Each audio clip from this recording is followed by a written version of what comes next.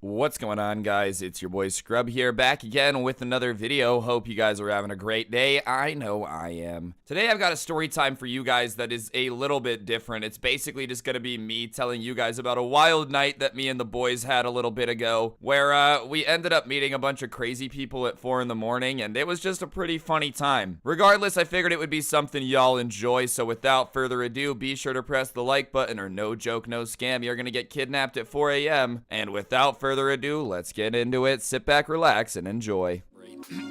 It's not good. Nice rack in her ass Brazilian. Just turned 21, but my bank's a million. Swear I'm a little drunk, but it's a hell of... Alright, so it's safe to say that usually only weird or crazy people are out at 4 in the morning. And I guess I'm definitely a little bit bizarre, bro. Like, I talk to video games as my job. And about, a year ago now, before everything went to crap, I had a couple friends in town, and I live in Vegas. And whenever people are in Vegas, they really want to see the strip, dude. They're like, oh my god, it's gotta be so cool. Gambling is sick. I bet you the strip is a shining beacon of swag. And listen, there are sometimes 100% where the strip is fantastic. The strip is great. It's a good time. That being said, the later in the night it gets, usually like the drunker the people get and the weirder they get. You know what I mean? Like everybody by 4 a.m. that's relatively normal is like back in bed or at least getting near their hotel room. Maybe not everyone, but you get the idea. So a couple of my friends that were in town really wanted to go down to the strip, and so we went down there, and obviously we started partaking in activities that you do on the strip. So we started to get a little hydrated, and as we were walking around, just like looking at the lights, doing all the cool stuff, talking to people and whatnot, time started to move pretty quick. And because we were all in a little bit of a different state, we weren't exactly like checking our phones, checking our watches, so time started to really get away from us. And I noticed that something was off when like the fun people that used to be, walking around everywhere, the crowded walkways, became very empty. And what used to be fun people started to be the type of people that like you didn't want to make eye contact with on the off chance they thought it was a threat and decided to rip your throat out of your esophagus, right? And at that time I decided to look at my phone, and I very distinctly remember it being like 4:30 a.m. And I was like, guys, it's 4:30, and everyone was like, oh crap, we should probably like start walking back to the place where the Ubers were. So it's 4:30 and we start walking back, and obviously if we would have just gotten there no incident, there wouldn't have been a story time. But while we're on the way there, one of my friends who isn't from this town and just hasn't really learned to like ignore people trying to give you stuff on the street started talking to this dude handing out these like pamphlet cards. And listen, if you're from a big city, you know exactly what these people are, bro. They're just paid to sit out here and like give you stuff, and try to make you feel guilty, so you go there or give them money. So usually you just ignore them and keep walking, you know what I mean? But my friend's from a small town, so he starts talking to the dude, and sure enough, this guy is telling us about, there's this club a little bit that way, and it's really cool, and you guys should go. And we're like, no, I don't think we're gonna go to the club. We're actually trying to go home. It's 4 in the morning. I'm sure the club is closing down soon. And he's pretty understanding of that, right? But what happens next is really bizarre. Instead of like letting us walk away fine, no incident, he starts telling me and my friends about how he's a star seed, which, for those of you that don't know, I know because he explained it to me, means that he basically has alien thoughts and DNA inside of him, and when he's on copious amounts of certain substances, he becomes an alien and gets, like, alien powers. And obviously, even though I'm out of it, I'm like, yeah, okay, you're crazy, dude. People want to believe in themselves, that's one thing. You start telling me that you are a rare human that has alien consciousness infused into your body, and sometimes you have memories of an alien, I'm gonna start looking at you crazy, bro. There's nothing I can possibly do to change that. And obviously the group kind of gets quiet at that point, and then he says something really funny. He's like, do you guys want to see proof of my alien powers? And whenever somebody starts talking about how they're an alien, they have alien memories or whatever, yeah, I do want to see your alien powers, bro, because I know there's no way this guy's actually an alien. And off the off chance he is, dude, if somehow he like calls a UFO down from the sky. Whatever, I'm out. I'm going to Mars. You guys have a good time vibing on Earth, losers. I'm out. There's better things to do. Or I get to laugh at a guy trying to prove he's an alien. So obviously we say yes, and he's like, all right, everyone stand back. So we take a step back, and he closes his eyes, and he starts like humming, you know? And he's humming for a bit, and it starts getting really intense, like almost like a goddamn NASCAR engine, dude. This guy is humming with such intensity. And obviously we're like, is he pooping his pants right now? What could he possibly be doing to just be hummy, and then he opens his eyes just as quickly as he closed them, and he goes, did you guys see it? And I'm not gonna lie, bro, I did not see a single thing. Like, if you want me to keep it a buck with you, he closed his eyes, hummed so hard I thought he was about to poop his pants, and that was it. I did not really see anything else happen. So we're like, wait, what was supposed to happen? And he's like, oh, I started glowing. You probably couldn't see it because of all the neon lights. Homie really said that he started glowing because he hummed so hard, which first of all is a lame superpower. I don't know how many of you guys have seen Sky High, but there's a guy in that movie whose power is he can like glow yellow like a glow stick, and everybody talks about how useless his power is, because guess what? I'm sorry, unless you're like attending a rave or playing laser tag, I don't think having the ability to become a glow stick is a super cool power. But even then, homie just straight up didn't glow. Like, at least having a power is having a power. Even if it is lame, at least you have a superpower. Nah, this guy was not in one of those situations, bro. He really was just humming, convinced that he had made himself glow. To this day, I'm almost 100% sure he literally just like made up whatever power he remembered from Sky High in that exact moment. But when we start telling him that he wasn't glowing, he starts being like, all right, well, I have other powers I can show you. And now we're invested. So he's like, all right, come with me and I'll show you some powers. And I tell him straight up, we're not going to your house. We're not going to your car. We're not going in an alleyway with you. If you're gonna show us your powers, you need to show us it here. You know what I mean? I don't know if this guy thought I was a moron, but I'm not about to follow some dude that swears he's an alien with superpowers off the brightly lit, very safe area, off of it to like some dark, sketchy area where him and all of his alien friends might be waiting to, I don't know, abduct my wallet from my pocket. So he looks at me and he's like, you too are a starseed. And I'm like, what do you mean? And he starts saying that only other aliens have the ability to speak to other aliens like that. So he didn't realize that I was also an alien, and he apologizes for the disrespect. And now I'm like, what are you talking about, bro? I am not an alien. I'm 100% human. All right, guys, I'm going to interrupt the video for just 1 second. On screen now is actually a PlayStation gift card. I give away a gift card in every video I post here on this channel as a way to just say thank you to everyone who's subscribed with notifications on. So if you haven't already, be sure to press those 2 buttons. I'm literally giving away money, and it's free, and you got nothing to lose. If you are already subscribed with notifications on, then thank you so much. You are one of the people that really makes this channel go round, and it is very, very appreciated. And yeah, I'll shut up and let you guys get back to the story. Enjoy. So I tell him that I'm human, and he starts saying that's not true, and obviously I must have been way too powerful of an alien if they wiped my memory and didn't allow me to remember that I'm an alien, bro. I'm getting gaslit by a crackhead at 4 a.m. when I'm wasted. I don't know what's happening.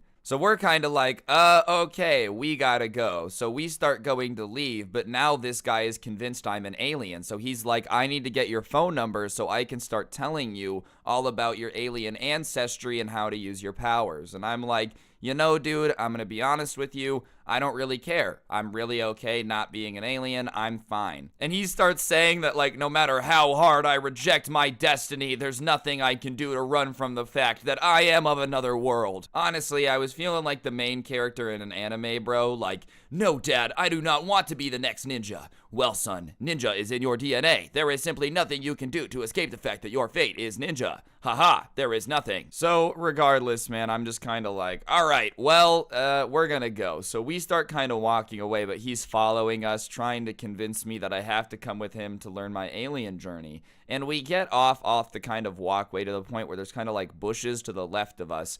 And as we're walking, like, a cop car drives by. And when the cop car drives by, Mr. Starseed, Alien Genius, 420 Swag, Blaze It, Mr. God himself dives into these bushes, dude, like full swan dive. You know in Black Ops 1 how you can dolphin dive into the bushes? Like, that's honestly what this guy does. He flings himself into the bushes with some veracity, and we're all kind of like, all right, now's our chance. And it was almost like an unspoken thing. While he's in the bushes or like trying to get out, me and all my friends, nobody says anything. We just start running to try to get away from this dude who's been following us. So we're running. We start like weaving in and out of casinos and whatnot. And we hear him being like, guys, behind us. And we're like, nope. We're really okay, Mr. Crazy Alien Dude. We don't want anything to do with you, bro, because he was just following us. We didn't know what to do. So after we ran away for a bit, we're like, all right, it's about, 5:15 in the morning now.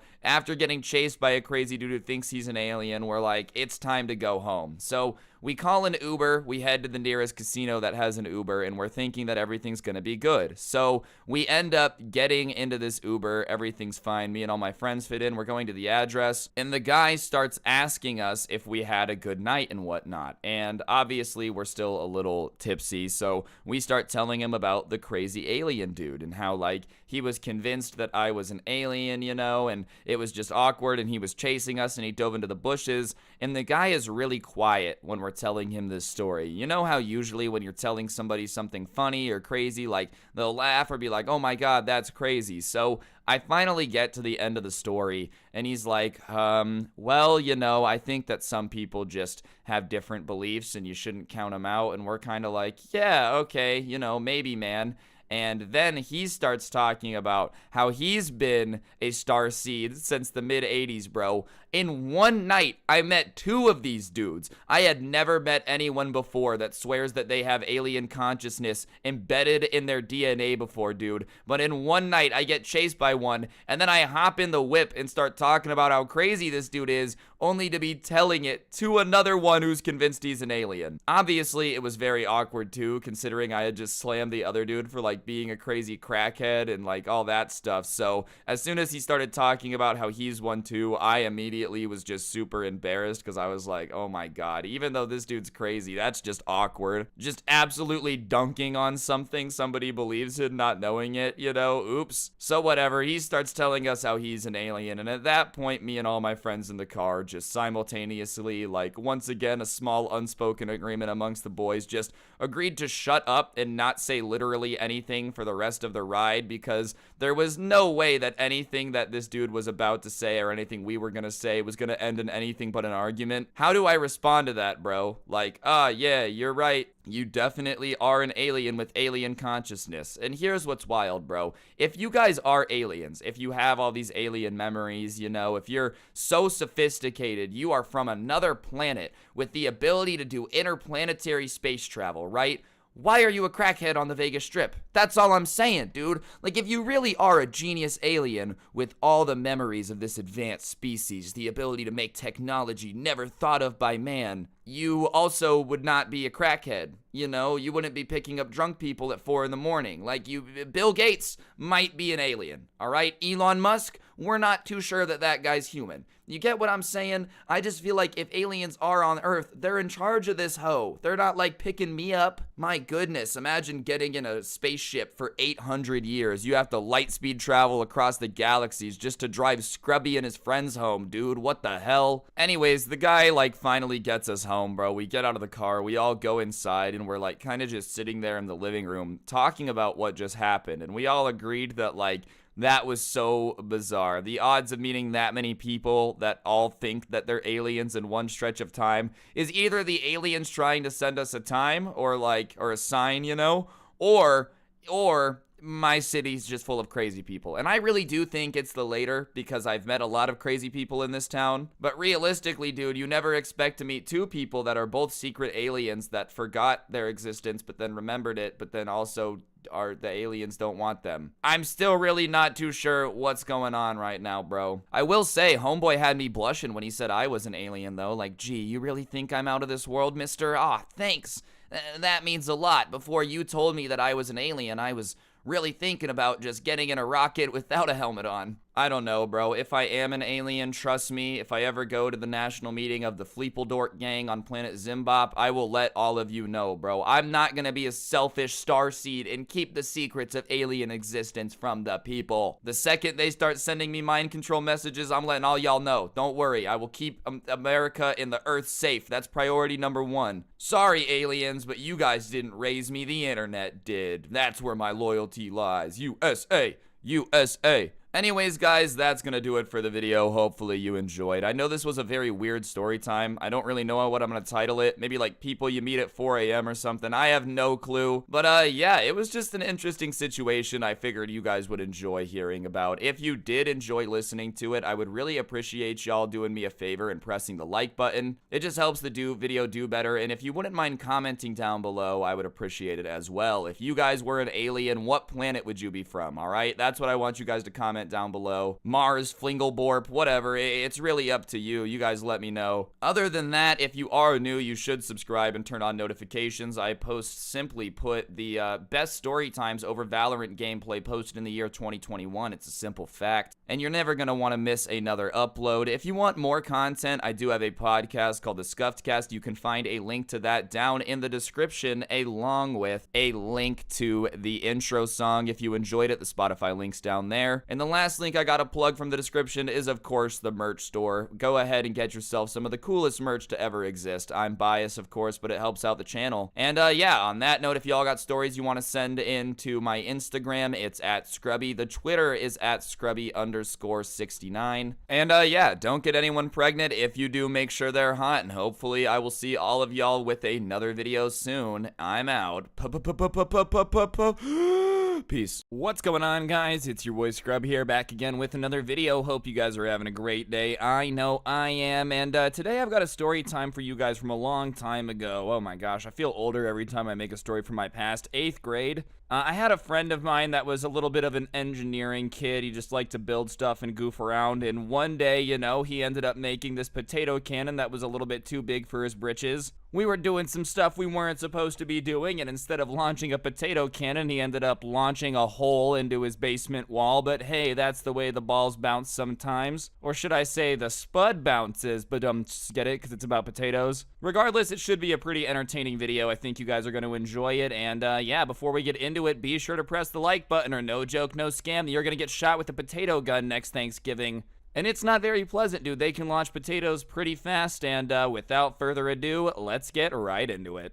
Alright, so as I said, in 8th grade I had a friend that was a pretty engineering type of kid. Ingenuitous, I guess would be the word for it. I don't know if that's a real word. He was just always goofing off, kind of messing with stuff, tinkering around. His dad was a mechanic, so he had this workshop on his parents' property where he was kind of allowed to goof off and just do whatever he wanted. And one day we were in science class. We had the same science class together, and we were learning about, you know, different types of forces and whatnot. And our teacher ended up telling us about how she, when she was younger, had made potato guns with her brothers, and they had had a bunch of fun running around shooting each other with potato guns. And my friend, being the kid he is, was obviously immensely interested in figuring out how to build these things. Because when you have somebody, especially a science teacher, telling you that you can build something that you can shoot at people and it hurts and leaves bruises but it won't kill you, obviously as like a middle school boy, you're like, this is the greatest thing ever. I mean, I don't know what it is, dude. I don't know if this was just me. This still is the case. Something about paintball airsoft is just fun. Being able to, like, shoot your friends with stuff that just makes them go ow, but, like, doesn't really hurt them. It's a good time. I mean, I guess if you're really crazy, you might just like shooting your friends. I'm not like that, though. Please stay away from me and, you know, please maybe get some help. But regardless, after class, my friend starts harassing this teacher, asking her, you know, oh, how do you do it? How do you do it? How do you do it? And she resists for a while, but after a couple days of hounding her, he finally breaks her down, and she ends up getting a flash drive and putting this schematic she had found from some Googling that looked pretty similar to some stuff that she used to build on there. And so my friend goes home and he builds a potato gun pretty quickly. He builds one, he sends a video of it to this like group chat we had, and obviously everyone's excited. And most of our friends in that group chat lived pretty far away. I lived close enough where I could skate over to his house. So he says, I'm working on something else. It'll be done tomorrow. Ryan, do you want to come over and you can see how it works? And obviously, you know, I'm obviously down to figure out how a potato gun works. I don't really know too much about it, but even just to go see it would be cool. And there was really nothing else going on. So I say, yeah, sure, I'll come over tomorrow. And for the rest of that night, he keeps sending us videos of the potato gun he had built, and it just gets more and more powerful to the point where, like, he shoots it at this workshop wall thing that they have. It was kind of like this metal building in their backyard, and it dents it. Like, he dents metal with this potato gun. And obviously, at that point, everybody is kind of like, all right, well, we're not having wars with these things if they're able to dent metal. I understand it won't kill me, but I'm just not really down to get a bruise the size of, like, a potato farm. And he says, yeah, I understand. Trust me, I'm just messing with this so I can send you guys a video of what I'm working on tomorrow. Ryan will see it, and, like, we'll take a video and we'll show you guys. So I don't really know what he's building. All I know is, for whatever reason, he's trying to find more and more ways to, like, send potatoes faster and faster, dude. He was basically trying to develop a rail gun for potatoes. And while, listen, I can get down to some mashed potatoes, I don't want them to be made by, like, cracking into my ribs. You know what I mean? Like, I'm really okay. So, whatever, I'm kind of chilling. I play some video games. No one else really talks in the group chat that night. And the next morning, I wake up at, like, 11. I could sleep in a lot longer back then. And I hop on my skateboard and I start skating over to his house. And I get there and I knock on the door. And I ask his mom where he is and if he can hang out. And usually what would happen when I go to this guy's house, she'd go, oh, he's in the workshop, da-da-da-da-da, here's some sodas, you guys have fun. But this time she goes, oh yeah, he's expecting you, he's in the basement, he won't let anyone see what he's been working on, and he's very, very excited. And usually, whenever this guy would be working on anything, he would tell his mom and his dad about it. Because as I said, his dad was a mechanic, so he was usually, like, super interested in everything his son was building too, you know? So, the fact that he was keeping a secret and he had been working on making the potato gun shoot harder and harder definitely made me a little bit nervous. But I'm like, oh, okay. And they had a basement. Not many houses in Vegas do, but they did. So I go down the stairs to this dude's basement, and he's standing there smiling ear to ear, bro. But not like in a, yo, man, it's good to see you way, but in like what I'm about to show you is really weird and like you're gonna crack up because it's insane way. And he's standing next to this thing that only looks like a smaller version of an artillery gun. Like, you know, in Call of Duty, those giant artillery guns, it probably looks like a mini version of that. You know, like mini bike to a real motorcycle levels of scale. That's what I would say it kind of looks like, and it has this sheet over it. And he goes, are you ready? And obviously, I'm ready. I have a pretty good idea of what he is. And he rips it off, and it's this potato gun. Except the air canister that usually launches a potato is what similar to like a Super Soaker-esque. Well, he had, I guess, fiddled around with it and ended up making one that used one of those like 5-gallon water jugs as the air tank. And he had basically just made a bigger version of a potato gun with a lot more air and a lot more power behind it. And, you know, he just starts smiling and pointing at it going, what do you think? And honestly, I wasn't really sure what to think at that moment, bro. I didn't know if I was looking at something that's going to be banned from the Geneva Convention. Like, potato guns were already supposed to hurt enough, and he had just made a supersized one. But obviously, I was like, I mean, it looks really impressive, because it did. It looked really cool. He had this button to fill it up with, like, an air compressor from an air mattress. It was really well put together, all right? Not in terms of the quality of putting it together, but, like, you know when someone just used such random parts to put something together that you have to give them credit because you just never thought it would be possible? And he says, okay, watch this. And he goes down to the end of his basement, and their entire top floor was in the basement, but there was no rooms. So, like, the length of the basement was the length of the house. And they had a long house, so it's pretty far down there. And he goes and he sets up all these pillows. And he says, all right, watch out. So he steps back, the compressor starts going, it goes. He presses the button, and the potato shoots. And usually with the potato gun, I had never seen one go off, but I'm assuming it's pretty similar to like other slower moving projectile stuff where you can kind of see it moving. I hear the sound and I don't see a potato move, and then I just hear a goomph as it hits into the pillows at the other end down there. And the pillows kind of do like the concave thing. Like, you ever punched a pillow really hard and it kind of sucks in on itself, bro? It gets like the liposuction surgery pillow version. That's what they look like, and I'm thinking, oh, okay, the pillow kind of caught it, you know, like a catcher's mitt. So we start going over there, and when I'm over there, I'm realizing he had put a bunch of pillows end to end to end to end to end. Like, there was a crap ton of pillows kind of all lined up. And I'm looking in the first pillow, and it's kind of caved in, and I start reaching for the potato in there, and I don't find it. But what I do find is I pull my hand out, and there's some feathers on it. This dude had made a potato cannon that shot through some pillows. It went through 2 layers of pillows before finally getting caught in the third one. And I know that, like, pillows aren't necessarily the most intimidating thing of all time. I've watched every season of Deadliest Warrior, okay? I've seen what they can do with ballistic gel. But I'm just saying, it doesn't bode very confidence for wanting to get shot with something when you just watch it launch a vegetable through something, dude. Like, I was seriously impressed. And my friend is just kind of laughing like an evil maniac because he just can't believe that he actually was able to make it. So we're kind of like, this is awesome, this is awesome. But the one thing that both of us had noticed is that the air jug he had used, which was basically just a water jug, had kind of bulged a little bit at the end, almost like it wasn't supposed to be filled that much, probably because it wasn't supposed to be used as like an air compression unit thingamajiggy. I don't know what it would be called, but whatever, it had bulged up a bit. He tells me it's fine, we should do it again, and you know, whatever. It was really cool, I can't lie, so I'm not exactly telling him not to. I'm like, yeah, let's shoot another one. So we do it again, it bulges up a little bit more, no biggie. And then this time he says, okay, I don't think I've been holding it as long as I can. I think I can get even more air in it. And I'm like, yo, dude, if you think you can do it, then by all means, let's do it. And I know some of you right now are like, oh my gosh, why would you say that? I'm not the type of guy who can build anything, okay? Like, sure, you know, I probably have slightly more MacGyver skills than the average American because my dad, you know, is like a handyman, literally.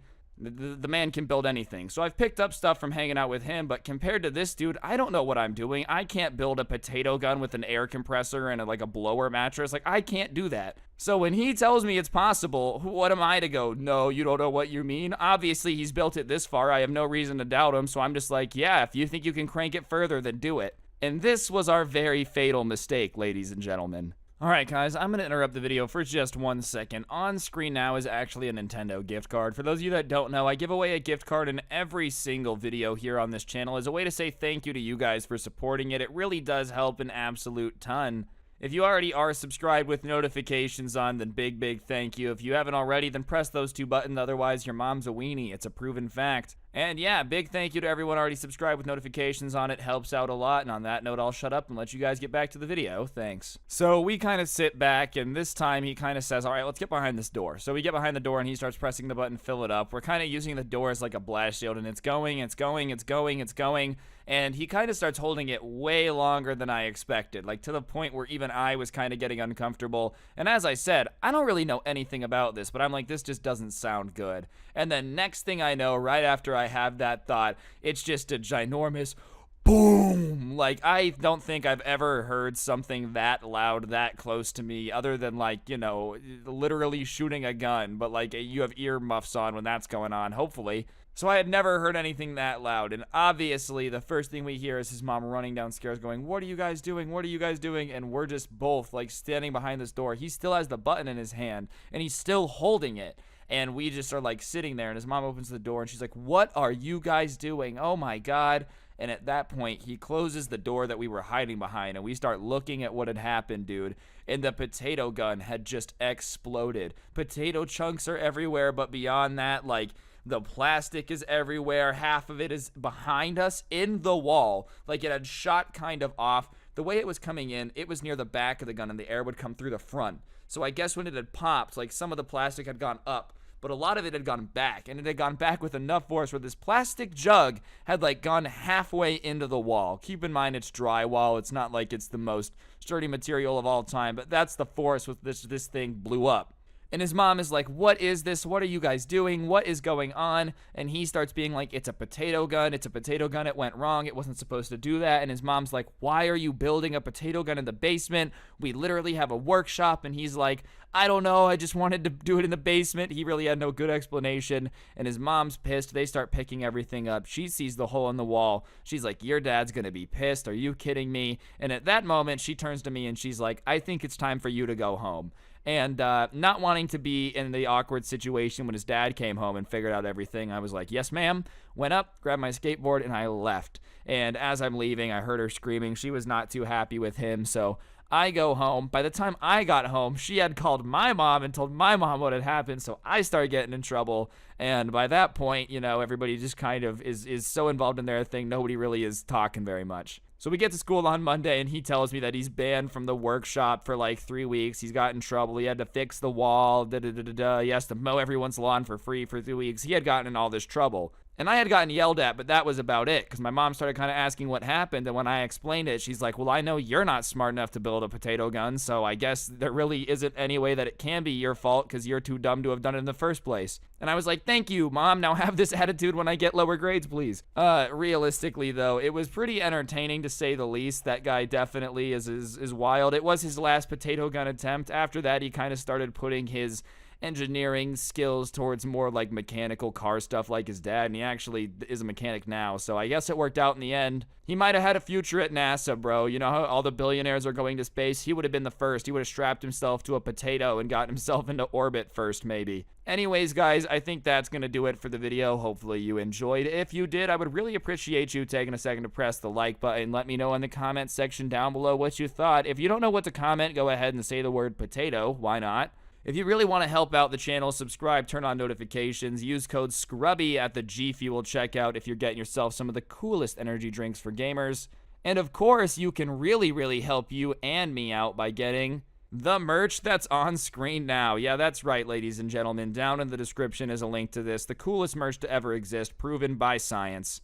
Other than that, I do have a podcast called The Scuffcast. You can find that down in the description as well, but that's going to do it for the video. Be sure not to build potato guns that will put holes in your wall, just a general piece of advice. And on that note, this has been Scrubby. Don't get anyone pregnant. If you do, make sure they're hot, and hopefully I will see all of you guys next time with another video. I'm out. Peace. What's going on, guys? It's your boy Scrub here, back again with another video. Hope you guys are having a great day. I know I am. And today I've got a story time that was sent in to me about a Karen who tried to fire the cashier. Don't think that's really how it works. Before we get into it, though, be sure to press the like button. Otherwise, no joke, no scam. A Karen's gonna try to fire you from your job tomorrow. And yeah, without further ado, let's get into it. Nice rack in her ass Brazilian. Just turned 21, but my bank's a million. Alright, so the subscriber that sent this in to me apparently works at a cashier at a fast food place. I don't want to say which one, but I'll say it's like a very large chain. One of the largest chains that I can personally think of. And you know, when you work at a huge fast food chain, it can get busy. And on this particular day, it was poppin'. It was lunchtime on a weekend, which means it's like the busiest time imaginable that you can possibly put yourself in the shoes of. And obviously, when it's like a giant line of people that are hungry, they're not insanely nice. And so whenever it gets very busy, the job can get a little bit stressful. It is just being a cashier at the end of the day, but like no one likes to be yelled at by a bunch of people who really want their cheeseburger, you know. Anyways, this person gets to the front of the line and they're talking to the cashier, and she instantly starts off like being really pissed off. Why is it busy? And you know, there's really nothing that the cashier can do about it being busy, but she's insistent on like, I want an explanation for why the line was so long. So the subscriber's just trying to be nice about it, you know. They're like, well, during the lunch hour we can kind of get slammed and we've had some staffing issues because there's a worker shortage, so I'm sorry if the line's long. There's really nothing I can do about it, but I'm happy to take your order. And so right off the bat, this lady's just kind of like coming in with the wrong attitude, dude. The cashier has no control over how busy it is in a fast food restaurant, and like yelling at them for it isn't going to do anything. So she starts listing off this order, and you know, she's like, I'll have a number 5, a number 7 with a Coke, a number 3 with a Sprite. Oh, and then can I add my usual to that? And listen, when I say that this is like a major fast food chain, this is like a major fast food chain. The type of place that doesn't really have usuals, you know what I mean? Like they don't have regular customers, they don't care, they don't pay attention to that. And so obviously whenever this kid hears the Karen being like, I'll have my usual, he has no idea what that is. He's never seen this lady before, he's never taken her order, or if he has taken her order before, he doesn't remember it now, like the usual. So he says, you know, I'm sorry ma'am, can you please tell me what your usual is? I don't know what that is. Like whatever you order normally at a different location, I don't know. And you know, she kind of is like, what do you mean you don't know my usual? So he kind of explains what I just did about how like, well, you know, we have a lot of customers every day, so we really don't have the ability to like remember everyone's order. And she does not like that answer. She's like, oh, you're telling me that you guys have so many customers that you just don't care if you remember your regular customers' orders? Do you have any idea that it's regular customers that keep your guys' doors open and makes people come back? Like, you do realize without regular customers, you wouldn't even have a business. The fact that you don't know my usual is disgusting. How stupid are you? I come here all the time. You should know my order. You guys should have it written down. When I come in here, you guys should know I spend so much money here. And obviously, he's just kind of sitting there like, ma'am, I'm sorry, but that I don't know your usual, you know? Like, I don't really know what you want me to do. This anger you have at me for not knowing your specific order is a lot of anger. I don't know. And then she looks at him and she goes, the fact that you don't even care shows me that you shouldn't be cashier. Like, if you are going to be cashier, you need to remember customers' usuals. And if you're not going to remember that, then you shouldn't even work here. You should be fired. I'm going to get the manager out here and I'm going to fire you. And at that point, he's like, all right, I've had enough. I've tried to be nice. I've tried to solve this problem calmly. At this point, I'm going to argue back. And so he just tells her, he's like, look, lady, I deal with probably 2,000 customers a day coming in here and ordering food. I do not remember anyone's orders the second they step away from the, like, kiosk thing, okay? Like, where they order with him. I don't know your usual. I don't know who you are. I have never, ever seen you before. I don't know what your usual is, and I'm not going to dedicate my life to suddenly remembering everyone's fast food order. I have school. I have another job. I do not have time to be remembering everyone's usual order. And at that point, it was probably embarrassment because everybody else that was in line behind her is like listening to this now and kind of laughing. And she's like, I need to speak to the manager. You think that you're going to be able to talk to me like that? Well, you've got another thing coming. So how about you go get your manager now, since you want to be a tough guy and tell me what you are and aren't going to do. You know the customer is always right. And so the worker's like, all right, whatever. I'll go get my manager. If I get in trouble at this point, I get in trouble. I'm not going to just like let someone scream at me and not do anything about it. So he goes and gets the manager and explains the situation, and the manager's like, all right, well, I've got your back. I wish I had managers like that. So the manager comes back out and is kind of like, all right, ma'am, can you explain the situation? And she doesn't try to like calmly explain what's going on to the manager. Right away is just like, this cashier's an idiot. You need to fire him. He should not be working here. And listen, even if you feel like the dude should know your order, like as soon as the manager comes out just screaming that you should fire this worker immediately because I don't like him, doesn't seem very fair. Like, I don't think that's what they mean when they say the customer is always right. Oh yeah, I want you to fire him because he doesn't know my order. Like, you expect the manager to just fire this worker? Not to mention, there is a big worker shortage right now. They probably need all the workers that they can get. So the manager is just not really taking this. And he's like, ma'am, if you have an order you would like to place or something you would like to say about our food or placing an order, then that's great. But if you're just going to sit here and scream about the employees and harass them, then I think it's time for you to leave.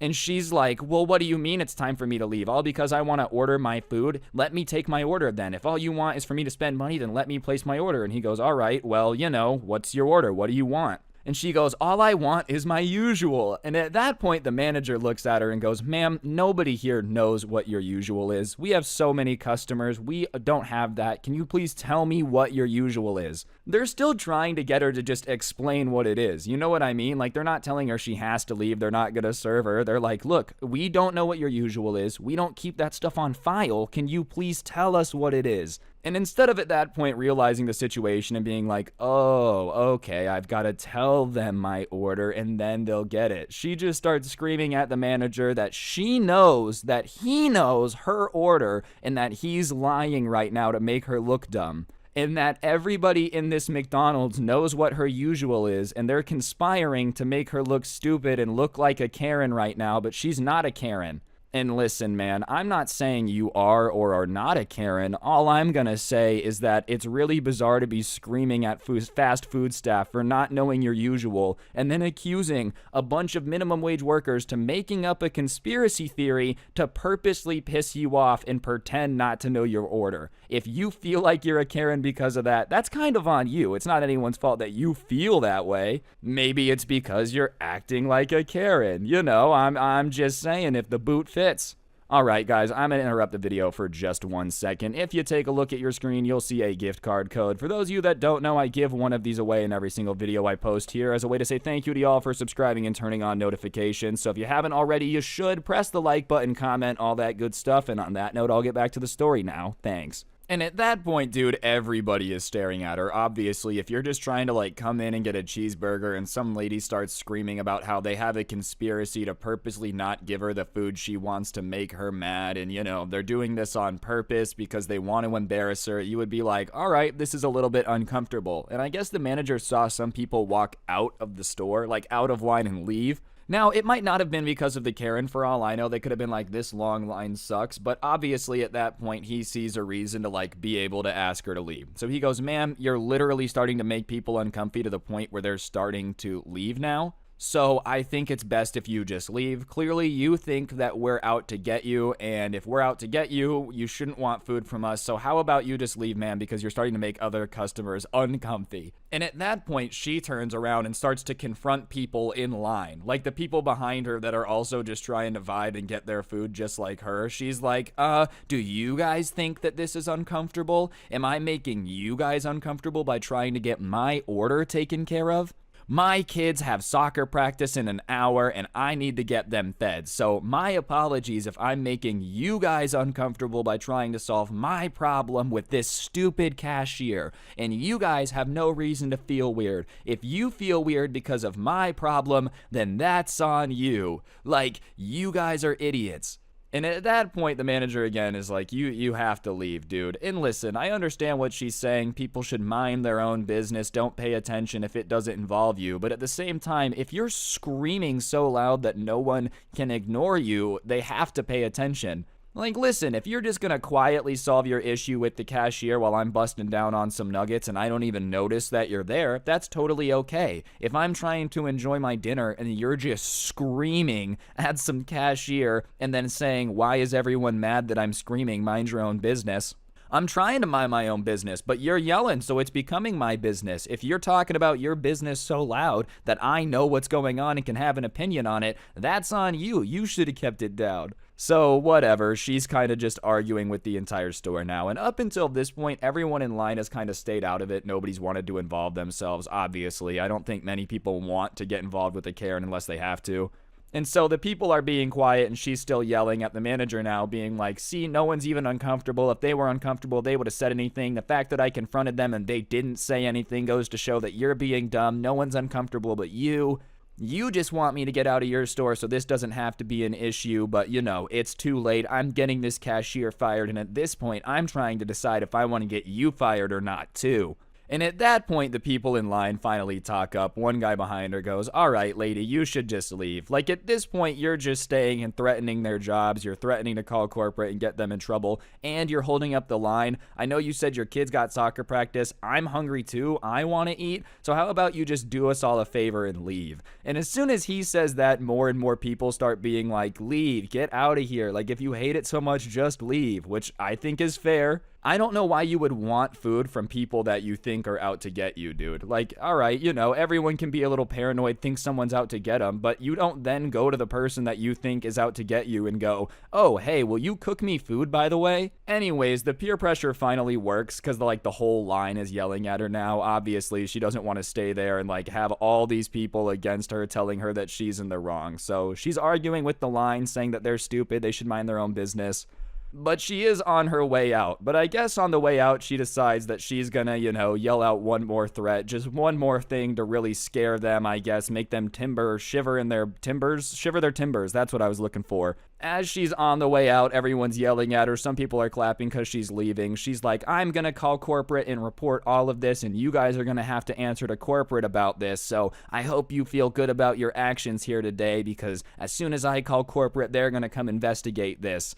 And obviously she had threatened that before, but she wanted to make it very clear that was her next move. And the manager, in an absolute power move, was like, okay, do it. Go ahead, call them. They can come and investigate. While they're here, maybe they can help out because we're understaffed anyways. Corporate is not going to come fire somebody right now because there's no one to replace him. So by all means, call, say we were mean, we didn't know your usual. That's fine, go ahead. Corporate is not going to do anything about it. And at that point, she literally was just kind of standing there like dumbfounded, you know. She thought that was going to at least make him apologize a little bit, you know, or like she would get the last laugh. But obviously at that point, she's just looking dumb because, like, you can't threaten somebody to call corporate if they, like, tell you to do it. You know, fine, I'll answer to corporate. I'll explain what happened to them. Like, then your ultimate power move of trying to scare them doesn't really work anymore, right? So whatever. At that point, she realizes she lost. She just leaves. The line ends up moving a little bit quicker now that somebody's not there yelling, trying to, like, hold up the line.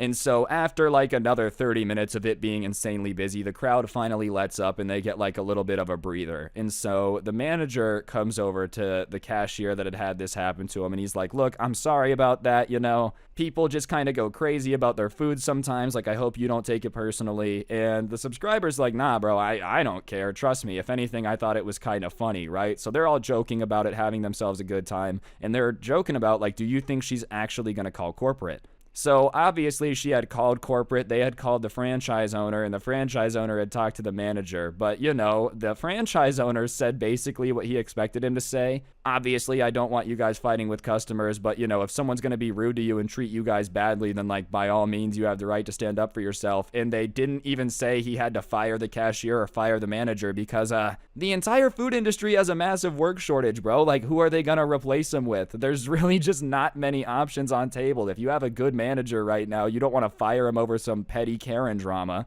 Which is kind of a good thing. Like, this industry that used to just kind of let people treat workers however they wanted. Let's be honest, fast food workers got treated the worst out of all, like, the crappy jobs. At least now you can, like, talk back to a Karen a little bit if they're just being absolutely unreasonable, you know? You used to have to just grin and bear it. I think all the boomers with the customer is right mentality are finally getting old enough where they're starting to retire. And the customer is usually right. I'm not going to deny that. I'm not saying you should get treated like doo-doo if you're paying money to a business. That being said, you can't just go around screaming at people who don't know your usual and expect it to pop into their head magically, you know? Anyways, guys, I think that's going to do it for the video. Hopefully you enjoyed. If you did, I would appreciate you taking a second to press the like button. Let me know in the comments section down below what you thought, or subscribe if you're new. Really, you should comment, though. If you don't know what to comment, just go ahead and comment the word Karen down there. It helps me out. Other than that, you can check out the intro song linked down below, or my podcast, The Scuffed Cast, which is also linked down there. Or if you're going to get yourself some G Fuel, the best energy drink for gamers by gamers, use code Scrubby at the checkout. You get a discount. It helps me out. Literally, everyone is a winner.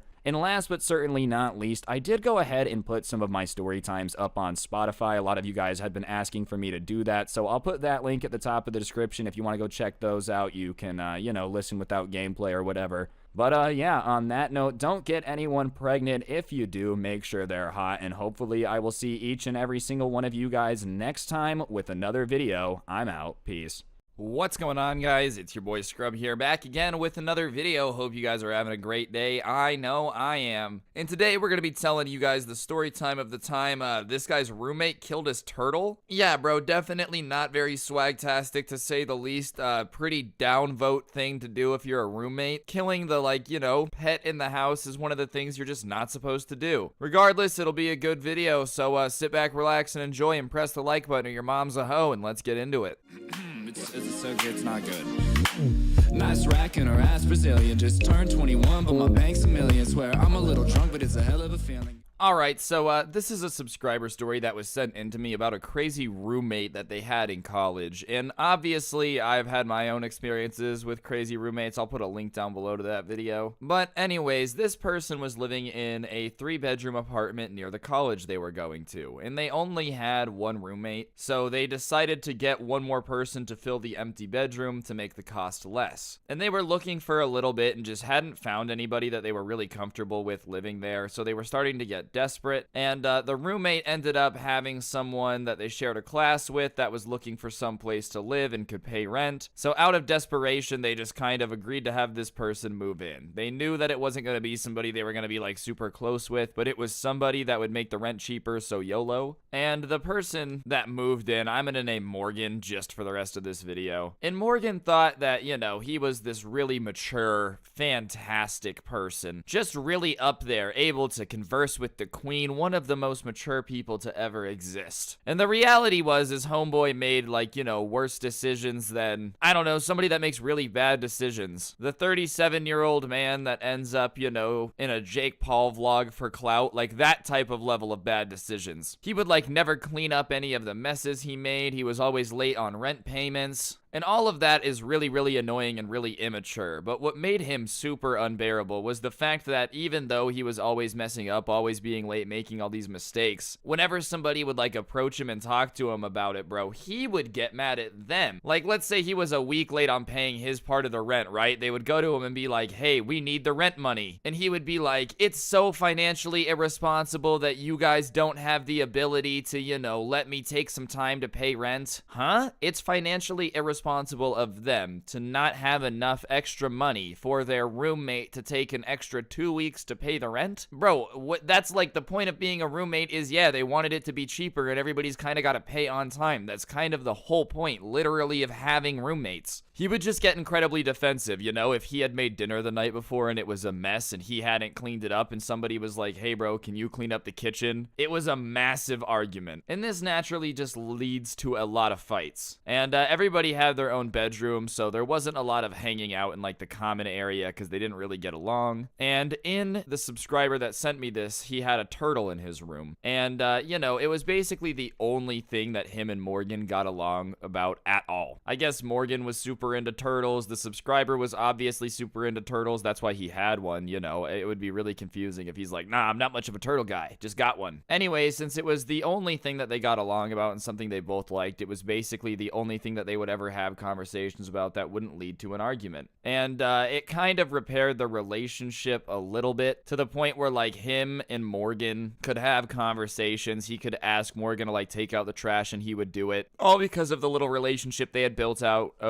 built over this turtle, which leads to just, the worst part of this situation, obviously, the title being the title. The subscriber who had sent this in to me ended up having to have gone home for like a day or two, like a weekend, going home from college for a little bit. And they had left everything that the turtle had needed ready to go. They had left a heat lamp on, left, some food, some water, cleaned the cage, like everything was good to go. They were just going to be gone for 2 days. And he goes home, and while he's home, he ends up getting sick. And not just like, oh no. He gets like so sick that his parents end up taking him to the hospital. Like that sick. And in the couple of days before he ends up going to the hospital, he had called Morgan and been like, hey man, I'm really, really sick. I don't know when I'm gonna be back. Can you please just take care of the turtle? And Morgan's like, yeah, of course, bro. Feel better. I promise I'm gonna take care of the turtle. Everything's gonna be okay. And anyways, this subscriber ends up being in the hospital for 2 weeks, gets so sick that he like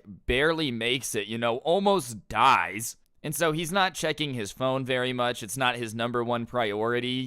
Staying alive is kind of priority number one when you're fighting an illness like that, obviously. But when he kind of starts to feel better, he gets his phone. And throughout the 2 weeks that he was in the hospital sick, Morgan had been texting him updates about the turtles. No pictures or anything, like no photographic proof, of just kind of being like, hey, I cleaned the cage today. Hey, I fed it. Here's this, here that. And honestly, the subscriber that sent this in was very relieved. Just because, like, he knew his roommate was super, super unreliable, and it was nice to see that he had at least pulled through about taking care of his pet. It was not the ideal situation. Like 9 times out of 10, he would have never asked him to watch his pet. He would have never asked him to, be in charge of anything. But obviously, when you were just going home for like 2 days, and the next thing you know, you're in the hospital for 2 weeks almost dying, you just kind of gotta make do with what happens. There's really nothing the guy could have done. He was literally like borderline comatose in a hospital bed for 2 weeks. It's not like he could have gone and taken care of the turtle. He couldn't have told his mom to go take care of it. Homie couldn't talk. Whatever. After some time, though, he finally ends up being allowed to go home. So he ends up going back to his parents' house for a bit, recovering for a few more days before deciding that it was time to head back on up to college. So he texts both of his roommates and he's like, hey, I'm going to be coming back. And Morgan says something along the lines of like, I think you should probably take a few more days. And he's not really sure why. He's kind of like, that's kind of weird, but no, I'm going to be back tomorrow. He kind of is like, it doesn't really matter what you're saying. I'm coming back tomorrow. I've been gone for long. I've got to get all my classes and stuff back in check. Like, I'm coming. And Morgan's apprehensive, but whatever. He doesn't really think much of it. And the next day he packs up everything, gets in his car and goes. And as he's on his way up to his apartment, he sees Morgan like rapidly carrying this bag of trash out to the dumpster. And he's kind of like, hey man, what's up? Nice to see you taking out the trash. And Morgan won't look him in the eyes, doesn't say nice to meet him or anything. He's just like, oh, hey, bro, like, nothing. Which is weird. You know, they weren't homies, but if somebody you were relatively close with or living with had, like, just almost died and been in the hospital, you might just be like, hey, man, glad to see you're okay. At the bare minimum, I feel like that's something you should do. All right, guys, I'm going to interrupt the video for just 1 second. On screen now is actually a PlayStation gift card. I give one of these away in every video I post here on this channel as a way to just say thank you to everyone who's subscribed with those notifications on. So if you haven't already, be sure to press that button, turn on all notifications, and if you have, then big thank you. You make the channel operate, and I mucho appreciate it. Big thank you, and on that note, I will shut up and let you guys get back to the video. Anyways, he just goes upstairs and goes into his room, and obviously everything's kind of put together, everything's relatively clean, but he notices something about his room is off. He goes over to the turtle cage, and where there used to be the turtle that he obviously had taken care of for a long time is a completely different species of turtle. Like, not just a different turtle, it's a tortoise. He had put a tortoise in this cage, which first of all you shouldn't do because the tortoise is now like on the only dry piece and can't move without drowning because tortoises can't swim. So obviously he takes the tortoise out, you know, makes a little makeshift cage with the heat lamp to like keep the tortoise safe because he knows how to take care of that too. And he goes out, he's like, Morgan, where is my turtle? And Morgan's face just like looks down and he can just feel the guilt just radiating off of him. And he goes, I didn't take care of it. And he's like, you what? He goes, yeah, honestly, I forgot. And then, obviously, he pulls up all these text messages that Morgan had sent him about, like, oh, I'm taking care of the turtle, I'm doing this, I'm doing that. He's like, well, yeah, I knew you were in the hospital, I didn't want you to worry, so I figured I would just replace the turtle and you wouldn't notice. That's right, this Morgan guy was such a moron that he unironically thought that he had replaced a turtle with a tortoise and nobody was gonna notice. So, obviously, he has to get held back by the other roommate that comes out when he hears the commotion from just beating this Morgan dude senseless for killing his turtle, lying to him, just like the whole chagrittery of things. On top of the fact that he's like always late on rent, never cleans up after himself, like all the anger that he was angry at him for comes out in one just big whoomph.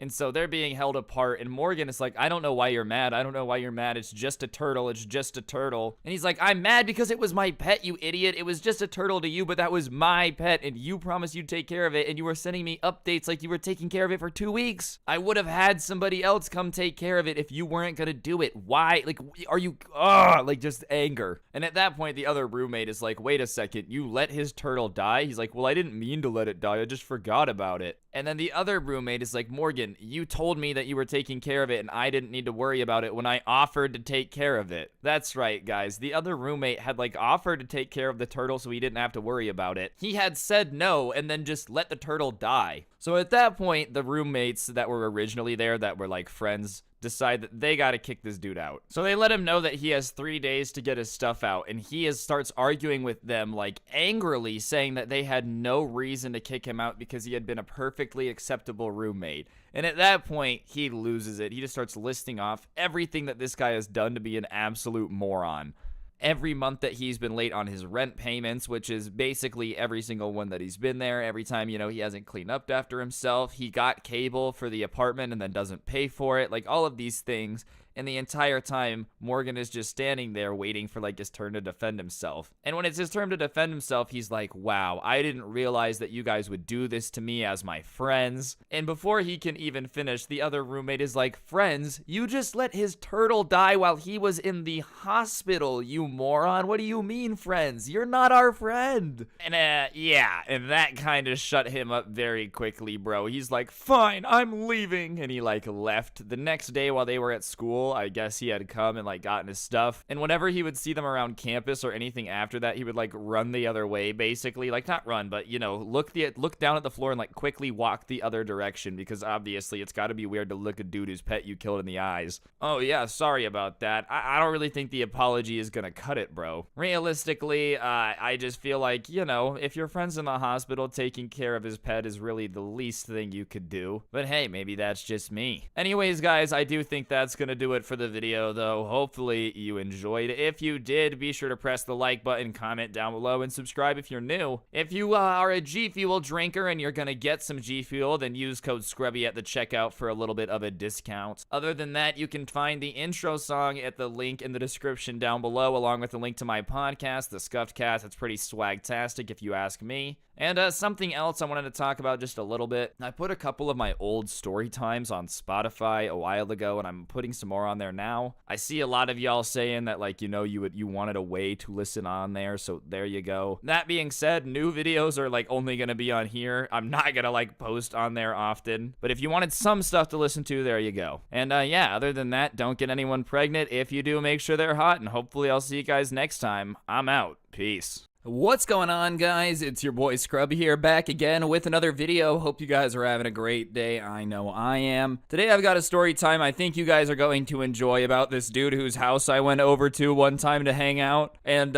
he was just insanely entitled and like bossing his mom around and whatnot. And she finally was like, had enough of it. Just a very awkward situation I thought you guys would appreciate as a story time. So, yeah, without further ado, let's get right into it. Okay, so this story takes place when I was still in elementary school, which is that, like, kind of crappy time where you obviously can pick and choose who you hang out with. But if someone's mom, like, calls your mom and says, oh, da-da-da really wants to have a play date, and, like, your mom likes their mom, you're kind of out of luck. And somehow, I don't know how our moms became friends. I think they both like volunteered one day at school or whatever, but there was this kid I didn't really know too well in my class, and our parents had gotten along. And one day my mom says that weekend we were going to go over to his house to hang out for a bit. And, you know, it was going to be such a fun time, blah, blah, blah, blah, blah. And I didn't know this dude, but what I did know about him was that he was kind of like a spoiled brat. So I wasn't hyped about it, but I knew arguing was futile. Like, if my mom decided we were going to do something, it just kind of was what it was. What was I going to do? Like, go on a hunger strike? Anyways, we go over and we knock on the door, and the kid I'm supposed to be hanging with opens the door.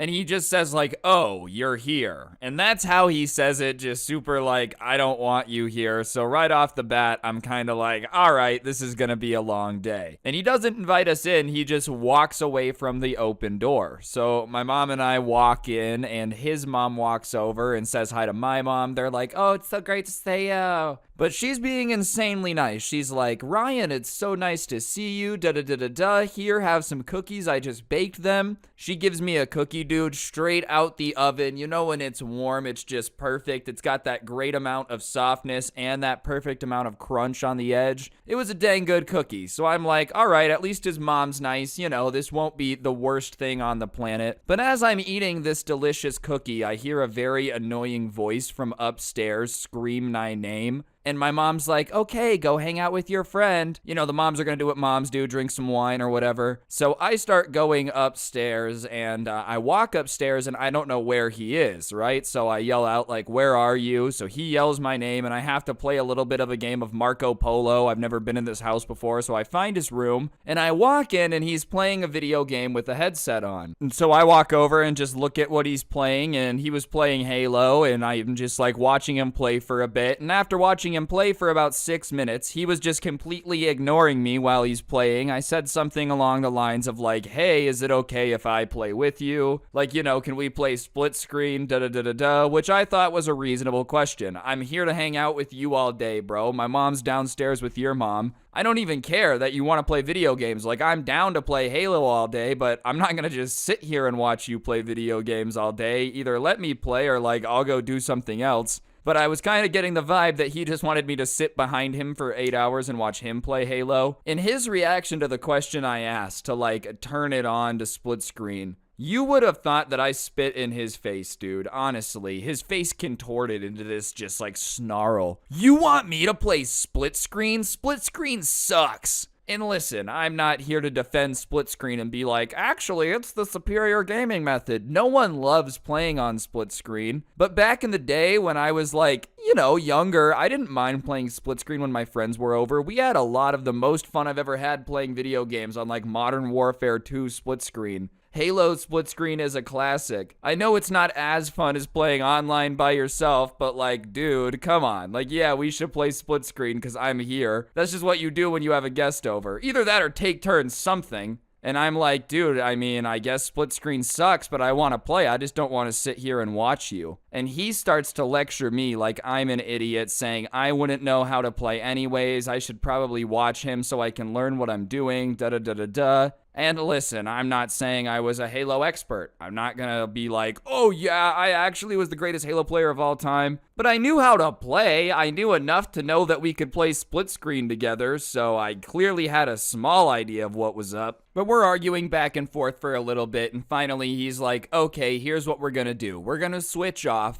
I have 3 lives whenever I'm playing, and then you have 1 life, and we'll switch back and forth. And I knew that wasn't fair. I knew it was a load of crap, but I also heard my mom laughing downstairs, so I knew the odds of us leaving soon were slim to none, and it was better than just watching, so I was like, fine, whatever. So we're playing Halo, and like we're going back and forth, and he starts to get really annoyed with me because you'd think someone that was playing Halo all the time would be good at it, but this dude was dying insanely fast. Like he would spawn, die, spawn, die, spawn, die. And for someone that was apparently too stupid to know about Halo, my life was lasting longer than all 3 of his. Not because I'm an MLG pro gamer, I just I don't know, played like I had a brain in my head. But he starts getting pissed off about it and he's like, no, you're playing too long, this isn't fair, you have to make your lives last less long.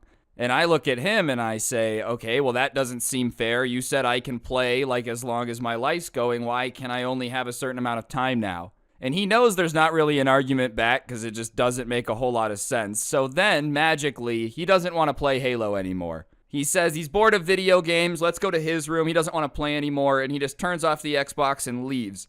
Doesn't wait for me to follow him, just walks out of the room. And now I'm really not too thrilled to be here. At least I could handle like going back and forth on Halo, but now I just have to pretend to hang out with the guy, not looking forward to it. Plus, who knows what he wants to go do. Alright, we're gonna play with airsoft guns. You stand there and I'll shoot you. And yeah, that's the game. So I stand up and I walk out and I see him walk into a different room. So I go into that room, and this must have been the room that him and his brothers like usually use as their playroom because there's just toys everywhere. And not even in a cool like, oh dude, you have so many toys way, but in a way where it almost looked like it was just a hazard to walk anywhere. It looked like a bomb had gone off and just left Hasbro shrapnel all over the floor. It was just a disaster. And he's like, all right, you're going to help me find some of this stuff that we're going to play with. And I say, okay, well, what are we looking for? And he tells me that he has these Star Wars figurines that he really wants to play with, and they're somewhere in the mess. And I look down at the ground, and when I say there's toys everywhere, it's probably like ankle deep in toys, most of this room. He tells me that there's 10 of them, and I should find them. So I'm looking for a needle in a haystack. There's basically a landfill worth of plastic here, and he wants me to dig through it. And I'm not opposed to it if we were gonna search together, whatever, fine. It sucks, but like, I'll help, I guess. So I start looking through all this stuff, and I realize pretty quickly that he's just standing there watching me look for it. So I say something, and I ask him, like, hey, are you gonna help me, or are you just gonna watch me look for it? And he says he doesn't really feel like looking. So I say, well, then I'm not gonna look, because I'm not gonna do it alone, which I thought was fair. But he starts stomping his feet all angrily and is like, you need to help me. It's not fair. I haven't been able to find them in forever. And so I say, like, all right, tough crap, bro. I don't really care how long it's been missing. I don't want to help you look for it. And so he's all pissed off. Fine, then we're just going to go sit downstairs. I don't want to have to deal with this. And I'm not going to protest anymore. I just know that arguing with him's going to be futile. There's no reason to fight with him because he's just dumb. So we go downstairs and our moms are hanging out and we're sitting down and we're just kind of like watching TV. And out of nowhere, he looks at his mom and just goes, hey! And she looks over, yes, honey? Get me a Hot Pocket now. And I'm kind of surprised at how he's talking to his mom, because I'm not saying that my mom was some drill sergeant that was like, you will address me as ma'am or sir. You will not talk back to me in any way. Understood, private? But my mom definitely would not let me talk to her like that, especially in front of people. And instead of getting pissed off or being like, hey, don't talk to me like that, his mom just goes, oh, honey, I don't want to make you a Hot Pocket because I ordered pizza since they're over. And you would think that as a kid, pizza is one of the best dinners. It's up there. Macaroni and cheese, grilled cheese, pizza are up there as classics. Who would get mad at getting pizza? Especially compared to a Hot Pocket, I would rather have a pizza all day long. And I love me a good Hot Pocket. This is not a diss on them at all. I'm just saying comparatively, microwave Hot Pocket, fresh pizza. Microwave Hot Pocket, fresh pizza. If you think these scales are even, you gotta get it checked.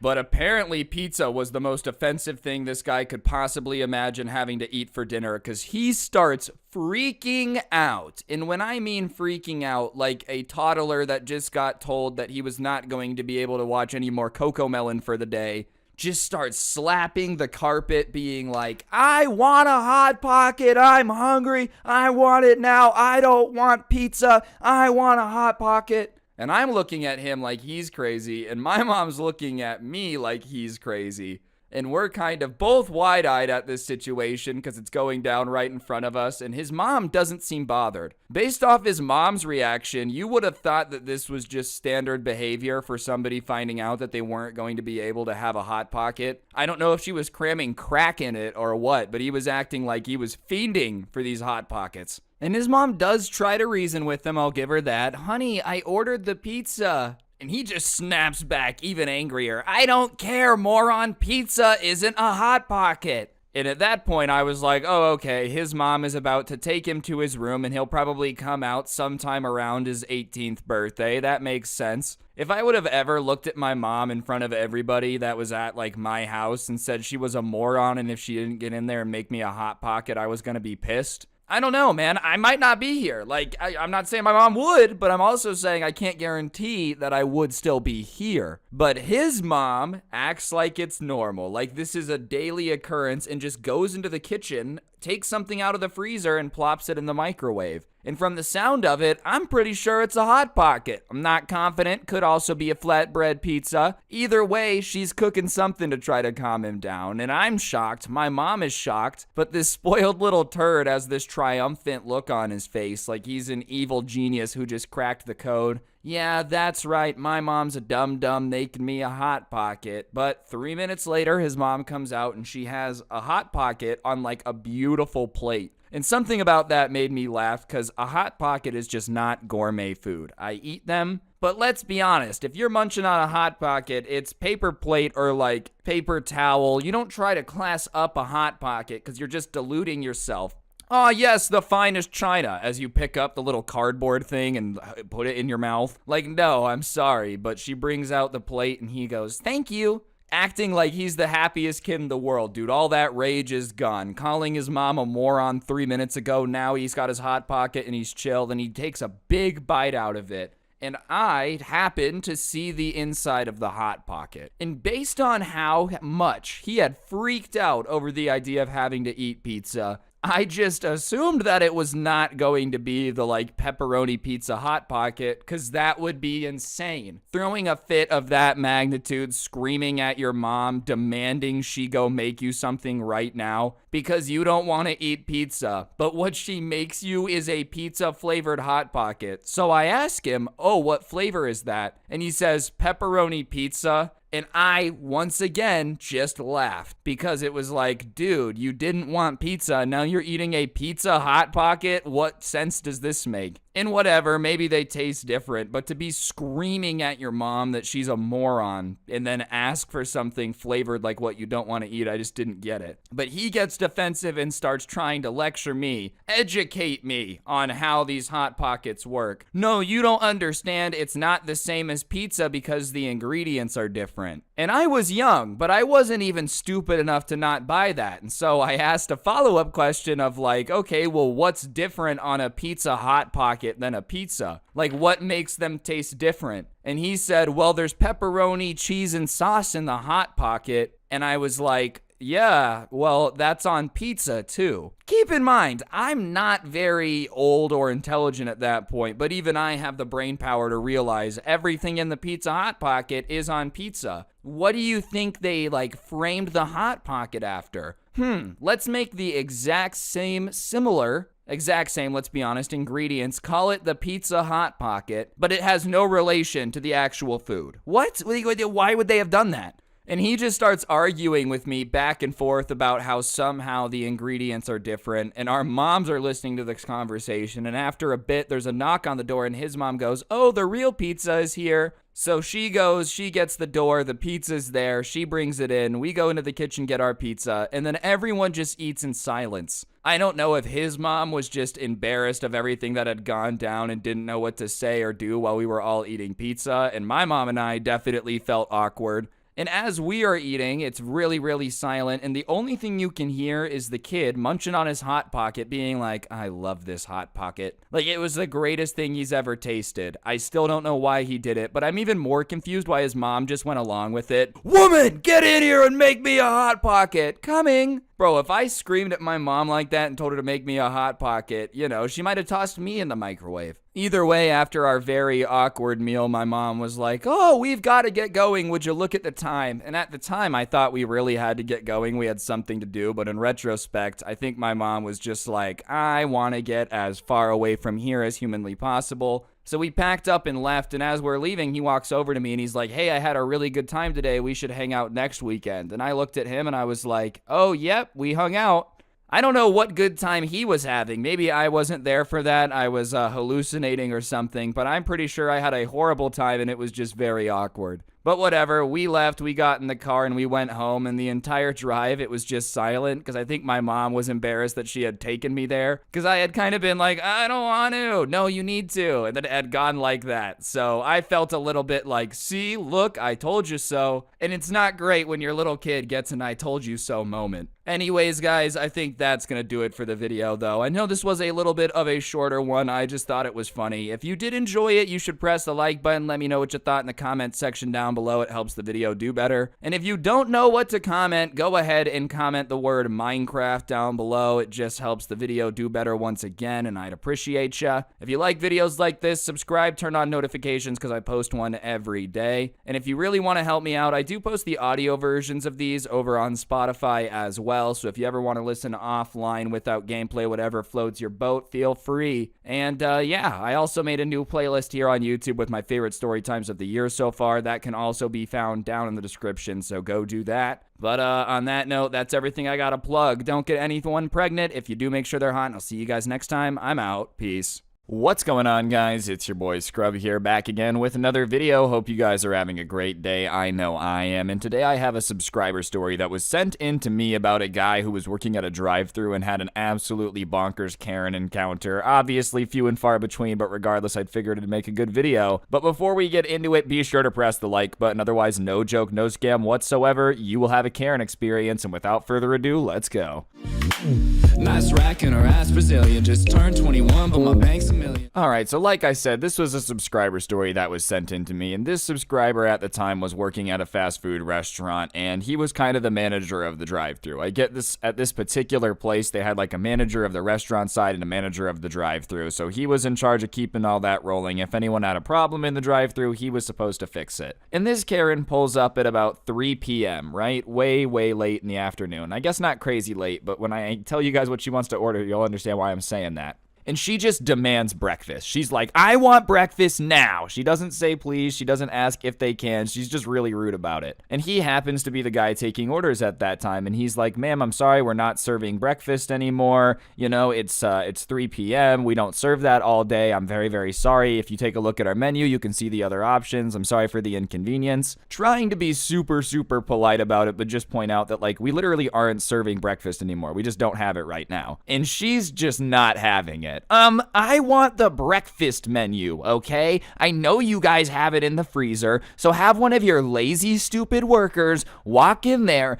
get it out of the freezer, put it in the fryer, what they pay you to do, and make me breakfast. I know you have it. I'm demanding it, so get to it. And he literally doesn't know what to do in that situation. He had tried to be as nice as humanly possible, and she just started like screaming at him like that. It's not a very good situation. So he tries to explain it again. He's like, ma'am, we literally aren't making it anymore. We can't make it outside of the hours provided. And in fact, we haven't been serving it for hours now. So it's not as simple as just throwing it on the fryer. We'd have to replace the grease. We'd have to do all this stuff. You are really late for breakfast. And obviously, he didn't need to be like, you're really late for breakfast. But at this point, she's just being unreasonable, right? And he's like, we can't make breakfast outside of these hours. There's just nothing we can do about it. And when he said that she was really late, that's what she latched onto. And all things considered, he probably should not have said that. Like, I'm not, like, okay, it is a Karen, I get that. But it's gonna make him angrier. And she's like, don't tell me how to run my life. Who do you think you are telling me that I'm late for stuff? If I want breakfast at 3 p.m., that's my choice. You're not here to judge my decisions. Obviously, like, he didn't mean it that seriously, but at the same time, if someone's this upset, like, that they're gonna take anything you say and just run as far as they can with it, right? But here's what she doesn't know. The person that she's talking to is the manager. So he decides at that point that, like, I'm just gonna try to make the most of this situation. This was not the most mature decision, but it's entertaining. And he decides he's just going to make her wait. So he's like, okay, I'm going to go get my manager. And he walks away, and he's gone for probably 3 minutes. So, like enough wait to be annoying, but not enough for her to be like raging. They had a 2-lane drive-through, so other customers were going around her. Her lane was just kind of backing up, but they had like basically moved people from behind her. So it worked out. She was the only person waiting. And he still has the headset on, and she doesn't realize that they're still listening. And she's just getting angrier and angrier about how, like, these idiots don't deserve more than minimum wage if this is how they're going to treat people, and no wonder that they work at a fast food restaurant. Just the typical Karen, yada, yada, yada. I have more money than you, so I'm infinitely better. And she's getting more and more mad, and about 3 minutes have passed, like I said, which, that's a long time, but it's not enough to be, like, degrading these people for the job they have, right? And she finally is like, I'm not waiting anymore. I'm leaving. I'm going to call corporate. F this. Like, you guys are so ridiculous. And she just continues ranting. You think usually when you say, I'm not waiting anymore, I'm leaving, F this,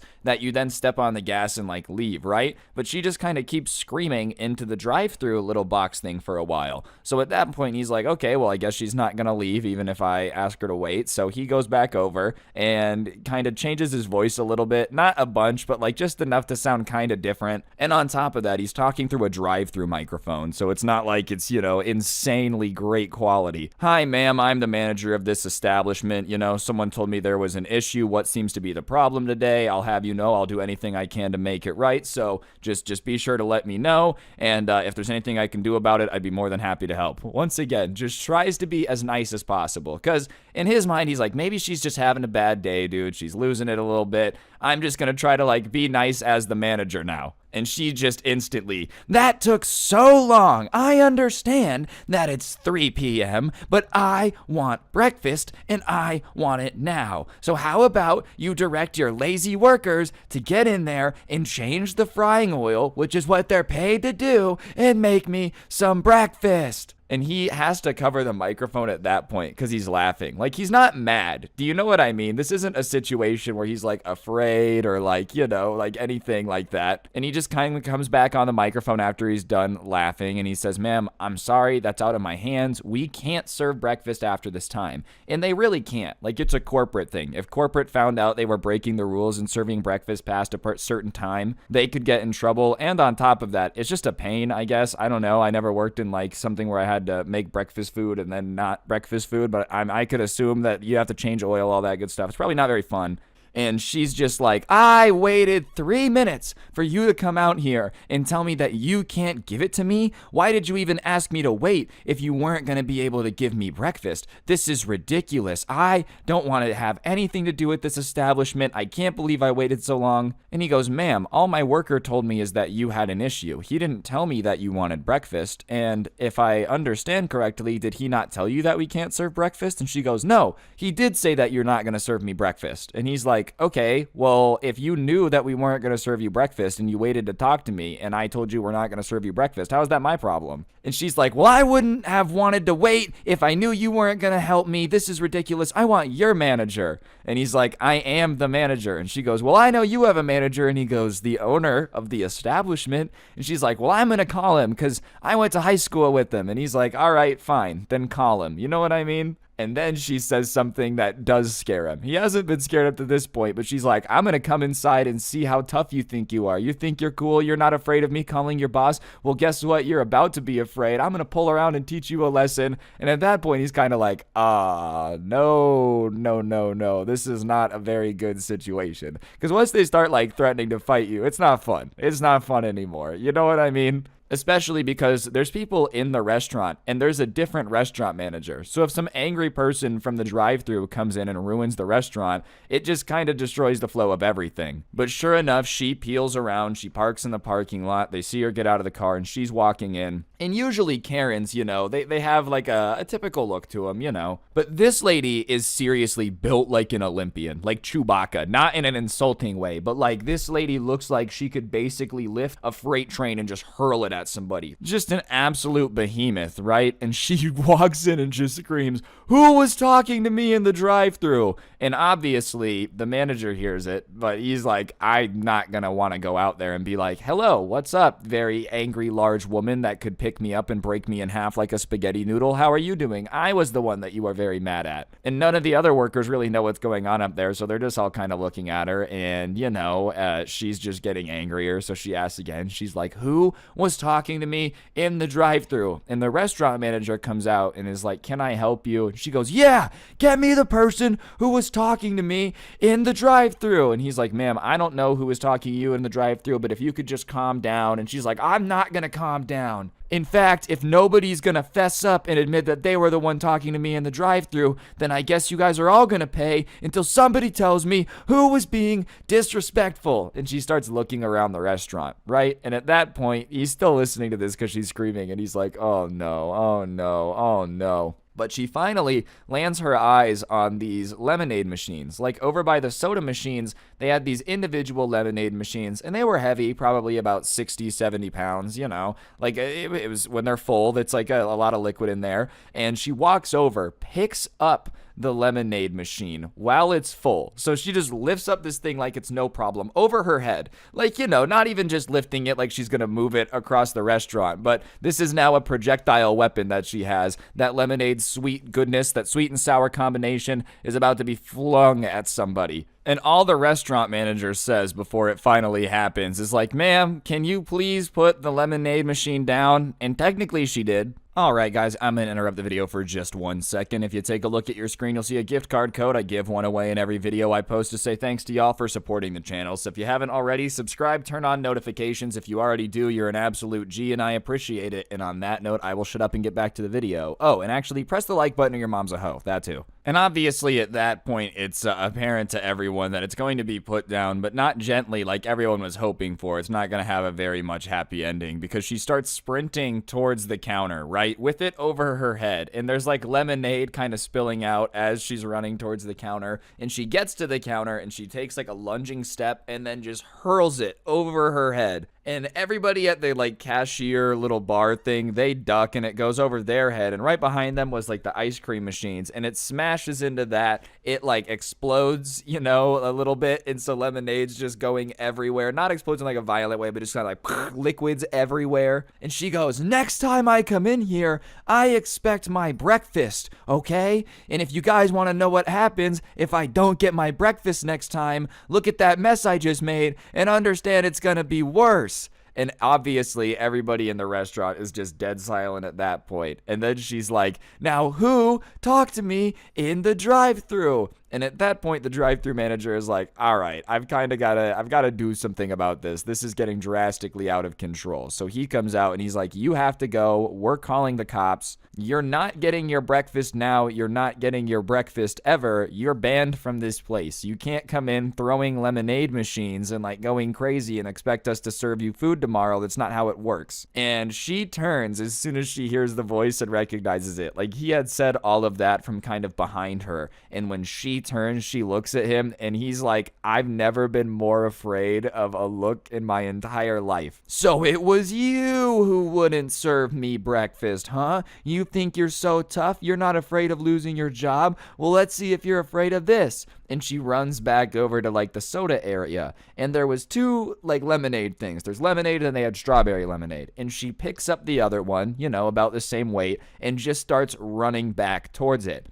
And at that point, he's like, oh, she's going to throw this at me. So he starts preparing to like dodge it already. And so she throws it over the counter. Sure enough, it's coming for him. And he has this moment when it's flying towards him where he's like, if this hits me and I die in this fast food restaurant because some lady who's mad at me for not serving her breakfast threw a thing of strawberry lemonade at me, none of this was worth it. Like, that's what he remembers. And then he just kind of stepped out of the way, summoned all of his dodgeball skills at one time. You know when McCree in Overwatch does the Deadeye ability and it's like, whew, everything goes all slow motion? That's basically what happened with him. So he barely dodges it, And it smashes into another one of the machines behind him. And he's like, you gotta go. You have to go. We called the cops. And she flips him off and she's like, tell the cops to eat my shorts. I don't care. Like, okay, Bart Simpson, eat my shorts? What is this, 1922, dude? Like, were you watching Dennis the Menace to pick up on all your language? Nothing wrong with old shows. It's just I haven't actually heard anyone use eat my shorts seriously ever. Anyways, after she says eat my shorts, she, like, sprints, but, like, not fully sprinting, like the half jog, half sprint thing out to her minivan, which, to top it all off, is the coup d'etat, right? The cream d'etat. I don't know what this saying is. I'm trying my best out here. I speak English only. She runs out to her minivan, right? And she's like, of everything you could drive, of course it's a minivan. And she blurs out of there, like literally smoking the tires in reverse. You know when Cruella de Vil is driving around in 101 Dalmatians? Like that type of tire squealing. And she gets out of there. And all of the customers are just still kind of standing around shocked. Like, what just happened? It's not every day that somebody be running into a fast food establishment throwing lemonade machines. At least I hope not. I very much hope that this isn't something that a lot of you guys have experienced before. Sometimes I get these crazy stories sent into me from people, and I wonder if anyone's watching these like, ugh, okay, and? Yeah, that's what I call a Monday, man. Everybody else, though, in the restaurant kind of like, what happened? So, as I said, they called the cops. The cops come, they get the statement, all that good stuff. The owner gets called down. He kind of asks what happens. They tell it to him. He watches the security camera footage. He's like, wow, you guys aren't kidding. All in all, they just do kind of like that type of stuff. And they're like, well, yeah, if we find her, we'll let you know. But I don't really know what there's nothing we can really do until then, right? You guys got to just get new lemonade machines. If she comes back, let us know. And so the manager that had been working the drive-through guy, he's like, I'm going to take tomorrow off. The owner's like, yeah, it's probably a good idea. And so the next day in the morning when they were actually serving breakfast, it's a different manager. It's not either of the ones that were working the day before. And she came back. Obviously, he didn't recognize her voice, but she didn't go crazy. She comes back, she orders breakfast. It's actually breakfast time at this point, right? That's a good thing. The time lined up. And so she orders breakfast and she doesn't freak out in the drive-thru because they told her yes to her breakfast. Apparently, she'll only come in and throw lemonade machines at people if you don't serve breakfast. That's the thing that we learned here. And so she did the entire thing. And when she got to the second window where they give you your food, right?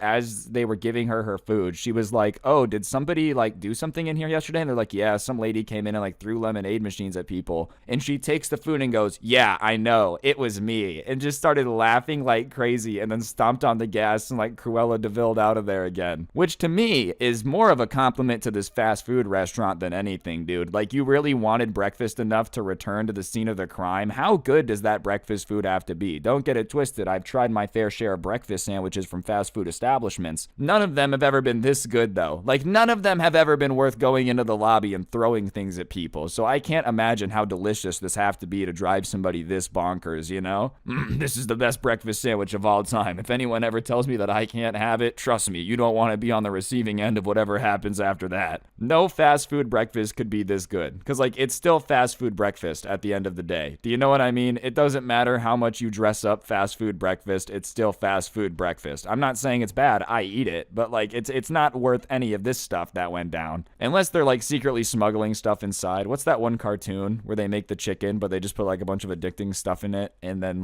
that's why it's so successful? What if that's going on? That's why this lady's willing to go bonkers, just start throwing lemonade machines. They got a secret recipe that's got everybody talking. But, after they found out that she had come back and ordered food and all that stuff, the manager that had, been yelled at in the drive-thru just put in his 2 weeks. He's like, I don't really want to deal with this. If she's going to be coming back and causing problems all the time over breakfast food, I'm just going to go get another job. Which, I can't really blame him for that. I know a lot of people are going to be like, man, he shouldn't have quit. It's like, dude, it's not worth having to have this fight once a week, especially right now. Everybody's hiring, dog. It's not worth the hassle, especially if the job description comes with, you might have to dodge a lemonade machine that's been hurled at you. It's just kind of part of the job description. You got to accept it. It is what it is. Yeah, no thanks. I'll just go get another job, man. Hey, kudos to him for being able to dodge it, though, dude. This story probably wouldn't have been sent in if he would have been sitting somewhere with, a tube in his mouth because he's a strawberry lemonade machine. We aren't really sure what happened. All we know is somebody came in and hurled this machine at him, and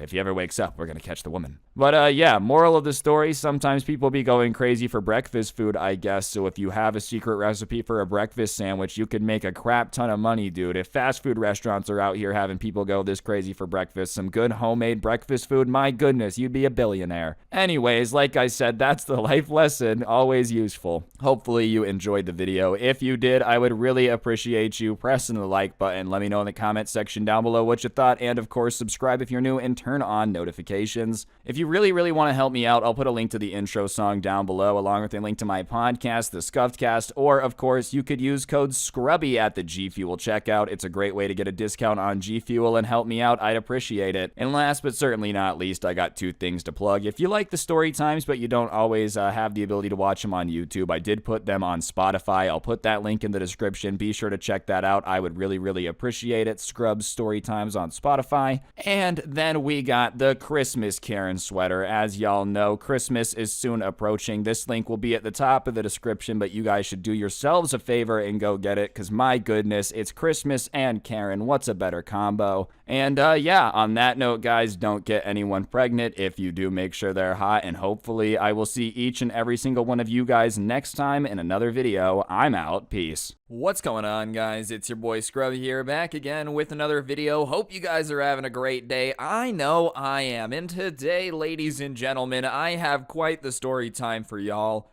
It's a story time from my childhood. I don't think I've told it before here on the channel, but basically one of the people I used to live next to, and another kid and I used to have our little group we would hang out with in the neighborhood, and we ended up getting into an insane situation we shouldn't have been in, and we all stopped hanging out after that. Our parents stopped being friends. It was just crazy, and it all revolved around one person being kind of cringe. Either way, I thought it would be a very entertaining story time y'all would enjoy, so yeah, without further ado, let's get right into the video. Alright, so way back in the day when I was a young little whippersnapper, I would spend a majority of my time outside in the neighborhood. Things certainly have changed. I describe myself as a little bit more of a cave troll now. But back then, as soon as I would get home from school, I would get my homework done as fast as possible, then go outside and ride my bike, play sports, whatever it may be. And we had a lot of kids in our neighborhood, but there were 2 that I really got along with, and for the purpose of this story, I'm gonna name them Red and Green, just because I've been playing some Pokemon recently, and those names sound like good ones for this story time. You know how it is. You know someone's cool if they're just named after a color. Like, whoa, alright, man, you got some mysterious thing going on. Either way, Red, Green, and I would hang out more than any other kids in the neighborhood. We would hang out with other people, but it just so happened that we would be the ones over at each other's houses. We would play Call of Duty Modern Warfare 2 together, split screen style in the basement of one of their houses. And it's rare for houses in Las Vegas to have a basement, so I remember being like, whoa, he's rich because he has a basement. So if you're out there and you have a basement, congratulations. Younger me would have thought you were rich. Either way, we were all pretty cool, and we would do just normal things. We're pretty into street hockey there for a bit. We would have airsoft wars, just that type of thing. And naturally, because we would hang out a lot, our parents started to get to know each other better. And for a while, we would just hang out basically every single day over at someone's house. And it was a pretty good time. But Red wasn't necessarily the greatest influence in retrospect. Don't get it twisted, we were friends. But, hindsight's 20/20, and he was not exactly the best influence of all time. A few of the times I've gotten in, big trouble at school was because of him. And listen, at the end of the day, I'm my own person. I could have said no, but he would put ideas in my head hey, let's skip school. Hey, let's do this. Hey, do you want to, I don't know, shoot the garage door with an airsoft airsoft guns, stupid things, and he was older than me, so it didn't happen often, but every now and then we would get in trouble together. And Green was the same age as Red. They were both a little older than me, and when Green became our good friend, it kind of worked out. Because Red had to chillax a little bit, someone could push back against him, and obviously I could have, I just felt like I don't want to piss off the older, cooler kid, but whatever, we had stopped getting into as much trouble, and every now and then Red would still try to be like, hey guys, let's go do something stupid, let's go do this, let's go do that, and Green would be like, no, we're not gonna do that. So my parents enjoyed that the group had gotten a little bit bigger because the stupidity had dropped a little bit, but eventually Red just started getting smarter about how he wanted to do dumb things. And Christmas was coming up, and we were all talking about what we wanted to get for Christmas. And at the time, I really wanted this, I don't know if anyone remembers this company. They made, spy gear for kids. I can't remember the name of it right now. It might have just been spy gear, to be honest. But they had this, remote-controlled tank car that had a camera on it. And I really wanted it, and that's what I was going to ask for Christmas. And Green was like, I really want to get a new Xbox, so that's what I'm going to ask for Christmas. And Red says, oh, I'm going to get a go-kart. And all of us were like, dude, you're going to get a go-kart, that's sick. Your parents are going to get that for you. Are you sure? And he was like, yeah, I was talking to my dad. He says he got a go-kart when he was my age, so he's going to get me one so I can start learning how to drive. And obviously, Green and I think that this is the coolest thing we've ever heard. When you're a young kid, one of your friends having a go-kart is possibly the coolest thing you can think of. In fact, at the time, we were watching a spy movie when he told us he was going to get one. I can't remember the name of it, but there's a scene where the kid's driving on go-karts away from somebody on the road, and we just thought it was the coolest thing ever. And in our mind, we're like, yeah, that's what we're going to be doing, bro. We're going to be being chased by the cops on this go-kart. Everything's going to be going awesome. Clearly, if you're running from the cops in a go-kart, things have gone very wrong for you, but we were too young to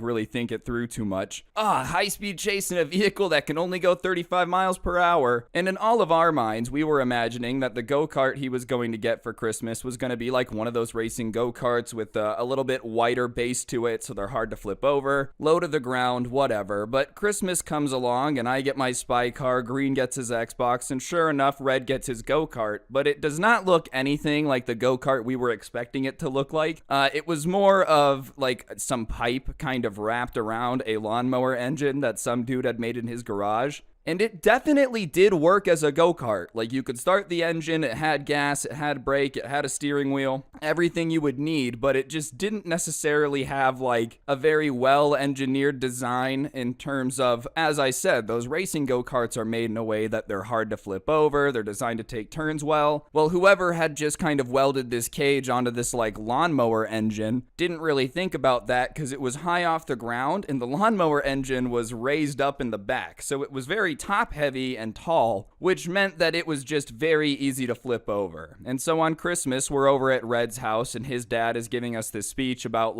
hey, you guys gotta be careful, this thing will flip over, only 2 people in it at a time. I know there's 3 of you, but don't let all 3 of you get in it. Don't do any sharp turns, don't do any jumps, cause it's not made for that, it's made for getting around, you guys can use it, blah, blah, blah, blah, blah, and gave us some pretty strict rules. And those are all very responsible rules. If it's already a little bit top heavy, the last thing you want us doing is cramming into it as much as humanly possible and doing sharp turns. That definitely is not an ideal situation, and I get it, 2 at a time, blah, blah, blah, blah, blah. All those rules make sense. The only issue is our parents weren't exactly with us all the time when we would use the go-kart. And obviously, we would get around the corner and then be like, okay, everyone get in. Because one of us wasn't going to walk along while the other 2 were in the go-kart. And I'm not saying that was the smartest decision I've ever made. There's a reason that the story ends with us kind of distancing ourselves friendship-wise. But what I can say is we didn't really listen to the rules. We were constantly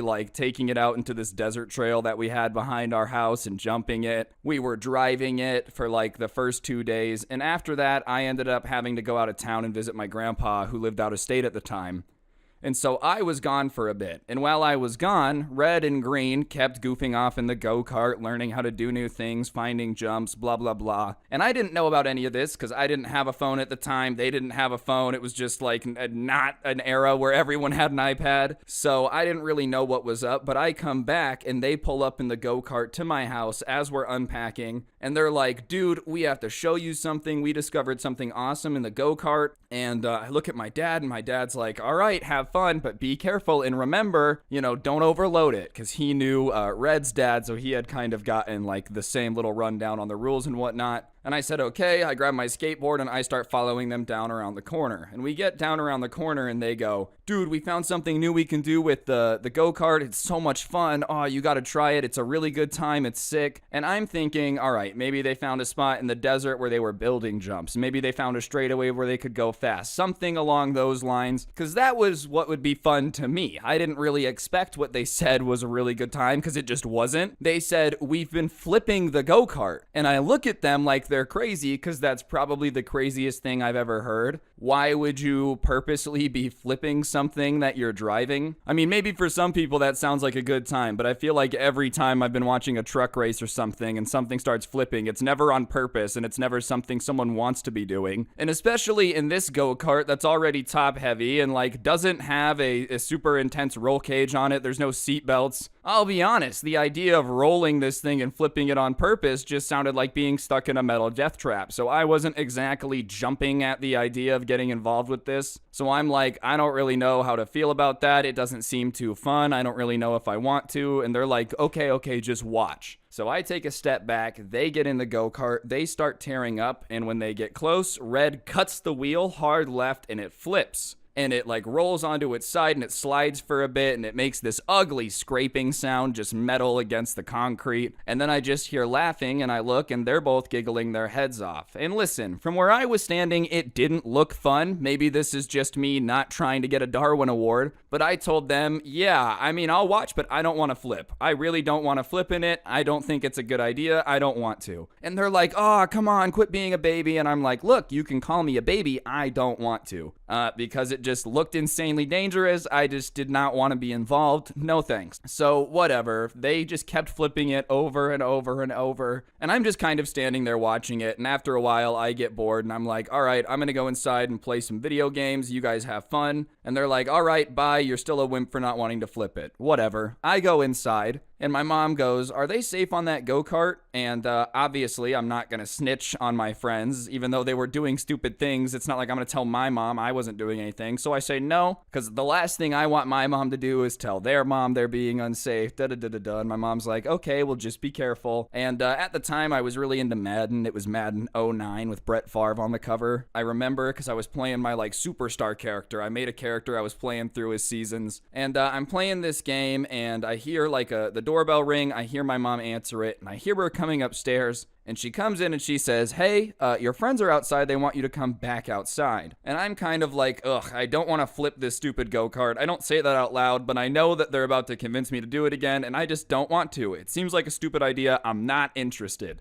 So I go downstairs and I see them and they're like, we're not gonna do that thing, because my mom's standing there, so they can't say we're not gonna flip the go-kart. They said, hey, we're just gonna go explore the desert. And so I was a little bit more interested in that. So I go out to the garage, I get my bike, because we had like a mountain bike type of thing, and I start following them in the go-kart down to the desert. And there was this spot down to the right around the corner from my house where there was this big fence that somebody had cut open that you would go through to get to the desert. And when we get there, they say, get in, like all three of us are gonna ride. And this was something that we had done before, so it's not like I was scared, but I tell them, like, I don't want to flip, okay? I do not want to flip. I'll get in and we can go explore the desert, but don't flip it. Just let me get out. If you want to flip it, like, do whatever you want to do, but let me get out. And they both go, okay, whatever. And so I get in and we start going through the desert, and we're going down this road, and we're probably going, I don't know, this thing couldn't have gone that fast. It was a lawnmower engine. Maybe 15, 20 miles per hour, maybe, but like about that fast through the desert. And Red starts being like, we should flip it. I think he thought maybe once we started driving it, my mind would change and I'd be like, yeah, send it. That wasn't happening. I still thought this was stupid. I'm like, no, come on, man, I don't want to. So he's reluctant and he's getting like more intense and trying to peer pressure me. He's calling me a baby. He's getting mad that I don't want to do it. And so like I say, just take me home, bro. Cause listen, I'm not gonna get yelled at like this. Like, you know, when someone is trying to get you to do something and it stops being like a fun friendship way. Like, it's no longer, come on, man. It's like, you're being a baby. And you're like, I don't want to do it, dude. Like, you can scream at me and call me a baby. I don't want to be here. But whatever. I'm like, take me home. I don't want to hang out anymore. Just take me home. And they're annoyed, but whatever. I'm insistent that they take me home. So we turn around and we start driving back. And we get to the part where we're going to come back through this gate to like get back on the road to the house. And when we come through the gate, Red slams on the gas pedal and we start flying forward. And I guess it wasn't weird to go fast, but just something about the way he did it made me and Green both go like, what are you doing? And the way that we're sitting is it's Red on the left in the driver's seat, me in the middle, because I was the smallest, and the middle was not really meant to be sat in, so I was just kind of like supporting myself up a little bit. You know what I'm saying? And then Green on the right. And just because it's not made for 3 people, they kind of have to like have their elbows out a little bit. And so Green and I are like, what are you doing? What are you doing? And Red goes, we're gonna flip it. And we get to where the road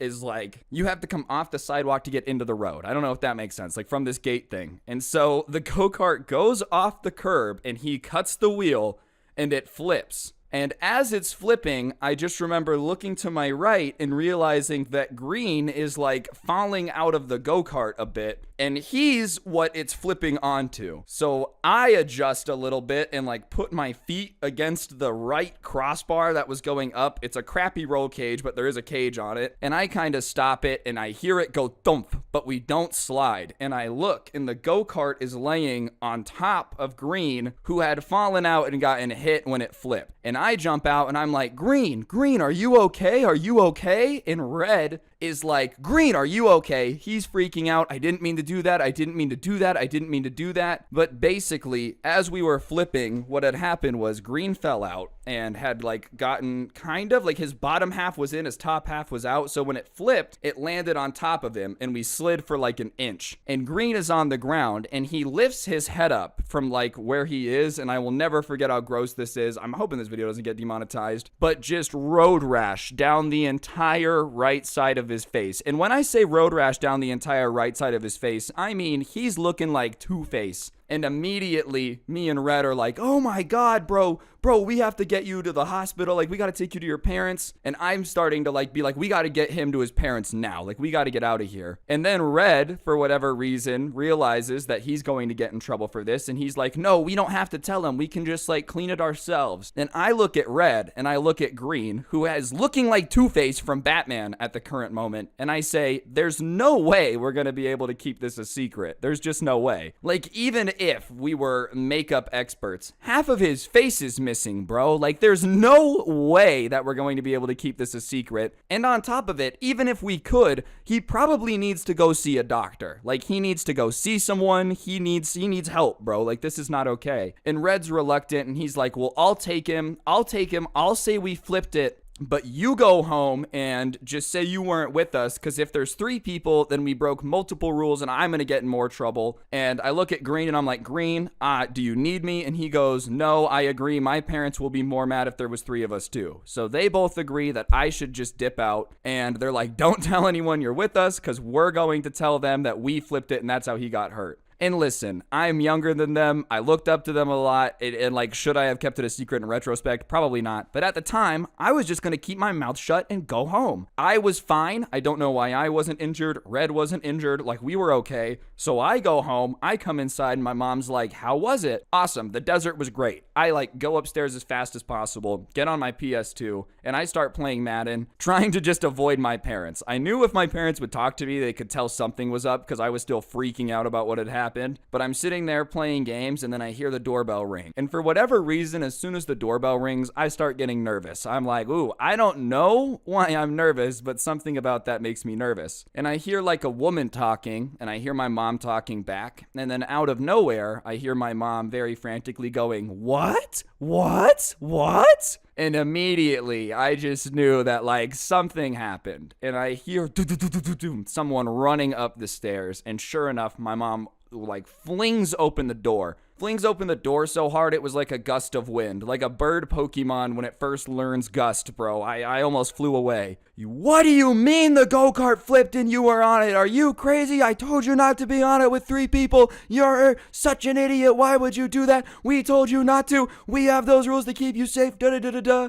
And I'm just looking at my mom, and pure panic, bro, because I didn't plan on getting caught. It wasn't in my plan. And in my stupidity, this was dumb. I shouldn't have done it. I try to just deny it. And I go, I don't know what you're talking about. And my mom goes, well, Green's mom just came over here with him and showed me the half of his face that he's going to have to go to the hospital for right now. So you better start explaining what actually happened if you ever want to be able to hang out with them again. And at that point, I'm like, oh, crap. And the first thing I asked my mom is Green okay? Because the last time I had seen him, he had just told me to shut up. And my mom's like, they're going to the hospital because it's a really bad road rash, and they think he might have a concussion, and they want to know what happened from you, because obviously Red is going to try to save his butt because it's his go-kart. And at that point, I didn't want to snitch, but it was like too serious for me to not explain what had actually happened. Like it was just too serious. So I start telling my mom, I'm like, all right, they were both flipping the go-kart. They were both having a great time. Us 3 have been doing it in the desert because we thought it was safe, like getting in the go-kart together. We know you said not to do 3 people, but we decided to do it. On the way back, they kept trying to say flip, flip, flip, flip, and I kept being like, no, no, no, no, no. And then we came back onto the street and he flipped it, and then da-da-da-da, and they told me to come back because they didn't want to get in trouble with the 3 people and blah, blah, blah, blah, blah. And my mom's like, okay, so let me get this straight. Basically, they said that flipping the go-kart was a ton of fun. You didn't want to flip the go-kart. All 3 of you were in it. Red decided that he was going to flip the go-kart to show you how fun it was. Green fell out because there was 3 of you in the cart. And I'm like, yeah, basically, that's kind of what happened. Essentially, yes. And she's like, you are never to get in that go-kart ever again. Do you understand me? The fact that you were ever on it in the first place is ridiculous. None of you were responsible for that go-kart. I can't believe they got it for him in the first place. But if you ever get on that again, you will be grounded forever. Do you understand? And like, obviously, she's pissed. I understand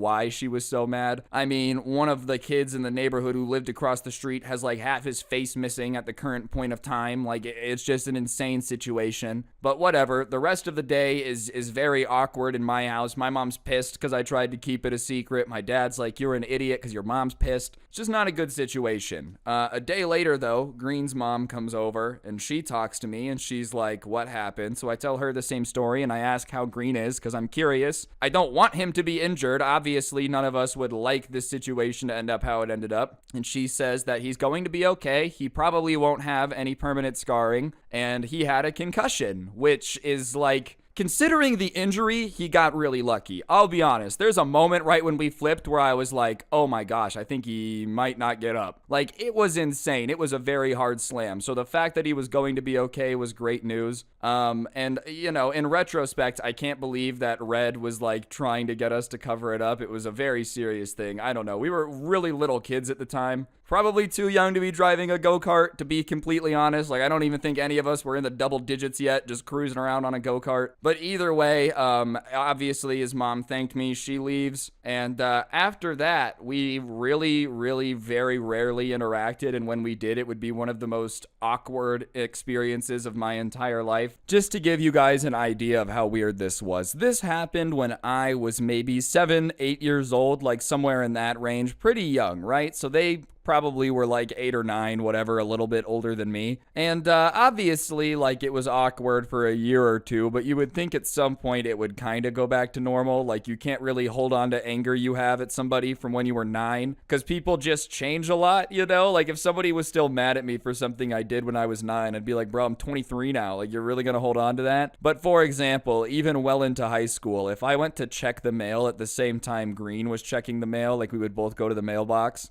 And if he saw me coming out of my house to come check the mail, he would literally, like, start taking evasive maneuvers like I was an enemy soldier in his territory, dude. It kind of felt insulting, I'm not gonna lie. I was like, do I have the Black Plague or something? Do I have some contagious disease I'm unaware of, dude? Super flu or whatever it's called? I'm just saying, man, he would literally avoid me, start taking evasive maneuvers, zigzagging, like walking as fast as possible away from the mailbox. And listen, maybe he just didn't want to or interact with me, but was zigzagging necessary? It's not like I'm an alligator trying to chase you down, literally treating me like I got the bubonic plague. And what really bugged me about that, right, is like, I understand if Green was mad at Red and just wanted to ignore him forever, never interact with him again. The guy literally like slammed you on the ground under a go-kart, gave you a concussion. I can understand at that point being like, this friendship has just ran its course. But I don't know why he's taking evasive maneuvers and running away from me, bro. Like, I didn't do anything. I was not behind the wheel. I was just along for the ride that you guys told me it was gonna be really fun to be on. Oh, no, trust me, Ryan, flipping it's a blast. Now you're gonna be mad at me because you got hurt when it flipped? Tisk, tisk, tisk, my friend. Seriously, though, I guess I could understand it. It's just more awkward than anything. Like, even if you really want to avoid your neighbors, there's just only so much you can really do about it. As for Red, we just didn't really interact a whole ton after that either. I think that was more out of embarrassment than it was him, like, I don't know, really hating me, though. And I kind of realized the whole constantly being peer pressured thing was not my favorite thing in the planet. Like, I kind of realized that anytime he had a bad idea, he made us all go down with the ship, which sucks. You don't want a friend like that, you know? If someone makes bad decisions, let them make bad decisions alone. You don't need to bring the whole crew down with you.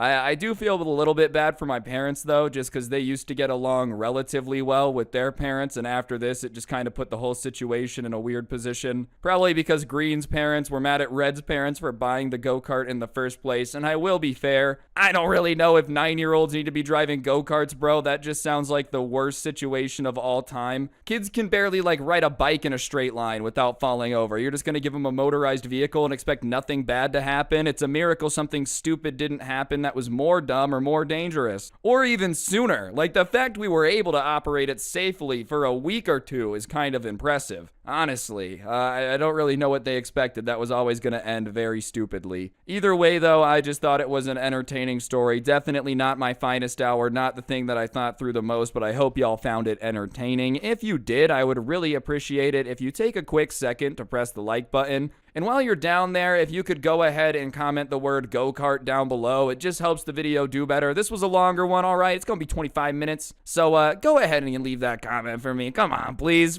guys. Yeah. Thank you. Yep, all right. Yep, okay, now just press enter. Thanks. Anyways, beyond that, if you're new, you should also subscribe and turn on notifications. I try to post a story time every day. I'm on quite a streak, I can't lie. Anyways, though, guys, that'll really do it. If you like the story times, but you would rather listen to it audio only without gameplay, I do post the audio on Spotify. A link to that can be found in the description. Feel free to check that out. And if you're looking for a playlist or something to do while you play video games, do your chores, whatever, so you don't gotta focus on changing the video, I did make a playlist here on YouTube of my favorite story times of the year so far. So yeah, like I said, doing homework, chores, whatever it may be, feel free to use that playlist link in the description. But on that note, guys, that'll really do it. Don't get anyone pregnant. If you do, make sure they're hot, and hopefully I will see each and every single one of you guys tomorrow with another video. I'm out. Peace. Wow, you finished the video. Thanks. You know what goes really good with finishing one video? Starting another one. Damn, I'm good. I should have been a car salesman, honestly. What's going on, guys? It's your boy Scrub here, back again with another video. Hope you guys are all having an absolutely fantastic day. I know I am. And if you are, be sure to press the like button. Otherwise, no joke, no scam whatsoever. Next time you go to get in your car, you're going to open the car door, and sitting there is going to be a creature that looks cute. But let alone, if you give it water after midnight, it will turn into a gremlin and take over your city.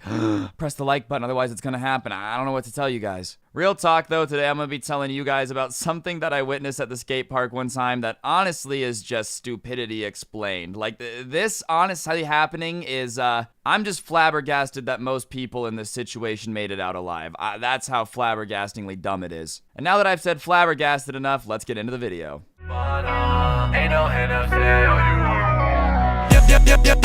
I know that bitch like me. Yeah, looking fresh, all white Nike. Anyways, I'm thoroughly convinced that it does not matter how much money a city spends on a skate park. Eventually, the kids at the skate park will start looking around the skate park for dumb stuff to skate. And me and my friends were no exception to this. There's a skate park near my house, and it was a nice skate park, you know, and it was the one closest to us, but it definitely wasn't a park to write home about at all. And like most skate parks, it was attached to a park, and then behind the park was this like wash-looking thing that looked paved. So naturally, one day after we had skated the skate park for a while, and we were like, I don't know, we're kind of bored of all the obstacles and everything. We're like, whatever, let's just go see what's in the wash. So we take our skateboards and we go over, and we're kind of like skating around in this wash, and it's pretty rocky, it's pretty hard to skate through, but we come up to this hill that is massive and very steep. And the way that this hill is paved, it's not like it's a sidewalk or anything. It's like a runoff. And when I say it's steep, I mean like you probably would have to drop into this to ride down it. Like there's no way you're just rolling up and like going, you know? And I obviously right away realized, yeah, no, I'm not dropping in on that because it's sketchy enough just riding in the wash. Las Vegas doesn't really have a lot of rain, so whenever we do, we get a lot of flash floods. So our washes are filled with like tiny rocks and dirt and literally everything imaginable that's sole purpose is to make sure that you face plant as hard as humanly possible while you're skating through it. And, you know, when I'm, like, on a board that, not a long board or anything, but, like, a normal skateboard, the wheels are small and these rocks are huge because it's not like anyone's ever sweeped through here before because it's a wash. So, no, I'm not dropping into some steep, sketchy, like, 200-foot drop. Okay, that's a little bit of an exaggeration thing because, like, I know it's going to hurt. I'm not doing it. And I know I'm not alone in this decision because most of my friends, when we find this, go, yeah, no, that looks dangerous. We're not doing it. Like, no, that looks like it's going to turn my back into a cheese grater, and that's just not what I'm feeling like doing. The last thing I want is my parents to have to come scrape me off the pavement because I decided to drop in on something sketchy, hit a rock, and just slid 300 feet downhill. But there was one kid with us, and I'm not even gonna call him my friend because I didn't really like this dude whose name was like, I'm gonna call him Toby. He had a name pretty similar to Toby, and I'm calling him Toby from The Office because everybody just hated this dude. I'm not saying that to be mean. He was just always at the skate park, and he was just mean. Like, you'd be like, oh, you guys are wimps, man. Like, you're not doing that. Someone would get hurt during a trick, like breaking their ankle, and he'd walk up and be like, haha, idiot. Like, he was just mean. But for whatever reason, he was always at the skate park, and he had followed us here.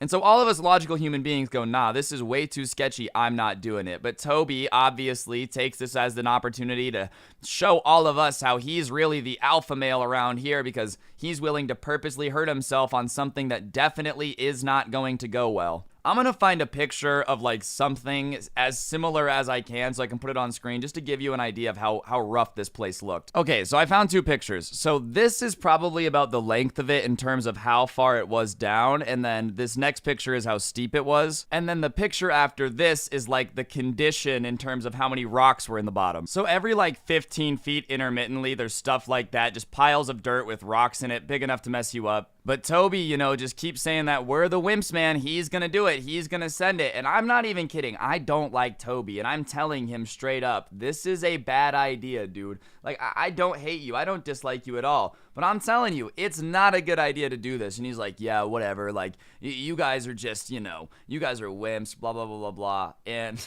all right, man, I guess I'm a wimp. So he's like, I'm gonna do it, and we're all telling him not to. So sure enough, he like goes to drop in. I guess you don't have to drop in, you can kind of roll in, but like it's an awkward enough transition where you kind of have to at least rock in. And we see him kind of like hesitate on the rock in, and we see the board go, and he kind of like woof, and then the next thing you see is his head kind of just faster disappear, a little bit quicker. And we all like kind of walk over to the edge. Not that it's a cliff or anything, but just so we can see down. And homie is flying down this hill. Like, I mean, it takes him a little bit of time to get speed, obviously. But by the time he's up to speed, he is flying. And sure enough, as soon as he gets up to like practically full speed, you know, just full steam ahead, he starts to get speed wobbles, which is a big no-no because it's a steep hill. Like, it's probably about as steep as a quarter pipe. I mean, not the entire way, obviously, but like, it's not a slight incline. So the speed wobbles hit him, and if you've ever watched somebody bombing a hill, you can tell if they're gonna survive when they get speed wobbles based on how close they are to the bottom. You know, like, if it's close to them slowing down, they're good. Yeah, he's not even halfway down the hill, and he is wobbling back and forth, dude. It looks like Helen Keller herself is trying to keep balance on a skateboard. So we're watching him fly, and everybody, like, nobody says it out loud, but everyone's like, yeah, this is not gonna end well. And sure enough, about halfway down, he manages to hang on through the speed wobbles for a bit. He hits a puff of dirt. I'm not even kidding. We see the puff of dirt, like, come up into the air. As soon as his tires hit it, you hear the skateboard start tumbling and just, like, sliding. And we don't know if it's clothes or what, but sure enough, we start, like, climbing down this thing. Like, we're all on all fours, like inching ourselves, scooting down this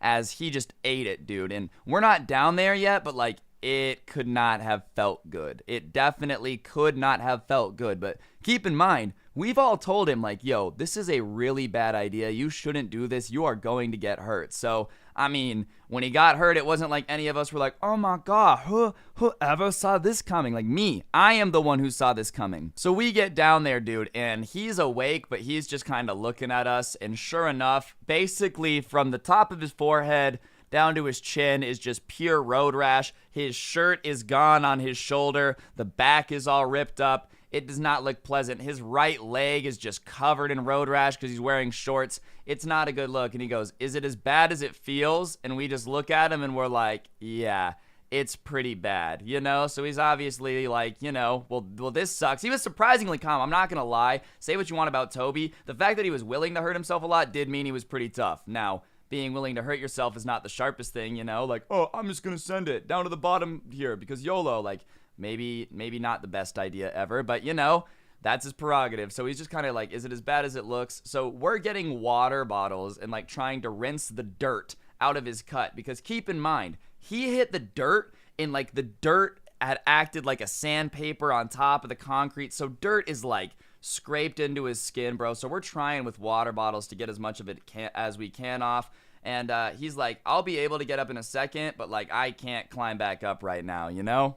So we send somebody back up to go to this ice cream truck that was always parked there, and we get some like ice cream pops, and we get some extra ones, and we bring them down. We're like using some as ice packs, obviously, or trying to, because like we don't know what we're doing. We've never seen road rash this bad. Obviously, when you skate, you get road rash, but this dude was looking like Anakin Skywalker after the Mustafar fight, all right? For people who got that reference, that was cultured. But, you know, when Anakin lights himself on fire after the fight with Obi-Wan, like that's what half of his body is kind of looking at right now. So we're just kind of sitting here. After about an hour, he's like, okay, we can go. He went home from the skate park. Somebody skated home with him and made sure he got home okay. His mom took him to urgent care, and he was okay. But I can honestly tell you after that, Send It Toby, who was just never willing to listen to what anyone said, would definitely look around. And if everybody was like, this is a bad idea, he didn't do it again. So I guess his lesson was learned. I'm not really sure what the point of the story was. I just thought it was kind of funny and entertaining because Toby sent it and immediately ate crap. And listen, I'm not saying that your friends are always right, but if every single person you talk to is saying the same thing, there's probably a reason. Just because you can send it down something very dangerous doesn't always mean you should, okay?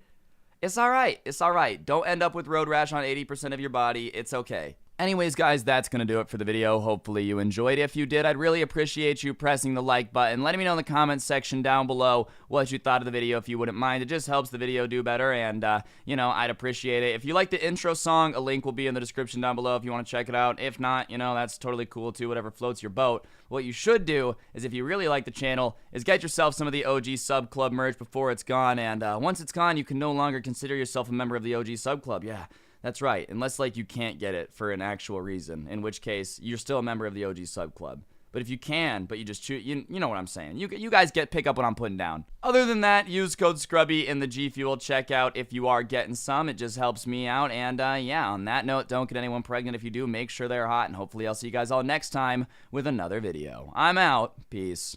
What's going on, guys? It's your boy Scrub here. Today I've got a story time for y'all from back when I was way younger in elementary school and the spoiled kid kept stealing my juice boxes, so I got a little bit of revenge. It should be a pretty good time, so without further ado, let's get into it.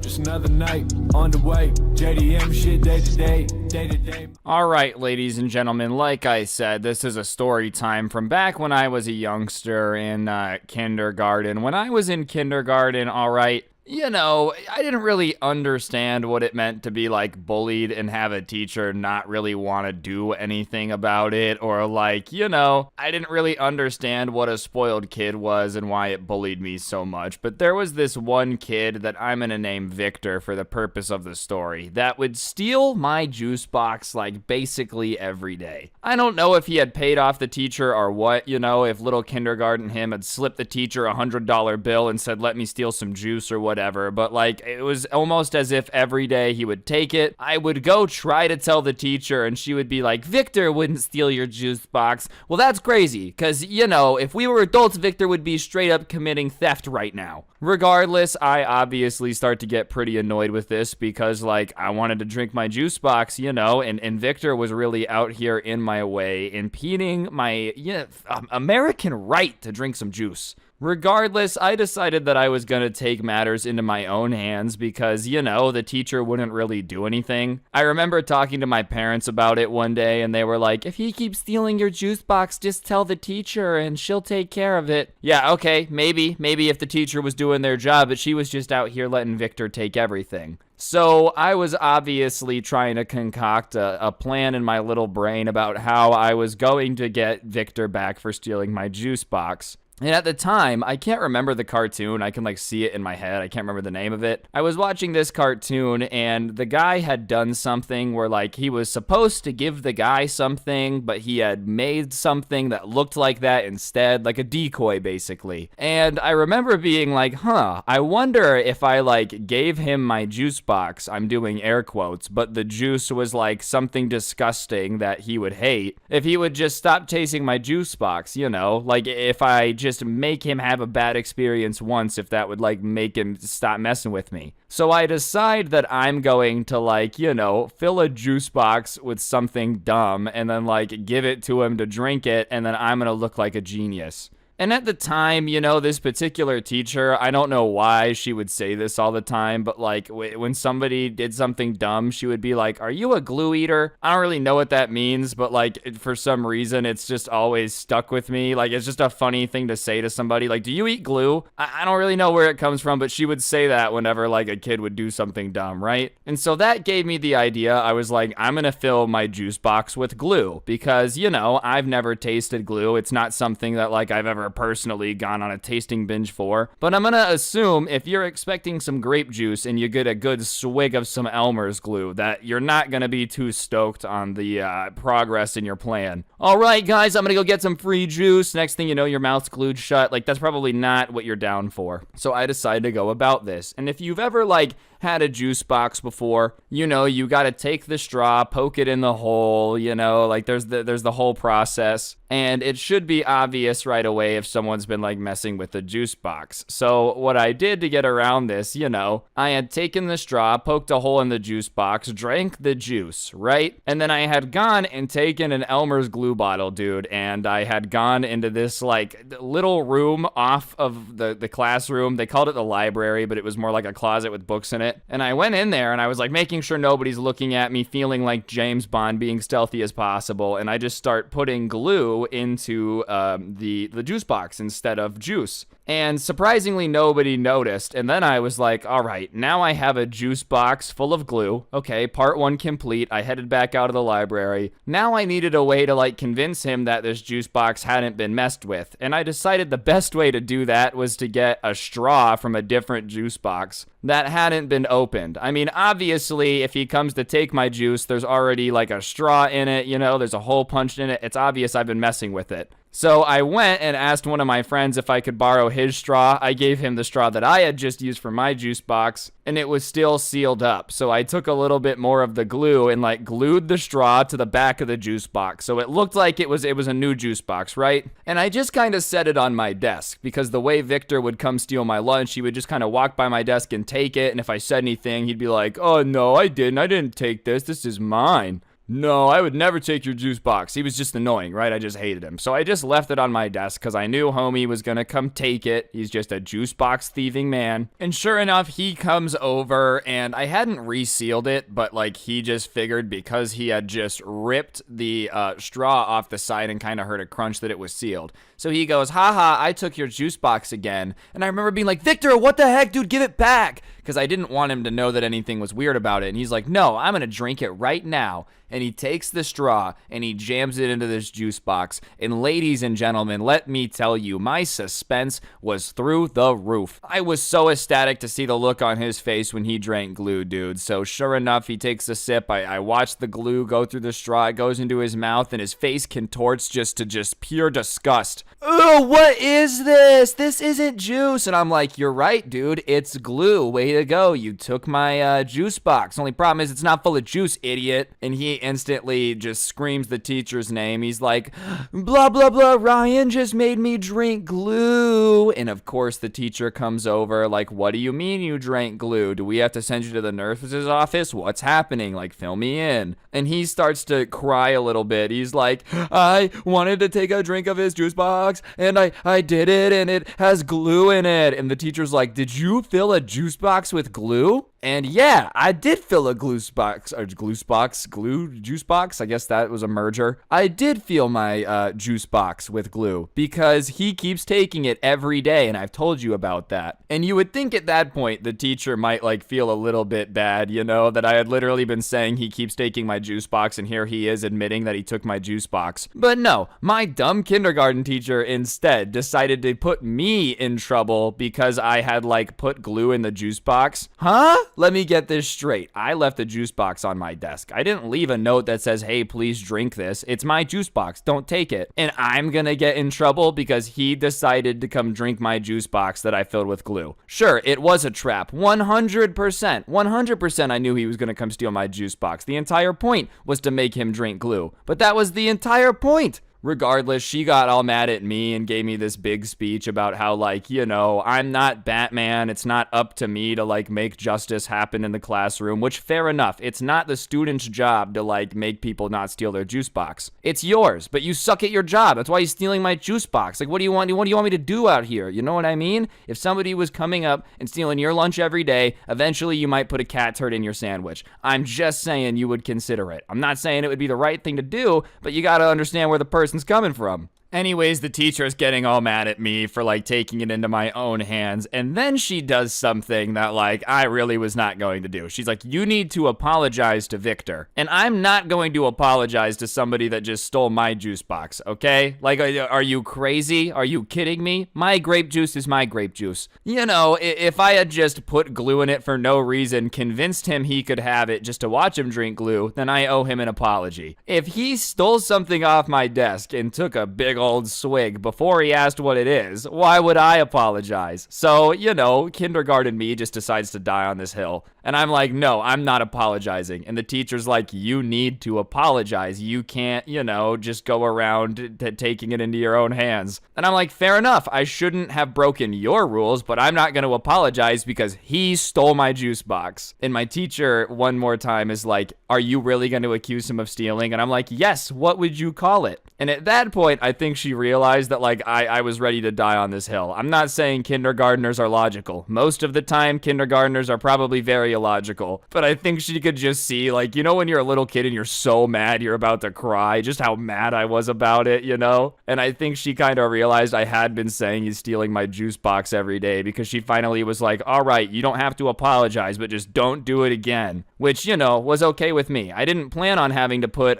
glue in my juice box again because I assumed he would learn a lesson and stop doing it. Which, to be fair, I was right. He did go steal other people's juice boxes every day, but he stopped stealing mine because he figured there might be glue in it and it's not worth the risk. So, all in all, you know, moral of the story, don't steal juice boxes. Victor, you deserve to drink some Elmer's glue, dude. You shouldn't have stolen other people's juice boxes, too. But, you know, it's not my job to make other people make you drink glue. Victor, if you see this for some reason, I still hate you, dude. You suck. Jokes aside, you know, no hard feelings, obviously. Like, kindergarten's just a weird time. That being said, dude, don't let nobody take your grape juice. If you gotta make somebody take a sip of glue in order to preserve your grape juice rights, then you do it. Anyways, guys, I think that's gonna do it for the video. I know this one's a lot shorter than the videos I've been recently. It's dumb. It just popped back into my head randomly, so I figured I would share it with you guys. If you enjoyed it, I would really appreciate you taking a second to press the like button. Let me know what you thought, and of course, subscribe if you're new and turn on notifications notifications. If you really like the intro song, it's by my friend Poncho. You can find a link to it in the description down below, so feel free to go check it out. I would appreciate it. And of course, other than that, you can find a link to my podcast, the Scuffed Cast, down below, along with a convenient code Scrubby, which will get you 10% off the G Fuel checkout. And last but not least, 2 more things you can do for me. One on screen now is the Spotify show that I've got. I'll put that link in the top of the description. If you want to listen offline or anything, you can do that there. And the bottom link in the description is a link to the merch store. As you can tell from this hoodie, it's actually the coolest clothing to ever exist in the history of the planet, so be sure to go get yourself a piece of merch from the description down below. And on that note, guys, that'll really do it. Don't get anyone pregnant. If you do, make sure they're hot, and hopefully I will see each and every single one of you guys next time with another video. I'm out. What's going on, guys? It's your boy Scrubby here, back again with another video. Hope you guys are having a great day. I know I am. And today I have a story time that was sent in to me by a subscriber who works at a fast food place. It's a pretty popular one, but it's one of those ones that is franchised out, so like each store has a different owner. And you know, he didn't necessarily say that the job was glamorous. It wasn't something he was hyped to get up and go to, but it was a job that like paid you, and the guy needed a job, so he ended up working there. And everybody else who worked there was in a pretty similar situation where they were like, yeah, the job kind of sucks, but we need to work. And because of that, there wasn't a lot of whining going on whenever this dude was working. You know, everybody who had a job at the store just did their job and shut up and went home at the end of their shift, and it made it not that bad to work there, right? But one day he comes into work and sees that they had hired a new kid named Daniel. And the area that this particular store was in like a nice area with a lot of rich families, and everyone knew instantly as soon as Daniel was hired that he came from one of the rich families in the area because, you know, he managed to tell everyone day one. It's like that, dude. You know how you can tell if someone has rich parents? Because they'll make sure to mention it in the first 45 seconds. Literally on the first day, he was just kind of casually dropping into every conversation with someone. Yeah, my dad makes like $10 million a year, which I love to him. That sounds like a normal sentence, but like, you know, in my mind, there's a huge difference between making $1 and $10 million a year. Like, if someone's making $10 million a year, bro, they're like doing whatever they want, man. They're probably just like buying their neighbor's house if they get a noise complaint. $1 million a year is a crap ton of money, don't get it twisted, but you're not like taking private jets on vacation. That's a ginormous range. Oh, my dad makes $1 to $10 million. Oh yeah, you know, my dad makes $1 to $1 billion, in that range somewhere. Regardless, the entire day he's just kind of obnoxiously flexing the fact that like, oh, my dad has money, my dad has a lot of money. And when he's not flexing the fact that his dad had a lot of money, he was just complaining about literally everything. And not a normal amount, you know, like obviously I'm somebody that I'm a complainer, I can't lie, but there's a line where you just like are over complaining and just annoying everyone around you. Like everything was the absolute end of the world. It wasn't just him being like, man, it's hot back here in this kitchen. No, it would be like, hey, Daniel, can you go take out the trash? And he would be gagging, saying, I'm gonna puke the entire time he was taking the trash out. Which, listen, maybe you don't like trash, but believe it or not, if you work at a fast food place, part of the job is taking out the trash every now and then. He would come back in from taking out the trash, like almost in tears, complaining about how that was one of the hardest things he's ever had to do. And listen, you know, like I said, trash is gross. It's not known for being super fun, but at the end of the day, you know, you need to just kind of do your job and get over it. And obviously, by the end of the day, all of his coworkers were getting annoyed. They'd been flexed on. He'd just been complaining, turning everything into some big dramatic issue. And at the end of the day, he was told to clean the grill. It had obviously gotten dirty through the day, and so the manager cleaned one side and showed him how to do it, and then was like, all right, you need to do the other. Which, listen, I'm sure cleaning the grill isn't fun, but the manager just showed you how to do it, and it's one of those things you probably just need to know how to do. But Daniel just kind of stands there staring at the manager, almost confused with what he was just told to do. Like, you could just tell that all the numbers were in the calculator, but it just really wasn't computing. And so the manager is still standing there with him and asks him to clean the other grill. And still, yet again, he just kind of stares back at him. So at this point, the manager has asked him twice, and Daniel literally hasn't said a word back to him. He's just sitting there staring at him like he's trying to compute what language the manager manager just said it in. And so, Daniel looks and finally decides to say something and goes, I don't really want to clean the grill. It's pretty gross and it feels a little bit beneath me. And the manager is kind of taken aback by what he just said, like can't believe he would say that. And he goes, well, you have to understand that it's a part of the job and you kind of just have to learn how to do it. And Daniel is like, oh, fine, I guess I'll do it. But trust me, I'm not going to be happy about it. And the manager's like, I can live with that. So he starts to clean the grill and he takes 3 times as long as like somebody normally would, right? It is his first time, so it would take a little bit longer. But the reason it took him 3 times as long to clean the grill was mainly because he was just complaining the entire time, talking loudly about how it was so unfair that he had to clean it. It was so gross. It's not safe to have anyone cleaning this. Like just all that type of stuff. Just stuff that makes no sense. Like, oh, it's unsafe for anyone to clean a grill. Well, my goodness, then how does every restaurant that has a grill manage to stay open? Wow, is everyone just putting their lives on the line every day? I'm sure cleaning a grill isn't fun. I'm sure it's not glamorous. That being said, to just be whining the entire time about how it's so unfair. Like, what are you talking about? I'm sure when you applied for the job, they were like, you're gonna have to take trash out and clean grills. And one of the other coworkers there was starting to get really annoyed. And,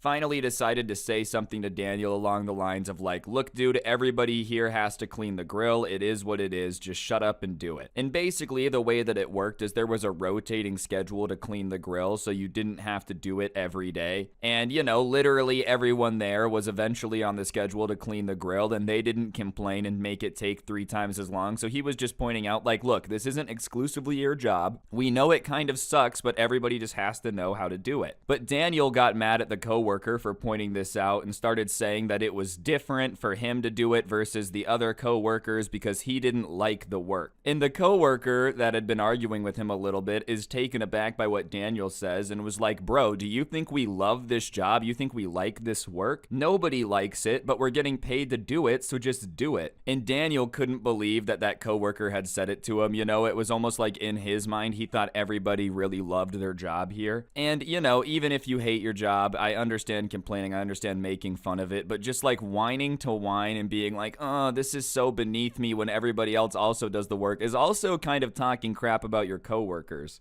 Obviously, though, the coworker is not going to back down on this, so Daniel tries again to be like, well, I don't really like it. You guys kind of like it. And the coworker doubles down and goes, no, man, trust me, no one loves doing it, but it's just something we gotta do. And thankfully, Daniel kind of realized at that point that he wasn't going to win the argument. There was nothing he could really say to make himself look fantastic in response to that. So he just finished cleaning the grill and then clocked out and went home. And basically everybody, the coworker who argued with him included, just kind of forgot about the situation because it wasn't really a situation, like it just truthfully wasn't that big of a deal. But I guess in Daniel's mind, it was the equivalent of World War III because he went home and decided to report the altercation to management, but of course took the liberty to like embellish it quite a bit, say that the coworker had threatened to beat him up for complaining. And, obviously that's just a crappy move because if you're going to report an altercation, there better be an altercation, and there just really wasn't one. All that the guy had done was said that you should stop whining because everybody has to do what you're whining about, and it's just a part of the job. I don't really consider that an altercation. It's just like, a small little,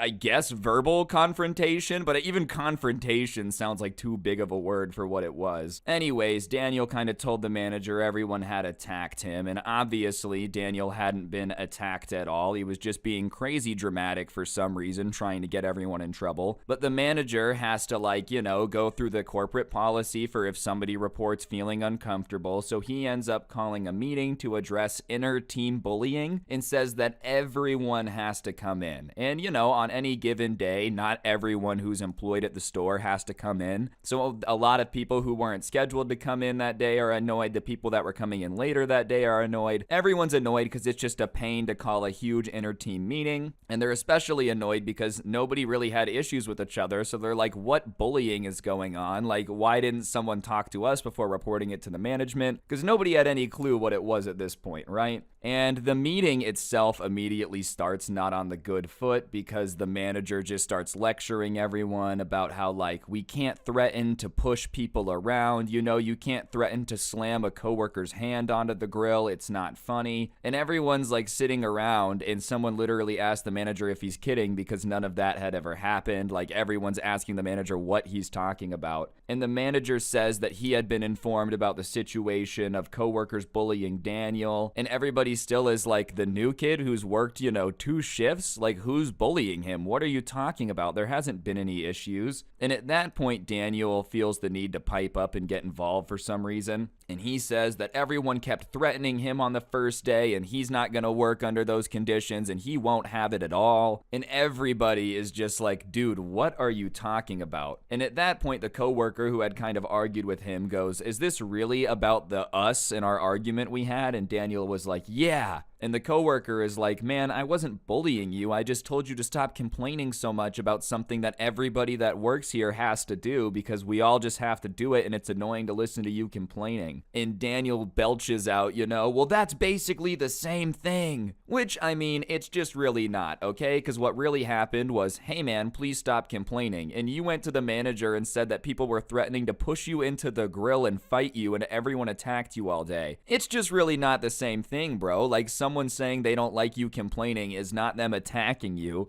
And at that point, everybody at the meeting starts to defend the coworker because it's obvious that Daniel is just exaggerating this entire situation, turning it into something that it's not. And the manager is starting to look confused now because he thought that this was a bullying situation. He thought everyone was making fun and hazing the new kid. And so he starts asking everyone who was on the shift to tell him what happened. And the subscriber who witnessed the entire altercation gives him his summary and confirms the fact that, Daniel was not threatened by anyone. No one was going to throw him on the grill. They have no clue what he's talking about. And at this point, the manager is really looking pissed off, and he asks Daniel, like, why did you claim that you were threatened? Why would you do that if they never threatened you? And his explanation was that he apparently doesn't do the poor people work, like cleaning stuff, and he thought that if he complained and got someone fired, he wouldn't have to do it anymore because the manager would feel bad. That's obviously, like, 1, pretty psycho, and 2, like, just an insane amount of hoops to jump through. Just quit the job. Like, clearly you're not really vibing with anything that you got to do here, man.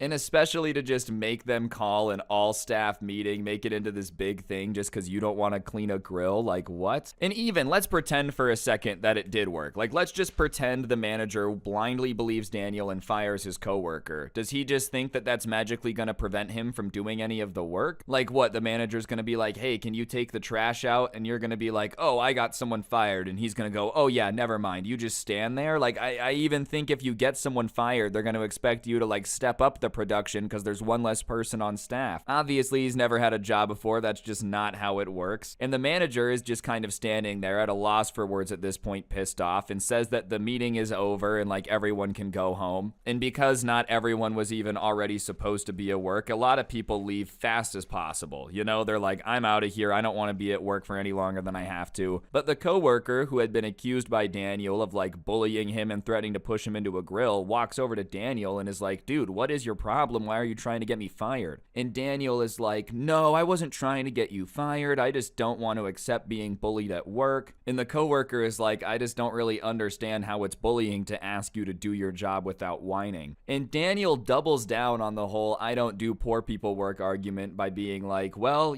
like I said, I don't do poor people work, so you can't pressure me to do it. And the coworker's just like, I don't understand why you're calling it poor people work when it's just the job description. I just don't understand Daniel's thought process either to call it poor people work when it's a job that you have. I don't really think poor people work is a thing, right? Like a job is a job at the end of the day. I think if you're shaming someone who's working and making money, it's kind of cringe in general because like at least they're working, right? But if you really, let's just roll with Daniel's logic for a second. If you really think about it, if cleaning and cooking is a poor person job, right? Like let's pretend that Daniel's right. If cooking and cleaning is a poor person job and you don't want to do it, why did you get a job at a restaurant, dude? Like I feel like cooking and cleaning is literally the only things that you're going to be doing at a restaurant 100%. Like if you really are some, I'm above all the work, you picked a terrible job to be above the work. And I don't agree with Daniel. I don't really think poor people work is a thing. I think a job is a job. But the guy's just an idiot if he really does think this way. I'm just saying, man, like if someone told me how they really hate driving is the worst part of their day, their commute literally makes them want to die, and then then got a job as a taxi driver, I would be like, oh, you don't have a lot of common sense. Anyways, at that point, the manager comes up to them too and joins the conversation and is kind of like, what do you mean by saying that you don't do poor people work, and then listing every job that's here? Like, what do you mean by that? And Daniel explains that he doesn't really want to have to do bottom level work and he feels like he's above it. And the manager looks at him and tells him that, like, well, you applied for the bottom position here, so you should expect that type of work. And Daniel starts to argue back and forth with the manager and says something along the lines of like, well, then if you give me bottom level work, I'm not going to try to do it very well, so be prepared for the quality of work to drop if that's what you want. You know, just kind of threatening to do a bad job. And the manager is sitting there stupefied, because you would think at this point Daniel would be apologetic, be like, look, I'm so sorry for making this meeting happen. I'm so sorry for pretending that everyone wanted to shove me onto the grill. But no, he's just saying like, I'm going to do a bad job. And on top of that, I'm going to be annoying. Like what? This guy has proven that he's just kind of willing to make stuff up to get people in trouble. And on top of that, he's not going to do any work. This is just a terrible employee. Let's keep it $1.50. And so the manager does something that he should have done a long time ago and looks at Daniel and just tells him like, you're fired, dude. This isn't going to work. And Daniel's face when those words slip out of the manager's lip is pure shock. Like he didn't think that was possible. He didn't think that was going to happen. And he tells the manager, well, you can't just fire me. Like, what are you firing me for? Just because I don't want to do the work? And the manager looks at him and is like, yeah, basically, because duh, what do you think is going to happen when you A, are causing a lot of problems, B, not doing your work, and then when the manager's like, do your work, you tell him like, no, I'm just not going to do it and you have to deal with that? Well, yeah, he's probably going to fire you at that point, and who can really blame him? Like, honestly, what did you expect him to do in that situation? Oh yeah, you know what? Forget it, Daniel. We'll just give you the manager role instead, since you just don't want to do any of the work that people usually do at this job. Obviously, you're going to get fired for that type of behavior. And at that point, Daniel starts trying to argue with the manager to like keep his job or maybe his dignity, who knows? And he's like, well, you don't have a good reason to fire me. I don't understand why you want me gone. And so the manager starts laying it out for him, right? He's like, look, you made up that your coworkers were bullying you. You don't want to do any of the work. You think you're above the work, and you literally call the job that we do poor people work. It's just not going to work out, man. You clearly have no respect for anyone that works here. You clearly don't want to do the job, so you're fired. And I think those are enough reasons, you know, like I think that's more than enough. And I especially think Daniel doesn't understand that if you're saying you're above all the work and saying that everyone here is like stupid, your coworkers are going to hate you, and it's probably better that you get fired just because it's going to make the rest of your coworkers pissed off. Imagine having to work with a dude that you knew just thought that you were an absolute moron. Like, that sounds awful. And now Daniel realizes there's no escape. He's 100% getting fired, and at that point he's like, okay, if the anger approach didn't work, I'll try sadness. So he starts crying and he's like, please, I need this job, don't fire me. And the manager is confused once again at how fast everything's changed, and he's like, well, if you really needed this job, you should have done the work, but you didn't do the work and you're a nuisance. So no, like, it's over. You simply can't come back here. Like, you are fired. The situation isn't gonna work. I'm sorry. No matter what in this situation, no one's gonna like working with this dude again. Like, let's just keep it $1.50. Remember when I,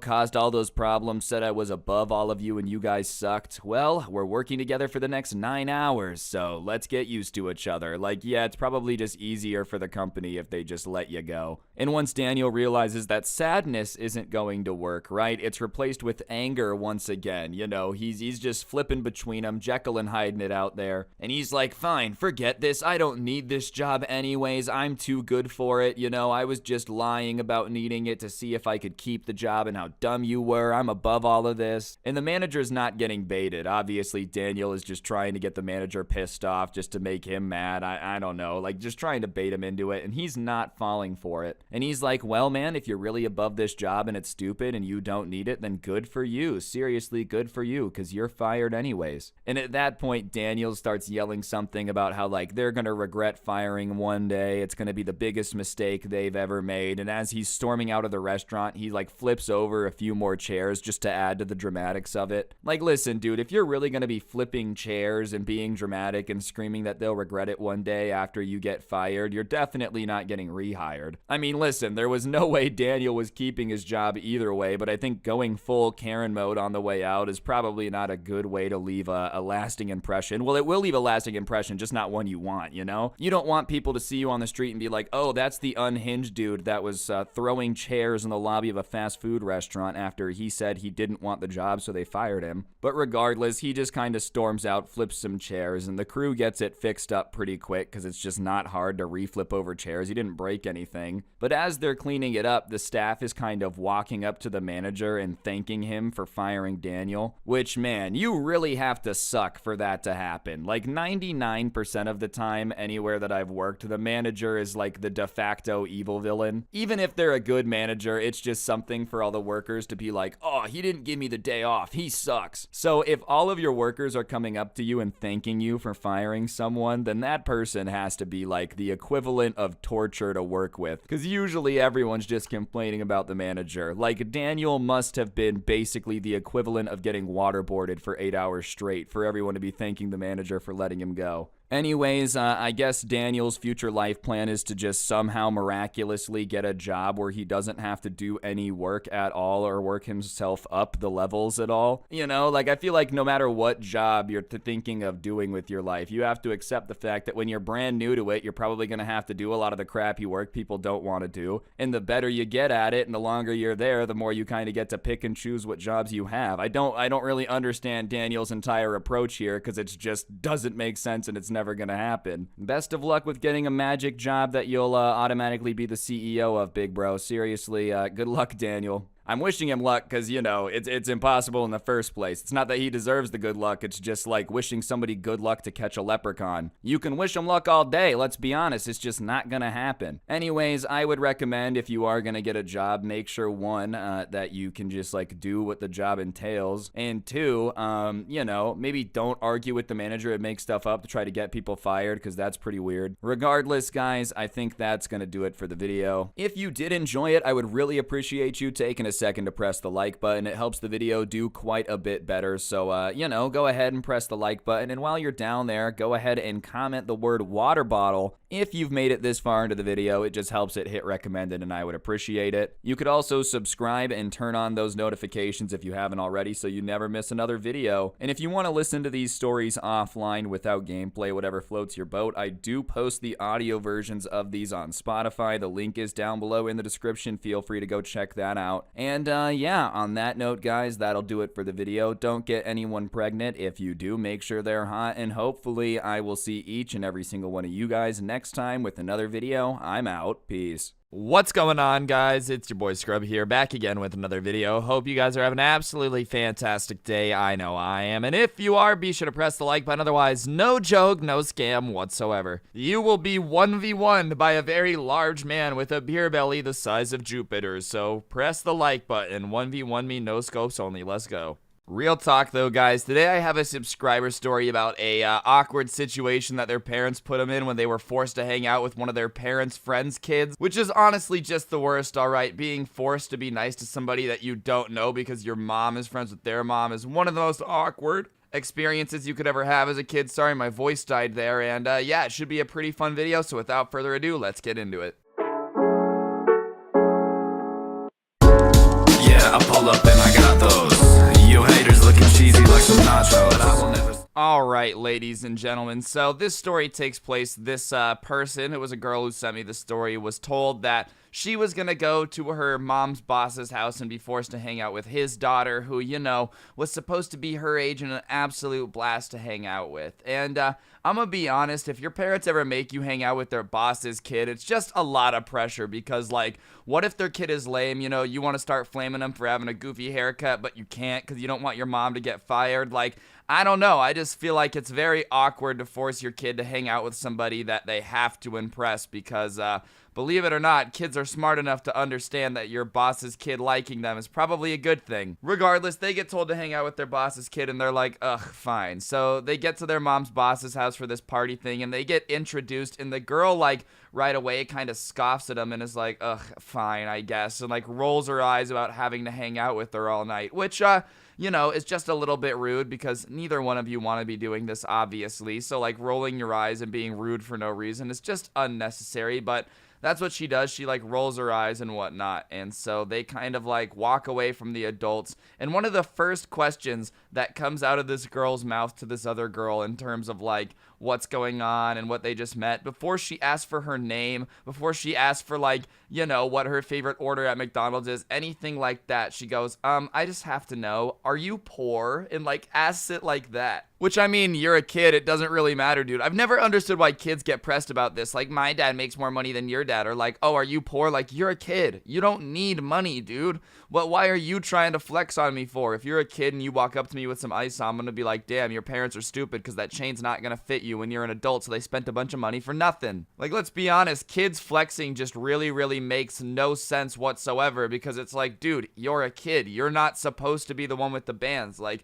we're both 14-year-old girls. Why does it matter if I'm poor? It's not like you actually have any of the money anyways. It's just your parents' cash. You just live in it. But regardless, that's the first question out of her mouth. And, like, she's just very condescending for the rest of the night. They're walking around the house, and her parents' house is very nice, but she's, like, being really condescending and mean while explaining everything in the house to be helpful. And I use air quotes there because, like, she was explaining things that were really obvious just to have an excuse to be condescending and mean. For example, the person who sent me in this story told me that, like, she sat there for 5 minutes and walked him through how to flush the toilet because she didn't know if she had these types of toilets at home, and it was like a normal toilet. Just blatantly rude stuff. And, like, listen, I don't understand how rich her mom's boss was or whatever, but how out of touch with reality do you have to be to think that, like, people who have no money don't have toilets? Like, we're not talking about, you know, homeless people here. We're talking about people that work for your dad. You're thinking that your dad pays his workers so little that his employees are just like, nope, I don't do toilets, can't afford it. Shit in the woods. Like, come on, that's not a good thing to believe about your dad here, that you have to explain toilets to his coworkers' kids. But the part of this story that really grinded my gears, dude, is this girl started bossing around this girl, and her reasoning was that her dad was the boss of her mom, so it kind of carried over. Like, I'm sorry, man. I've just got something with being told what to do. I'm not sure if that's a good thing for me, all right? Maybe it's why I didn't do too hot in school. But when people just tell me what to do without respect behind it, you know, like just bossing me around to boss me around, that drives me insane. So imagining some, like, spoiled rich girl sitting there and being like, you have to do what I have to do because your mom works for my dad, dude. Like, listen, I love my parents, but my mom might be unemployed after that. Like, I might have to do what I have to do. Obviously, I'm kidding. Like, this girl is getting bossed around, told to go get her water and, like, clean up after her. She dropped a bag of chips and told her to clean it. And, like, she really can't say no because the girl is like, I will make my dad fire your mom if you don't. Which, I mean, how psychopathic do you have to be to know how to do that? Like, who taught this kid how to get out there and blackmail people for what they want in life, to boss them around? And also, like, can you not just go get your own drink? This person just came to your house for the first time. They don't know where the fridge is. You're like, you go get me a drink. I don't know, man. Like, getting bossed around, this stuff just does not sound pleasant. Especially from somebody that's just gonna be so rude about it, you know? Like, oh, yes, go get me this, like, now, or I'm gonna get your mom fired. That's not how you ask me to go get something for you. That's how you end up with me, like, you know, putting a rattlesnake in your bedsheet. I would never actually do that, obviously. I wouldn't want to touch a rattlesnake. Those are dangerous. But the real coup de grace, besides being bullied, bossed around, and told that, you know, are you poor by somebody who doesn't even make their own money, is later in the night at one point she had gone and asked her dad for something, and the dad had said no. Which, I mean, occasionally happens. Sometimes parents gotta say no. But considering this lady was bossing around someone that, like, her dad employed's kid and was like, you have to work for me or I'll get your mom fired. It's not like his daughter was a stand-up person who respected the rules and, you know, genuinely deserved to be told yes. But regardless, her dad tells her no, and she comes back into the room with this girl who, keep in mind, she's only met once, just sobbing, talking about how evil her dad is and how she wishes he would just go to work and never come back because he's awful, and every time he says no, she honestly hopes that his company goes out of business. All of this over the fact that he said no to them, like, going swimming or being able to party. She is genuinely hoping that her father's business goes out of business. Like, they end up, you know, broke and desolate on the side of the road. all because her dad just was like, nah, honey, I can't just give you $1 million to buy a pool. We already have one in the backyard. Call me crazy here, but I feel like I got my family's back a little too much, you know? My dad could basically throw me in a pool if I couldn't swim, and I still would be like, Dad, I hope you never go bankrupt. Maybe that's just me, but like, I feel like wishing your dad to become broke, especially when he supports you, is just some stupid logic. Judging people who come over if they're poor, but at the same time being like, my dad's a meanie. I hope we go broke. Just some A1 flawless logic, but I guess what do you expect from somebody that has brains the size of like a decently large peanut on a good day, maybe? Real talk, at that point, if you're a parent and your daughter starts wishing that like you'd become homeless because you say no, do you just gotta scrap the whole kid and restart at that point? Like, at that point, I'd call up the doctor. Clearly, you've made a mistake. Can we just try again? Because I don't want this one. I think it's defective. Because I think, you know, your kid, obviously, they're going to do some dumb stuff. But them, like, wishing that you would disappear forever, Home Alone, Macaulay Culkin them because you said no, seems a little bit excessive when you're the one paying to put food in their mouth, you know? But maybe that's just me. Regardless, guys, that's going to do it for the video. Hopefully you enjoyed. If you did, I would really appreciate you pressing the like button, letting me know in the comments section down below what you thought of the video. If you've ever had to interact with, like, someone that your parents have worked with's kid, or someone that your parents are just making you hang out with's kid, be sure to let me know in the comments section down below about that story, because I really would love to hear it. These stories, for whatever reason, just tickle my fancy.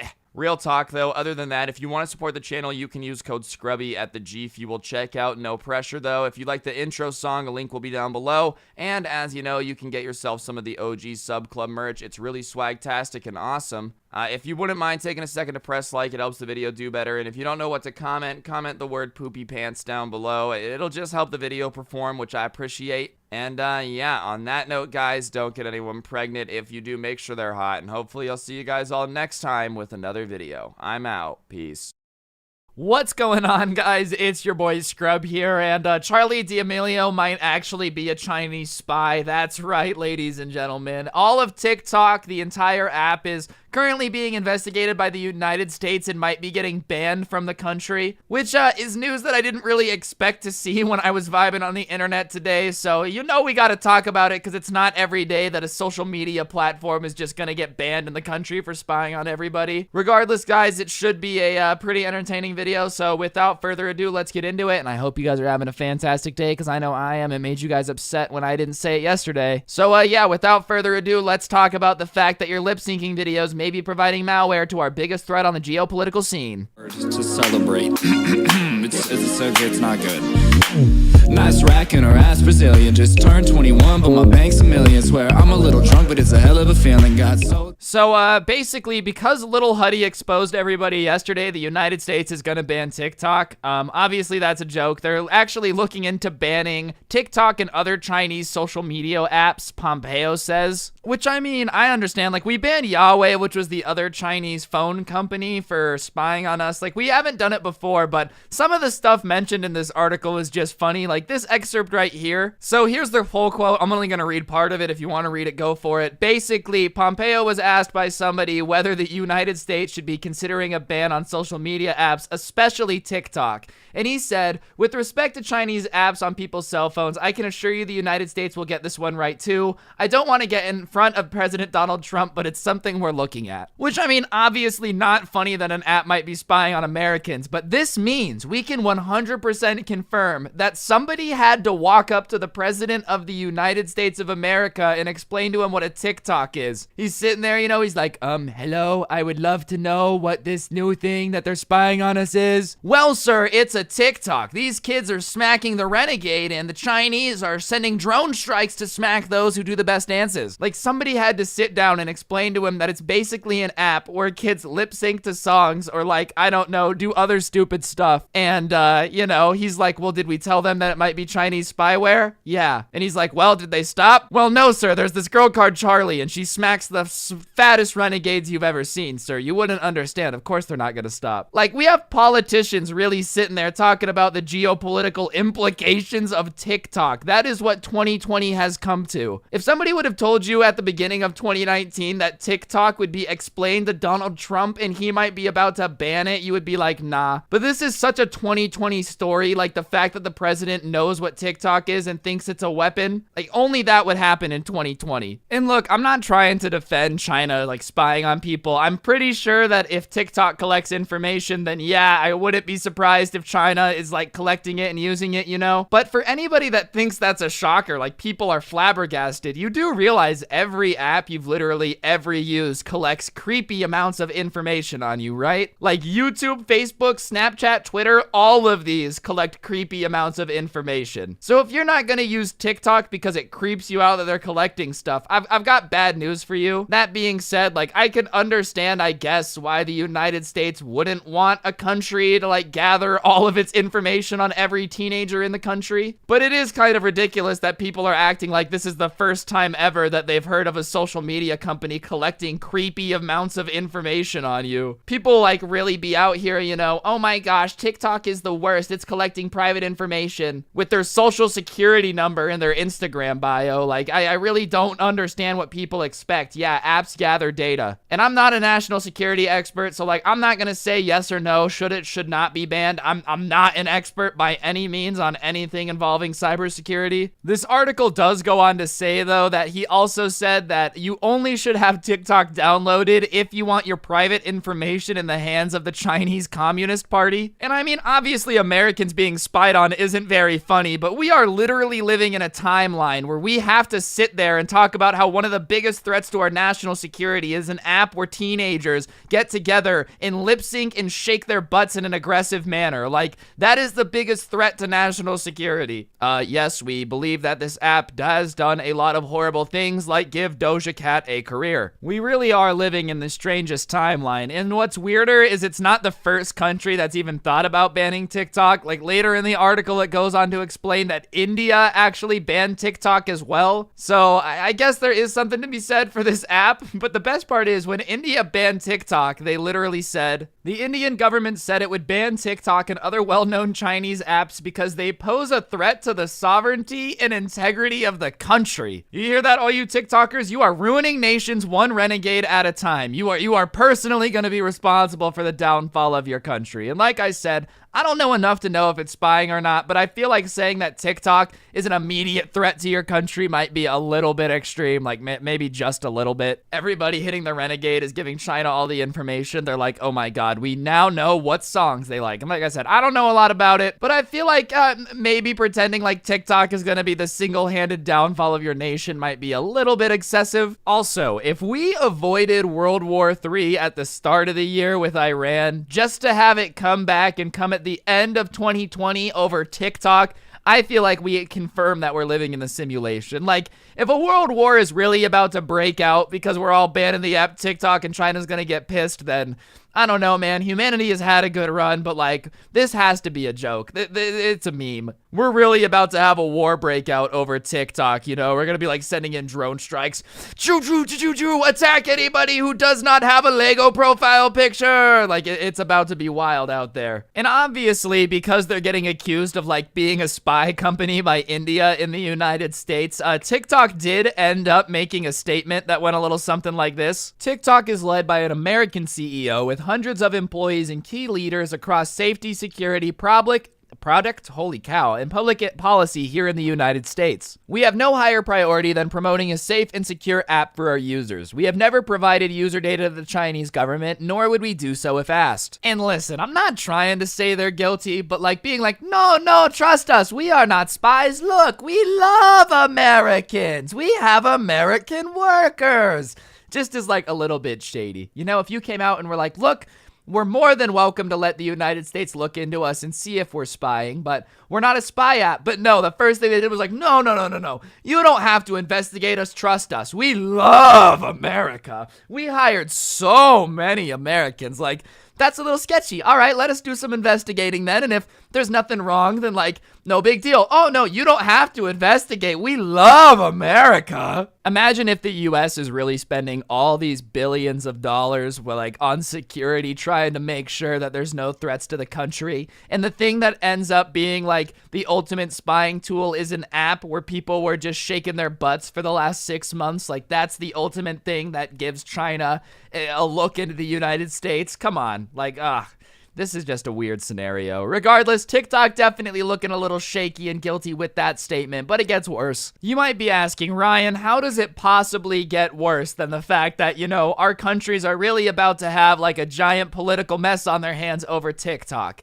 And well, here's the horrible news, ladies and gentlemen. The app exploded in popularity in the United States and other Western countries, becoming the first Chinese social media platform to gain significant traction with users outside of its home country. It was downloaded 315 million times in the first 3 months of this year, more quarterly downloads than any other app in history. You're telling me TikTok is about to become one of the most downloaded apps of all time? It is going to break the record. It is on track to break the record. And we're okay with that? We're really gonna let TikTok be the king of social medias? Like, all spyware aside, you know, I don't want the Chinese government spying on me, but I want TikTok being the social media platform king even less. Like, you know, I don't want it being better than YouTube and Twitter. Do we really want Charlie being the queen of all social media? Huh? No, we need PewDiePie to be the king, obviously. Real talk, the fact that TikTok is on track to become like one of the biggest apps ever, and it might also be Chinese spyware, is even crazier. Like, oh yeah, nah.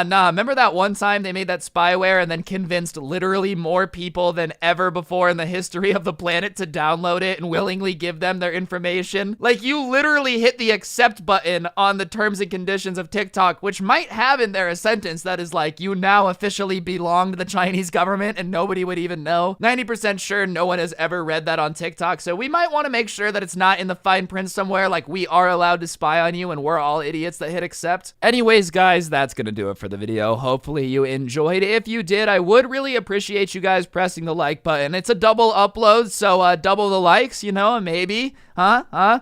Real talk though, guys, let me know in the comment section down below if you're going to be deleting TikTok. I don't really know if I am. I'm probably going to wait to see if they find proof of it being spyware or anything. Like, it probably is. I don't really trust the Chinese government to have my information, but whatever, who knows.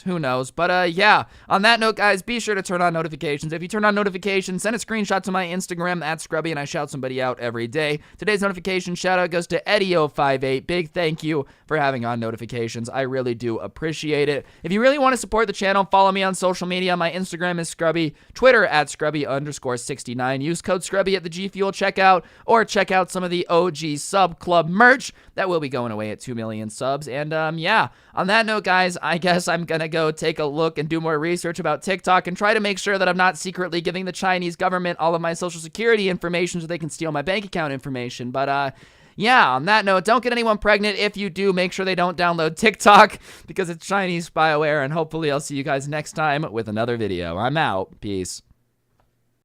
What's going on, guys? It's your boy Scrub here, back again with another video. Hope you guys are all having an absolutely fantastic day. I know I am. And if you are, be sure to press the like button. Otherwise, no joke, no scam. The next preppy rich guy you run into is definitely gonna have his dad, who's a lawyer, sue you, and there's nothing you can do about it. So press the like button if you want to avoid that by all means possible. Real talk though, guys, today I have a subscriber story about like a spoiled douchebag at a party getting himself into trouble and then being like, my dad's a lawyer, as the defense, and getting his girlfriend nabbed. So you know how it is. That seems like a good story here on the channel, so that's what we're gonna be doing. And without further ado, let's get into it. Yeah. High school, no December. You're not a member. Too high like I'm in the nether. I won't forget it. What's going on, guys? It's your boy Scrub here, and like I said, basically every now and then at a party there's some kid who like loves to talk crap, and then whenever anybody calls him out gets the my dad's a lawyer excuse. And the only problem is this time it didn't really work out that well. The person who sent me the story just witnessed this, but it's pretty funny, so I figured I had to do it. So that's what we're gonna be doing today, and let's go. So there's a party. You know how parties are, dude. They're a little bit crowded. This is pre-COVID, by the way. Don't worry. But parties get a little bit crowded. There's some music bumping on the dance floor. The dance floor is shoulder to shoulder. People are kind of having fun. It's a house party. It's not like at the club, but it is a house party that is at that point of no return where like it's starting to get out of control. And if it just keeps getting out of control, things are going to get worse. course, you know? And regardless, this guy is here with two of his friends that are also dudes, and they're just kind of standing there enjoying it, having a good time, sipping on some drinks, which is what you do at a party. And anyways, as they're standing there, it's really crowded and people have to like squeeze through. Some dude in like the most stereotypical douche fit ever, he's got the boat shoes, you know, the polo shirt with the collar popped, like walks up and just shoves these guys and is like, move, you know? So both two of them move, but one of the guys, like one of this dude's friend, like pushes him back and is like, no, you move, bro. Like, say excuse me, you know? Just kind of checks him a little bit. Like, listen, dude, we're all crowded in this party. Shoving me and telling me to move doesn't mean that I got anywhere to go, dude. Like, I don't know what you want me to do. He just did it in a more aggressive way, which I mean, if you shove me, I'm gonna shove you back. That's just how it is. And the preppy dude looks at him and is like, oh, do you really want a problem, bro? And shoves him again. And at this point, I don't know if this is just bro etiquette. I'm gonna explain it just in case nobody understands. But the way it works is like the first push is obviously somebody being aggressive. And the second push is the person who got pushed usually being like, yo, don't push me. And at that point, you have two options. If you shove or like do anything from that point, you're basically asking to fight. At least I think so. Like, you each get a shove and then you either have to calm down, but if anybody makes a move after that, I feel like that's just asking somebody to fight. That's my personal opinion. That's just what I feel like the code is. And it's not like a written down code. I feel like it's just unspoken. You both get one push, and then if anybody shoves after that, there's a fight. So he's like, oh, you got another problem, and he shoves again, which is usually, you know, the, oh my gosh, we're about to fight shove. So the guy who's with the person who sent me the story, his friend, reaches back his hand to punch this dude in the face, as you do when somebody shoves you twice and is like, yeah, I want a problem, bro, and like shoves you. You know what I mean? What else are you supposed to do? And as he's leaning back his fist, dude, this guy goes, I wouldn't do that if I were you, with like this snooty little grin with his polo shirt collar popped, like honestly looking like the stereotypical bad guy from a teenage movie of every 80s film. I wouldn't do that if I were you. And the guy's like, oh yeah, why not? He goes, my dad's a lawyer, and unless you want to spend the next month in jail, I would think long and hard before you hit me. Which, like, dude, I understand if you're in a situation where some random dude at a party is trying to fight you and you're trying to de-escalate it and you're like, look, my dad's a lawyer, you don't want to fight me. But like, how are you gonna go walking around a party shoving people you don't know, and then when they're like, all right, you want a problem? My dad's a lawyer, don't hit me. Like, that just sounds like you deserve to get punched in the face. Honestly, it sounds like you use this excuse a lot, and like, you just kind of deserve one, just so you know what it's like. Oh, don't hit me, my dad's a lawyer. So obviously the guy doesn't hit him, because when somebody threatens to sue you, you tend to rethink things a little bit. Even if you're at a party, even if you've been drinking, it's probably not worth it, you know? But that doesn't mean that he doesn't hit him, but they keep arguing, and he's like, dude, why would you like come over here and start all this stuff if you're just gonna wimp out? Which is a fair critique. Like, come on, get out of here, dude. Why are you trying to shove past everybody if you're not going to do anything about it, you know? Don't act like you're going to be the tough guy who's going to manhandle everyone at the party, and then as soon as somebody's like, dude, why are you shoving me? Please don't sue me, my daddy will be big upset, ooh-woo. And it's at this point that they realize that this dude's girlfriend is right behind him, and they're like, oh my gosh, she looks embarrassed. So they start trying to talk to her like, dude, you're with this dude? Like, he just walks around parties doing this, and you think it's cool? And she's like, I know, it's embarrassing. And he's like, oh, you're embarrassed of me? And she's like, yes, you always do this. You walk around starting stuff with people and then like act like it's cool that your dad's a lawyer. It just makes you look like a jerk. Like, it's not cool to just make people upset to the point they want to hit you and then be like, you can't. It's just mean. Which, I mean, good for this girl. And you know what they say, hydrated words are sober thoughts. And I'm not going to say I'm surprised that it wasn't this dude's first time doing something like this, because I feel like anybody that smiles that much before they pull the my dad's a lawyer card, definitely it's not their first rodeo, you know? It's like when a guy walks into a Subway and throws them a napkin with an order written on it and then like slides on his socks into the bathroom. You know that this is his Subway and you're just visiting. But that's what this guy is. The only problem is he's just the equivalent of starting problems with people for no reason and then complaining about the fact that his dad's a lawyer and can get him out of trouble, which doesn't help like the reputation of lawyers, by the way. Like, if I was a lawyer, man, you guys already got a bad enough rep, so you got to make extra sure that your kids are not jerks. So anyways, this dude and his girlfriend start arguing about how like he's always causing problems and starting drama wherever they go, and it's just embarrassing to be seen with him. And this girl is a little bit hydrated, to the point where like she can't stand up super straight. So this dude like grabs his girlfriend and like pulls her close, and she like loses her balance for a second, you know? And at that point, all three of these dudes just like shove him and are like, nah, you're getting out of here, dude. You are getting out of here. Like, you don't grab somebody like that, which good for these dudes, man. If you ever see anybody like getting forceful with somebody that very obviously ain't all there, like, that's kind of your job. You don't gotta beat them, you know, but they were like not politely told him to get out of there or there were gonna be problems, you know? So whatever, the guy's like, fine, whatever, and leaves his girlfriend with these like three strangers, dude, because they were like, nah, you're clearly not a good guy. You're like trying to manhandle her at a party. Like, no, we're not letting her leave with you. And they basically like babysat this girl all night, right? This douchey, I'm gonna get my lawyer dad guy's girlfriend all night. They hung out. They ended up taking her home. And some point during the night, they added him on Snapchat. And the next morning, you know, she like Snapchatted them like, oh, when did I add you guys? So they asked if she wanted to get breakfast. And like they meet up for breakfast, you know, they're talking, doing their thing. They're catching her up about last night. And they tell her about like the guy and what he did, and she's like, yeah, I'm not surprised. He does that all the time. Like everywhere we go, he has to pick a fight with somebody until he has to remind them that his dad's a lawyer. And I think he thinks it makes him look like cool or important, and it just makes him look like a tool, which, you know, anybody out there bragging about your parent's job, nobody cares. You're not your parent, dude. Like, it's just really not impressive. It just makes you look like a weenie, especially when it's like, oh, I will sue you because my dad sues people. Like, you want to talk about a little bit over the top and dramatic. I think that's the definition of annoying me, because why would your dad sue me just because I don't like you, homie?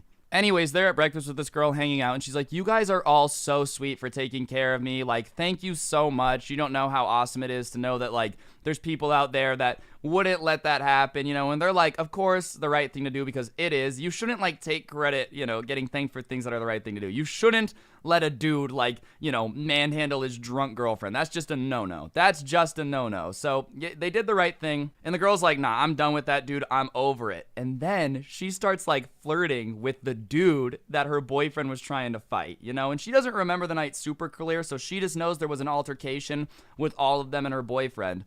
And she just happens to pick the dude who had, like, beefed with him at the party and been like, get out of here, you know, you want to fight. Like, she just happens to have a crush after breakfast on that dude. She remembered bits and pieces, but not, like, enough to know he was the one that, like, you know, was about to 1v1 the boy. And the kicker is, dude, he ended up dating the girl, man. Imagine you're at a party. You're at a party with your girlfriend, man. You start trying to flex on these kids that your dad's a lawyer and they can't fight you because you're gonna sue them. Like, oh, I'm gonna sue you guys if you fight me. You're with your girlfriend. You leave your girlfriend there like a jerk. And then the next time you ever see either of them is together. And you just know that that dude punked you at a party, made you look like a wimp, and then stole your girlfriend.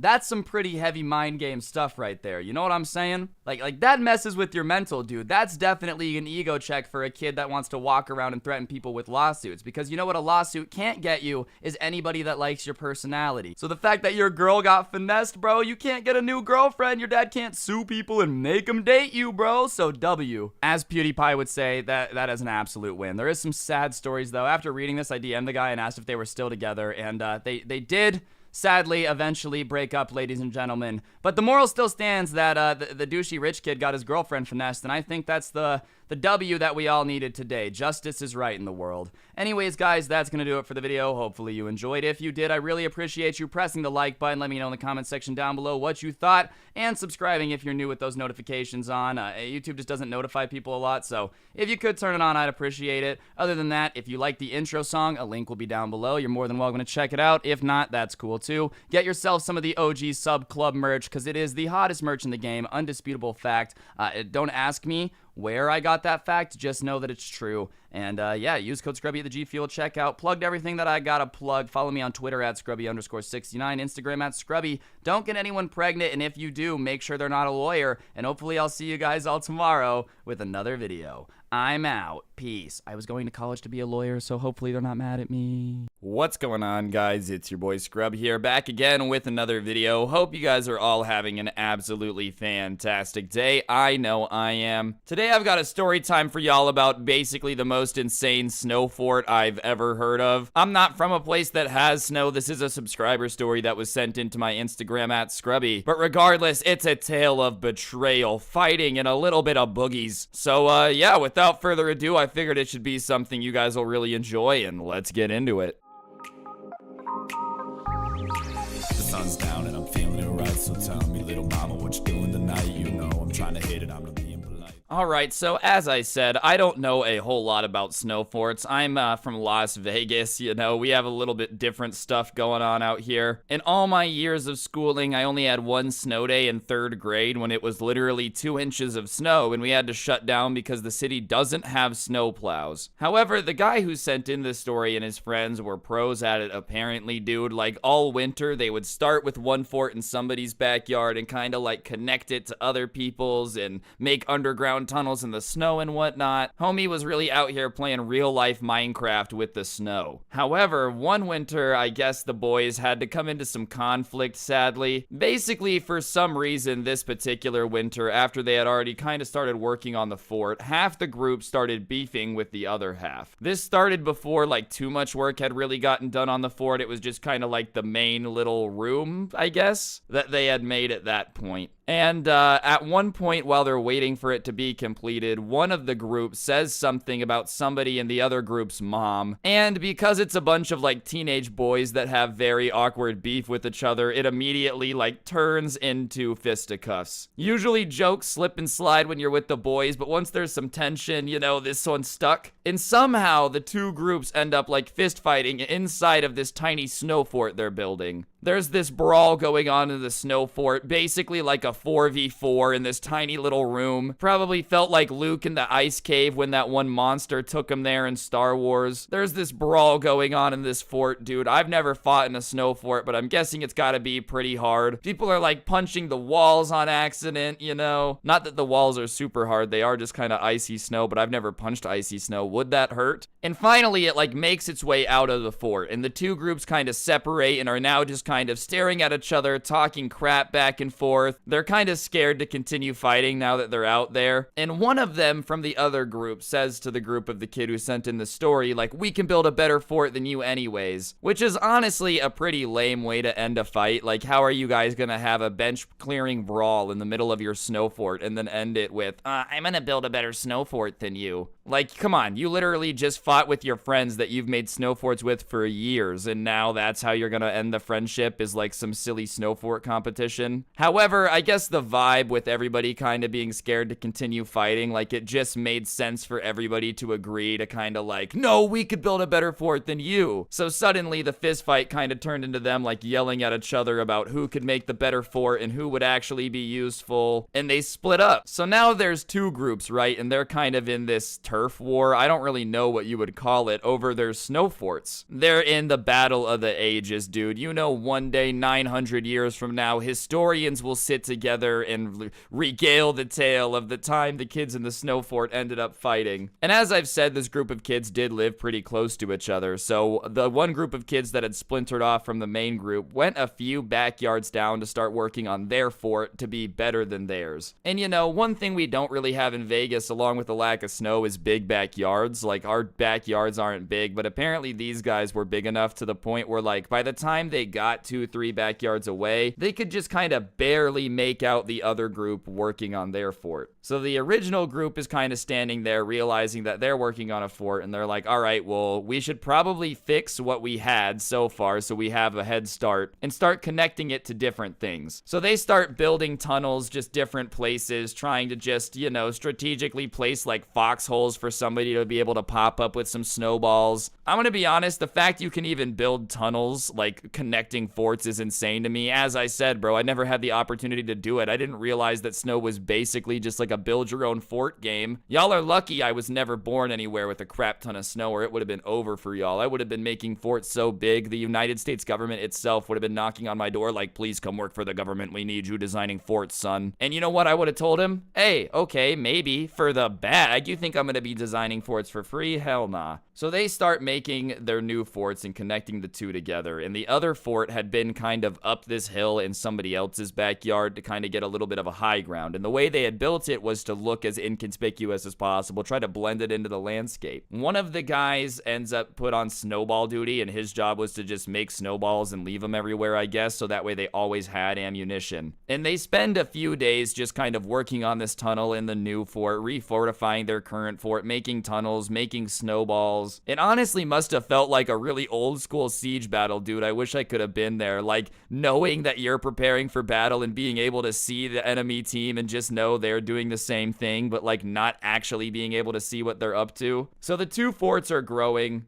And, you know, they're nearing the completion of their secret tunnel to connect the two forts, the one that kind of had the high ground and the one on the low ground. When this guy who's in charge of making snowballs runs in, like, all frantic, he's like, guys, I can't see the other team anymore. Like, they didn't really know what they were up to specifically, but one thing that was consistent is that they could kind of watch each other work on their forts. Like, you could see people going in and out or moving back and forth, but the snowball kid ran in and said that everybody had, like, stopped moving. There was no movement whatsoever from the other fort. And listen, as somebody who's had my fair share of fort battles with Nerf and whatnot, usually when the other team goes missing, bro, it means they're on their way to attack. Because if they weren't, like, why would they fake an attack, bro? That just wastes everybody's time if everybody gets super paranoid or, like, you know what I'm saying? So chances are they're on the way. So Snowball Guy is talking to him, kind of being like, I think people are coming. And at that point, when they know an attack's coming, they start scrambling to their battle stations, bro. They start running all over the place, picking up snowballs, like moving to all these different places, closing doors. And that's when it happens. Snowballs start smacking this like blanket thing they had as a door on their main entrance. And they are throwing snowballs so fast, like the other team, and so many of them, that the blanket is just kind of like fluffing, just boom, boom, boom, boom, side to side, because so much stuff in hitting it. And as one of the snowballs hit the blanket, I guess it like moved to the right. And as it moved to the right, another one of the snowballs comes like sailing through the little gap in the blanket, flies by the door, and smacks one of the kids right in the face, like dead center, nose, mouth, upper lip area. Just the perfect shot. Honestly, there's no way anyone outside the door could have aimed a shot that well, to be honest. But regardless, he gets smacked in the face really, really hard. He is, like, just on the ground. Now, I don't know if this is normal. Like I said, I've never really had a crazy intense snowball fight. But he said that they had basically frozen their snowballs and, like, put ice in the middle. And the purpose of doing that is to make it hurt way, way more. So while a snowball is usually supposed to, like, pop, you know, I'm imagining something kind of similar to the cartoon. This one had just kind of smacked the kid in the face, and it was like getting hit in the face with a chunk of ice, like solid rock. So the kid who it hit now has a bloody nose, there's blood going everywhere, and he's pissed off. He's like, those assholes, you know, how dare they like throw ice at my face? I'm bleeding. This is supposed to be a fun game. Are you kidding me? And at this point, it's basically war, dude. If you start throwing frozen snowballs at people to, like, hurt them more, yeah, I'm pretty sure you're asking for just all-out 1v1 war situation. I guess, like, 4v4 in this particular instance. But regardless, bro, you just can't go around pelting people in the nose with, like, a rock and then expecting them not to get mad and retaliate at you whatsoever. That's just wishful thinking. All right, guys, I'm gonna interrupt the video for a second. On screen now is actually a PlayStation gift card. I give away one of these gift cards every single video here on this channel. I give one of them away, sorry, as a way to just say thank you to everyone who's subscribed with notifications on. So if you haven't already done that, subscribe, turn on notifications so you never miss another video. It's free and you got nothing to lose. And if you're already a member of the sub squad, the notification squad, all that good stuff, then thank you so much. You help out the channel a ton, and I'll let you guys get back to the video. Thanks. So at this point, they start digging through their snowballs to find the most frozen ones to return fire and like hurt them back. So they start grabbing some, and at that point the other crew starts like coming into the fort. So they start throwing snowballs back at them point blank a lot closer, and obviously regardless of like whether or not you guys started it. In the moment when you start getting hit in the face with frozen snowballs, I doubt you're like, oh, haha, we have started this. We have this coming. No, you're just getting hit in the face with frozen snowballs. So you just start like swinging on people, bro. So there's another fist fight just going brazy in the middle of this fort, dude. Round 2, it's the same fort that they kind of had done it in originally. And now there's other kids that are bleeding because getting hit in the head with like a frozen ice ball point blank does do that sometimes. So everyone's fighting. There's blood all over the snow. And now they start destroying the fort. They start like kicking it. They start breaking it. They're like, you guys are idiots. You wanted it this way. Like, you hurt us. Now we're going to destroy your fort. And they just start destroying the fort as the original team is like fighting them back not to. And it's at that point he realizes that one of the kids in his group has gone missing. They don't know where he went. And as they're destroying the fort, they like tear down the roof, and where the other fort is kind of up on the hill, and it can look down into the original fort. And when they break the roof, he sees a kid in a beanie sitting in their fort, and he tells his team to run, and they run out. And right when that happens, the dude on top of the hill just starts lighting up the middle of this fort with an airsoft gun, bro. He had like seen that it was getting crazy in there. He went,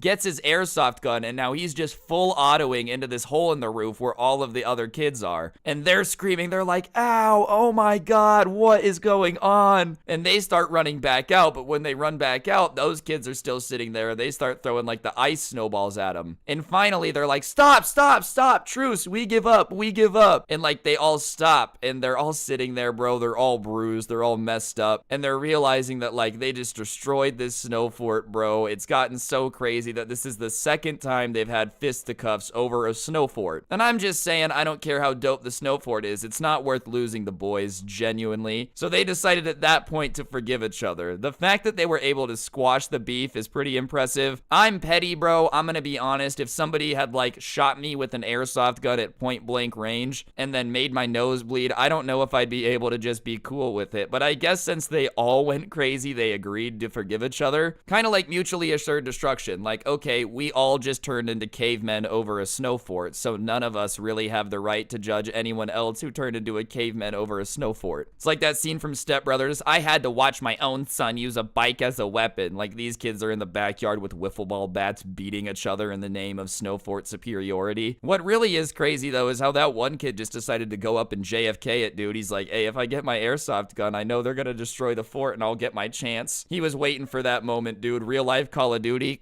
I got him flank executed. Realistically, though, I just want to know where the parents were during all this. Like, you're telling me there's basically too many gang wars going on in your backyard and none of the parents ever stepped out to make sure everything was okay? They just took your guys' word for it? Hey, I guess that's the way the ball bounces sometimes. At least it was a pretty good story time, you know? Ah, Jeremy, why is your nose bleeding? Nothing, Dad. Me and my friends just beating each other at point blank with rods made out of ice.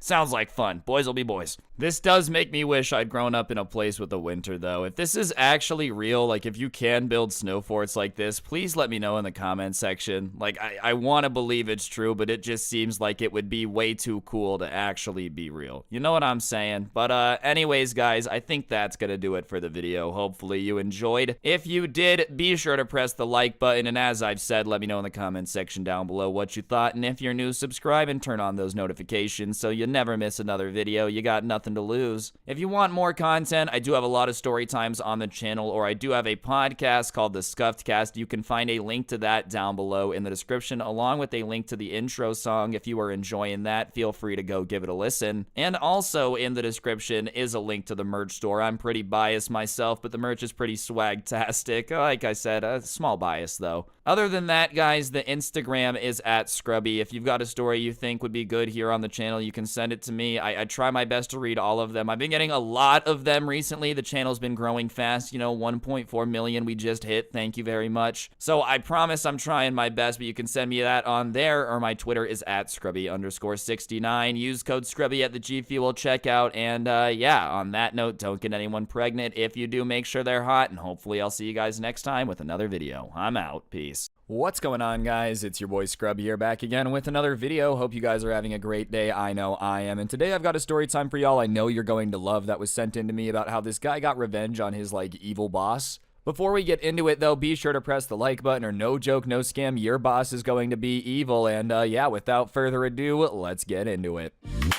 Nice rack in her ass Brazilian. Just turned 21, but my bank's a million. Alright, so the person that sent this in to me basically had just graduated college and had gotten a job at this advertising company. And you know, whenever you get your first like serious job, you don't really know what to expect in the corporate world, or like really understand what should and shouldn't be allowed. And at first, he had this manager that he worked for at this advertising company that was great. He was super accommodating to everybody's schedules. He was encouraging. If you had a good idea, he would like let you get the credit for it. But somewhere along the line, after working for a few months, he got promoted, obviously, because he was a good manager. And the person that they replaced him with absolutely sucked. And that's what makes it hurt even more. You know, if you get a job and the manager sucks, it just kind of is what it is. You're used to it. But if you go from like a great manager to a bad manager, the difference is night and day. You know what I mean? You can't go from like casual Fridays and, you know, being able to eat donuts in the office to like a guy that refuses to buy coffee because it's cutting into expenses and tell me that it's a great change.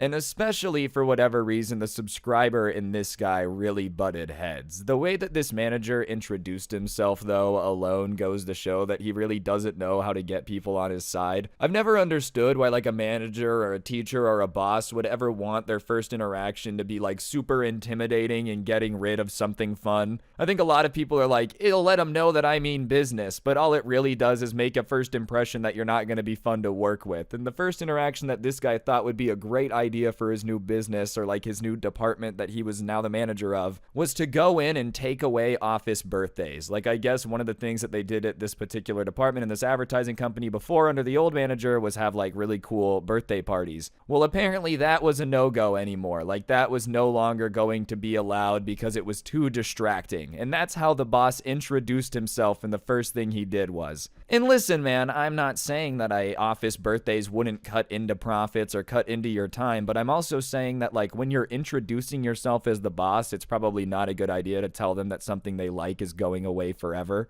And on top of that, he just started being like insanely demanding with deadlines. You know, obviously when you work in advertising, you got to have ads done on a certain time. Deadlines are going to happen. But it would be a situation of like, all right, if something was due on the 21st, he just wanted it done on the 5th instead. And they're like, well, why do we need to have this done 16 days early? And he would just be like, because I said so. No explanation. This obviously led to like a lot more overtime and crunching hours. So everybody in this department was just becoming more and more miserable because this guy was just not very good at being a boss. And while everybody had kind of hated this new manager, for whatever reason, the manager really did not like the subscriber, right? Like, I don't know if it was because the guy was young, it was his first job, he's new or what, but he like particularly picked on him. Anytime that something needed to have somebody stay late, it was on his plate. Anytime somebody needed to, you know, do something crappy, that was his job. If there was ever a situation where they needed somebody to work a holiday, it was always on this guy. And for a while, he's like, whatever, I'm new, I'm just gonna kind of deal with it. But even after people were hired after him, he kept getting all the crappy work. So he starts to realize that like, okay, this guy probably just kind of has it out for me. But the straw that really broke the camel's back for him is they got this like potential client that they were going to make this advertisement thing for. And they had an absolutely huge marketing budget, right? So obviously it became like one of the most important projects there, and it was assigned to their division. And instead of making it a team project and all working together, or, you know, maybe rubbing your brains together to come up with an idea and then letting one person run with it,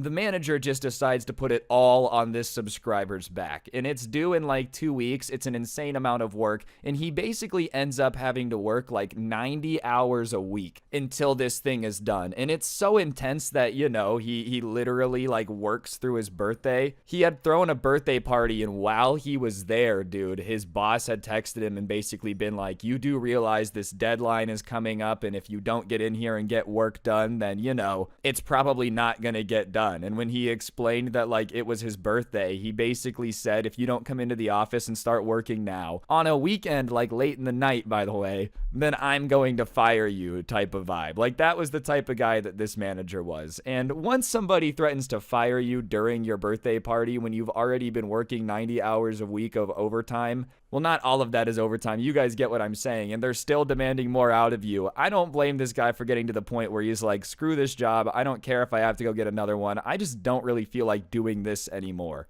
And so the project is coming to a close, and he's like, after the project, I'm going to talk to my higher ups about maybe moving departments or getting a new manager. And if that doesn't work and they deny me, then like, I'm just going to quit. And so he goes in, he finishes the project, it ruins his birthday, but he finishes the entire advertisement pitch, and he's really, really proud of it because he's been working on it like crazy. And he's done literally everything himself. Nobody helped him brainstorm any ideas. Nobody helped him come up with any of the graphic design. Nobody helped him, like come up with any of the strategies that they were going to do. Literally every single thing about this advertising project that they were going to pitch to this huge company was done by this particular worker, right? And so the meeting day comes, and he's very excited. He thinks he's going to get a chance to really impress, the corporate officers, maybe get himself in line for a promotion or something. It's his first job, so he's stoked. And they get in there, and his manager, who he hates, that's been working him to the bone, basically is like, oh, I did this all. Yeah, all of these ideas were mine, I've been working really hard on this. I've been putting in all these hours of overtime, and, it's just really been a project that I've been doing myself. And obviously, this situation really pisses off the subscriber, dude. Like, imagine you've been the guy putting in 90 hours a week to get this done. You walk into the presentation, your boss presents it and goes, I did this all by myself, by the way. And he gets so mad that usually you would keep your mouth shut till after the meeting, but he just pipes off during the meeting. He's like, that's bullcrap. You've been working me to the bone to get this done. I literally had to leave my birthday party to come here and work and get this done. And you're going to sit here and say that you did it all yourself? And his manager in front of everybody is like, well, your contribution in particular was especially small, so you might as well just not try to criticize me at all. And he literally can't believe what he's hearing, right? He's like, my contribution was small. You literally called me in on my birthday.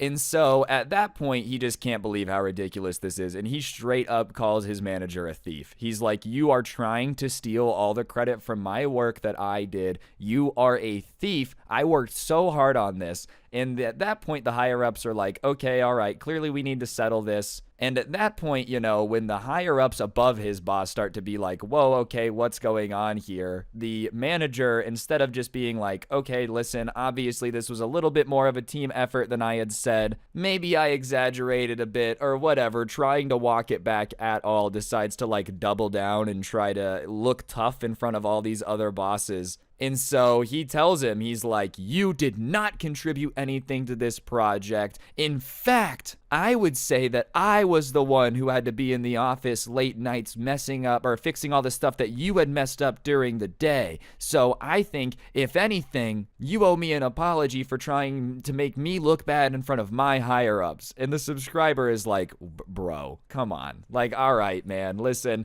I understand you want to look good in front of your bosses, but if you're going to like quadruple down on the fact that you did all this work, I'm done. And the rest of his team members that like know he had done all the work and were also under this manager, they're just being quiet, right? They're not really standing up for him. So he doesn't know what to do. Like, if it's his word against the manager, obviously the odds are he's not going to win that battle. It sucks. It just is the way that it is. The company's going to go with the person that's been there longer if it's a 1v1. And so because none of his coworkers are standing up for him and his boss just keeps being like, no, you're lying, I'm the one that did all the work, he does what the only thing he thinks he can do in that situation, and he just walks out of the office. He's like, fine, like, I'm just gonna go to my car. And so he gets up and leaves, and as he's leaving, his manager is like, where do you think you're going? We're not done with this conversation. And he doesn't reply to him. He doesn't say anything. He literally just walks out, And as he's walking out, he hears him behind him yelling, and he just keeps walking. All right, guys, I'm going to interrupt the video for just 1 second. If you take a look at your screen, you'll see a gift card code. For those of you that don't know, I give one of these away in every single video, and I'd really appreciate you taking a second to press the like button. Let me know in the comments section down below what you thought.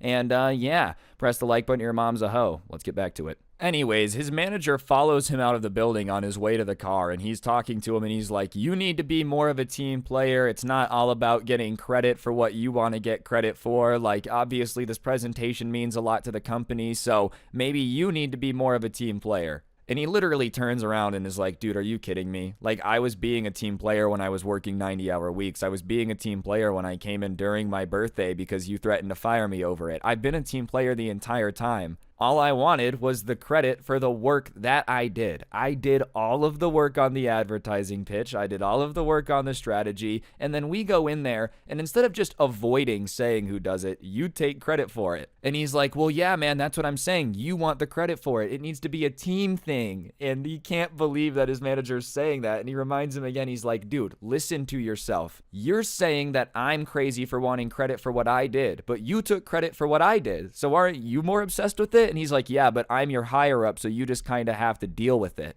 And at that point, the subscriber's just done. And he gives his boss an ultimatum. He's like, look, you either need to go back in there, go into the meeting, and tell every one of those bosses that I did the work and you didn't actually make any of it, or I'm going to quit. And his manager looks at him and goes, actually, you're fired. Welcome to business. Get out. And obviously, he's kind of shocked here. Like, this guy was so insistent on getting all the credit for the work that this guy did that he literally just was like, okay, you're fired then. If my option is either go in there and tell them that I did take credit for your work, or you quit, then you're fired. And at that point, he's like, all right, fine. And he just gets in his car and leaves. And the entire way home, he's just thinking about it, obviously, as you would, being like, what just happened? I cannot believe that this dude literally just tried to, like, fire me. He did fire me. He's gonna get credit for all the hard work that he made me do. He made me leave my birthday. He made me work 90-hour weeks, and he's going to get all the credit for it. And so he goes home and he's like, dude, and what's even worse is that it looked like the higher ups above his boss were loving it. You know, it really could have been a situation where he got a bunch of credit and looked really good and maybe advanced his career. But now here he is jobless, and he's thinking about the fact that it was the next day they were going to go present it to the client, you know, like they were going to take it and present it for the pitch to get the money. And so he goes to sleep and he wakes up and he just decides to, like, go on his computer and start looking for a new job. But for some reason, he has this feeling to, like, check his Google Drive, right? And he doesn't really know why, you know, obviously it's not like there's anything important in there for him. He doesn't have a job anymore, but he just can't shake the feeling that he's supposed to check it. He's checking his email, look in your drive. He's checking, watching YouTube, look in your drive. And so finally he goes over and he's like, all right, reluctantly opens the Google Drive. And that's when he realizes why he had been having this feeling that he should go look the entire time. Like I said, he had done literally all the work on this advertising project, right? From start to finish, he had done literally all of it. So one of the things that he had done to make his life easier when he's working from home is he had put it in his Google Drive. All of the, you know, the graphics, all of the ads, everything is in his Google Drive, not the company's drive. When you're working on the computers at the company, then you put it on their stuff. But he had done all the work, you know, overtime by himself. So he basically is like, oh, this is mine. And because he's fired, he no longer works there anymore. It's not their property. And he realizes that they're going to need all of the stuff in this Google Drive if they're going to actually present his advertising pitch to this company. So he just goes in, removes everybody's access from the files, and then deletes it before they could, like, back it up. And basically, before anyone's like, yeah, that's petty. Yeah, obviously it's petty. But if his boss is going to fire him to take credit for it, then, like, they don't deserve the work in the first place, you know? It's their fault for making this guy do all the work, like, overtime and it being on his drive in the first place. So if he's not going to get the credit, then I guess they're just not going to get his work. And so he deletes the Google Drive and instantly just, like, feels great, right? I'm sure that's a great feeling. You guys are going to fire me and take all the credit for my work? Then fine. You just don't get any of my work. How about them apples? But to make it even better, right, he assumes, listen, either they're not going to have access to it, but somebody at the company has to have been smart enough to make a copy. That's his thing. He's like, whatever, they can't use my version, but there's literally no way that this company hadn't made a backup of everything at some point, right? But after about 15 minutes of deleting the file, his phone starts blowing up. It's just ringing like crazy, and he looks and he realizes it's his manager. And he answers and he's like, what do you want? What are you doing? That's our property. You deleted all of the stuff for the advertising docket. Da-da-da-da-da. What's wrong with you? Why would you put the company in this position? That's borderline illegal. You're lucky I don't sue you. And he goes, dude, all right, first things first, don't yell at me. Second things second, it's my Google Drive. It wasn't in the company's drive at all. So it was my property. And also, I don't work for you anymore. So I don't have to give you any of the stuff that I did. You know what I mean? Like, you were making me work overtime. I was doing it on my Google Drive on my computer. I didn't really use company equipment for it. So no, I don't have to let you have it. Nothing I did was illegal. And his boss is like, fine, whatever, but just give it back. Like, do you understand that you're putting the team in a rough position here? And he goes, well, I'm not putting the team in a rough position. If you really did all the work, then you should have a backup somewhere. And at that point, the guy is kind of like, oh, crap. If they don't have this ready for the presentation, they're going to realize that he didn't actually do the work. And so immediately the manager starts like groveling to get him to come back. Well, what do I have to give you to come get your job back? Like, I'll do anything. I'm sorry. I'll never try to take credit from you again. And he's begging him to come back because he realizes that he's probably going to get fired and not get the client if they get in there and he doesn't have it, because the managers are going to put 2 and 2 together and go, wait, you really did take it from that kid, didn't you? And so obviously the kid's sitting here with a choice and he feels bad for the guy, but you know, he's also not going to go back to it. And he's like, no, I don't want to work for you guys anymore. And his manager is like, please, man, I know we can work something out. He doesn't even give him a chance. He just kind of hangs up, as you do. If you want to fire me because I asked for credit and you were going to take it all, yeah, I'm not going to come back and work for you again, dude. You already showed me what you were going to do once. I'm just going to trust you. I tried to trust you and you took all the credit for the work I did before, dude.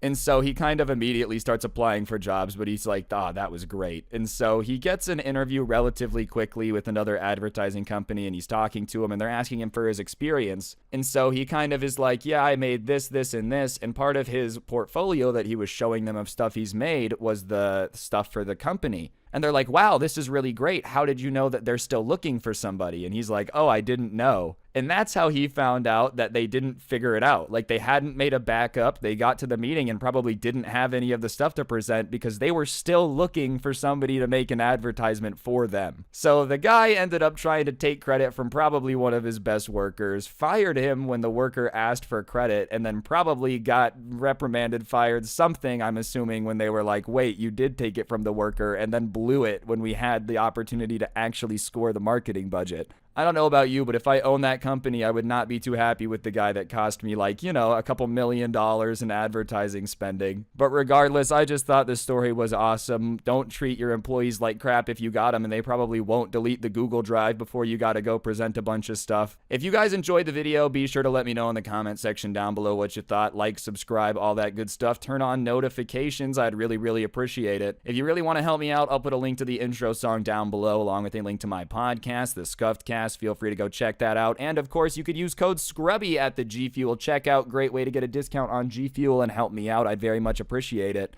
And last but certainly not least, I got 2 more things that I gotta shout out. First things first, I did go ahead and put some of my story times up on Spotify, so if you want to check that out, a link will be in the description. Be sure to go do that if you don't want to watch the gameplay, listed offline, all that good stuff. And we got the Karen Christmas sweater, which might be the coolest merch to ever exist. This link's gonna be in the top of the description, but if you want to get festive and show those Karens who's boss, then be sure to go check that out. I would appreciate it. And yeah, on that note, guys, that's gonna do it for the video. Don't get anyone pregnant. If you do, make sure they're hot, and hopefully I will see each and every single one of you guys next time with another video. I'm out. Peace.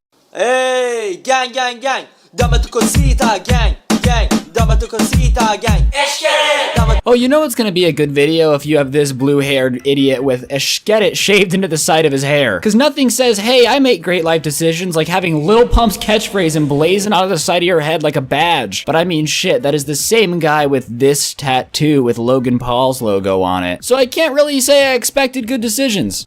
I let you in, you blew me off.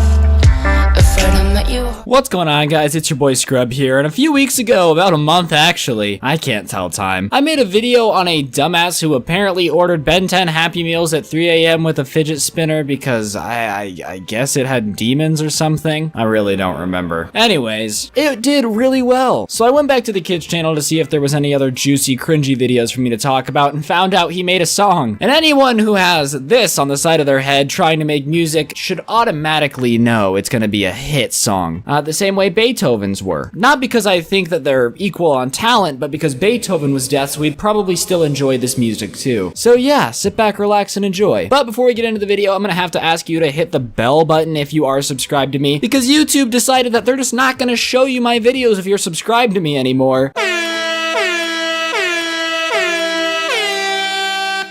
So be sure to hit that bell so you can actually see my videos. I wouldn't ask if YouTube wasn't trying to just ruin everything. Let's get into the video. Dame tu cosita, gang, gang. Dama tu cosita gang. Dama gang, dama gang. Oh wait, what did you say? Dama tu cosita gang. Gang. So I went ahead and counted, and in that 8-second clip, the scene changed 15 times and the screen flashed 27, which means that this music video probably should come with an epilepsy warning. I mean, shit, grandma's been convulsing since the start of it. Why is your shit so over-edited, man? It looks like you gave a 2-year-old the controls to your PowerPoint in your math class and just let him switch between slides and told him it was funny the faster he went. Shit, dude, I know your music video is garbage, but it doesn't need to be this bad. Dama tu cosita gang.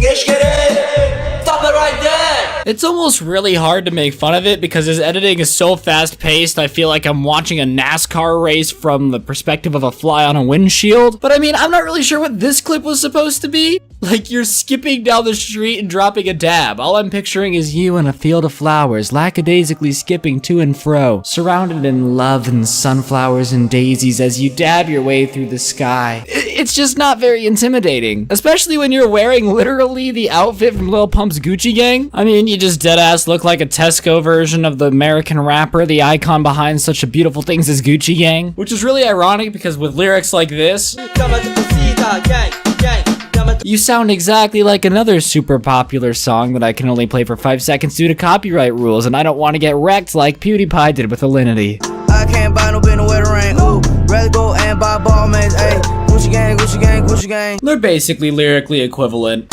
Yeah, traveled with the crew. Afghan, we so lit. Friends with only few. Afghan killing it. Mess with us, I got the screw. NNA with a banger. Hit it. Personally, that seemed less like a rap and more like he was asked to read a passage in English class and had to stand up and do it in front of everybody. I mean, shit, you sound so bored, it's like you're half falling asleep during this entire verse. Also, why are you guys walking down the middle of the street? That's gotta be a safety hazard. The last thing you want in Dubai is a freaking Mercedes-Benz coming and plowing all you guys down in one swift motion. Dama tu cosita gang. Gang. Dama tu cosita gang.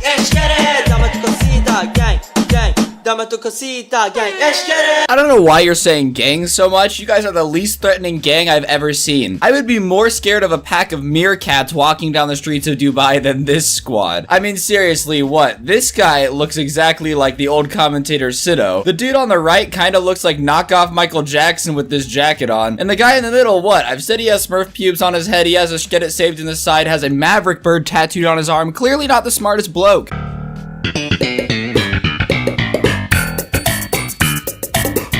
If they were coming at me doing a snap dance battle while rapping, I'd probably just start laughing the entire time. Dama tu cosita gang. Gang. Dama tu cosita gang. Right, so I'm getting the idea here. Dama tu cosita gang gang gang gang gang gang gang gang gang gang. This shit is more repetitive than my videos have been recently, which I'm sorry for. But I mean, damn, this song is absolute trash. I made a joke comparing it to Gucci Gang earlier, but at least Lil Pump does like 2 verses on that song. This is just a bunch of kids roaming around the streets saying Dama tu cosita gang. What is this art? Is this what art has become? Maybe my taste is off. Maybe these gentlemen are the Vincent Van Goghs of our generation, and I'm just a dirty hater. And of course, at the end, it wouldn't be complete without some ASMR spaghetti eating for some reason. I don't even know what this kid's thought process was. Like, he had to get his friends together, rent a boat, go shoot all this, spend hours and hours editing it, and at no point went, wow, this song's actually kind of hot garbage. And that's the most surprising part. But on that note, guys, that's gonna do it for the video. Hopefully, if you enjoyed, you'll press that like button, comment down below, and subscribe. If you could hit the bell button because YouTube's just ruining everything, I'd really appreciate it too. And now I have something serious to say. I have almost 150,000 subscribers and not even 2,000 Twitter followers, and I just can't live like that. So if you guys could head on over to Scrubby Vivo and follow me, it would make my life so much better. But seriously, guys, have a great day. Here's your comment of the day. Hopefully you guys have a good one. Have an amazing time out there. Love you all. Have a great day, and I'll see you tomorrow with another video. I'm out. Peace.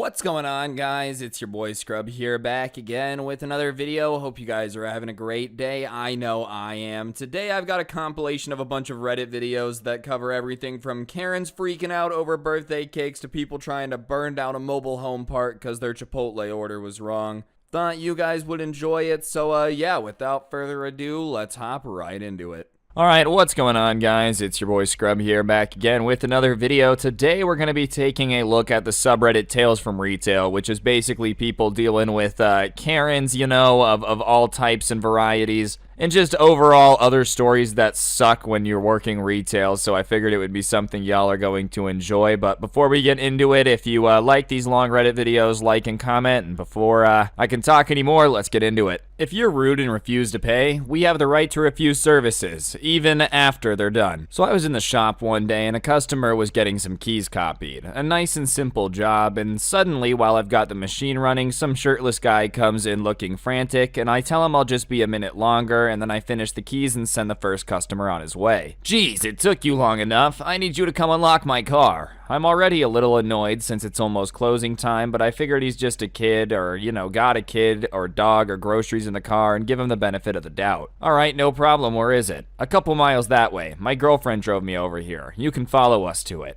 I get some info from him, the kind of car it is, his name, number, address in case we get separated, and he says, my phone's in the car, so if you call it I won't answer. And I say, well then how about your girlfriend's number? Well, hers is in the car too. Alright then, since it's pretty much closing time, I just go ahead and set the alarm and lock the doors as I leave, and he doesn't like this and starts saying how I'm taking forever. Yeah, take a chill pill, 5 extra seconds won't kill ya. I get in my truck and follow him out there, and when we get there, I grab my tools and head to the car. Surprisingly, there's nothing there or in there except for the keys on the seat, no kids or dogs, so now I'm just hoping it's actually their car. You better not mess up my doors, dude, it's a classic. Yeah, a classic Ford piece of crap. I open it up in about 10 seconds and check the insurance card, and it's theirs. I pick up the keys and go over to him and tell him it's $40, and he looks at me dumbfounded. You mean I have to pay for this? Yeah. Sir, we charge a service fee when a call is taken and we have to go out to location. Well, I'm not paying you for that. You did it in 10 seconds. I could have done it myself if I had known.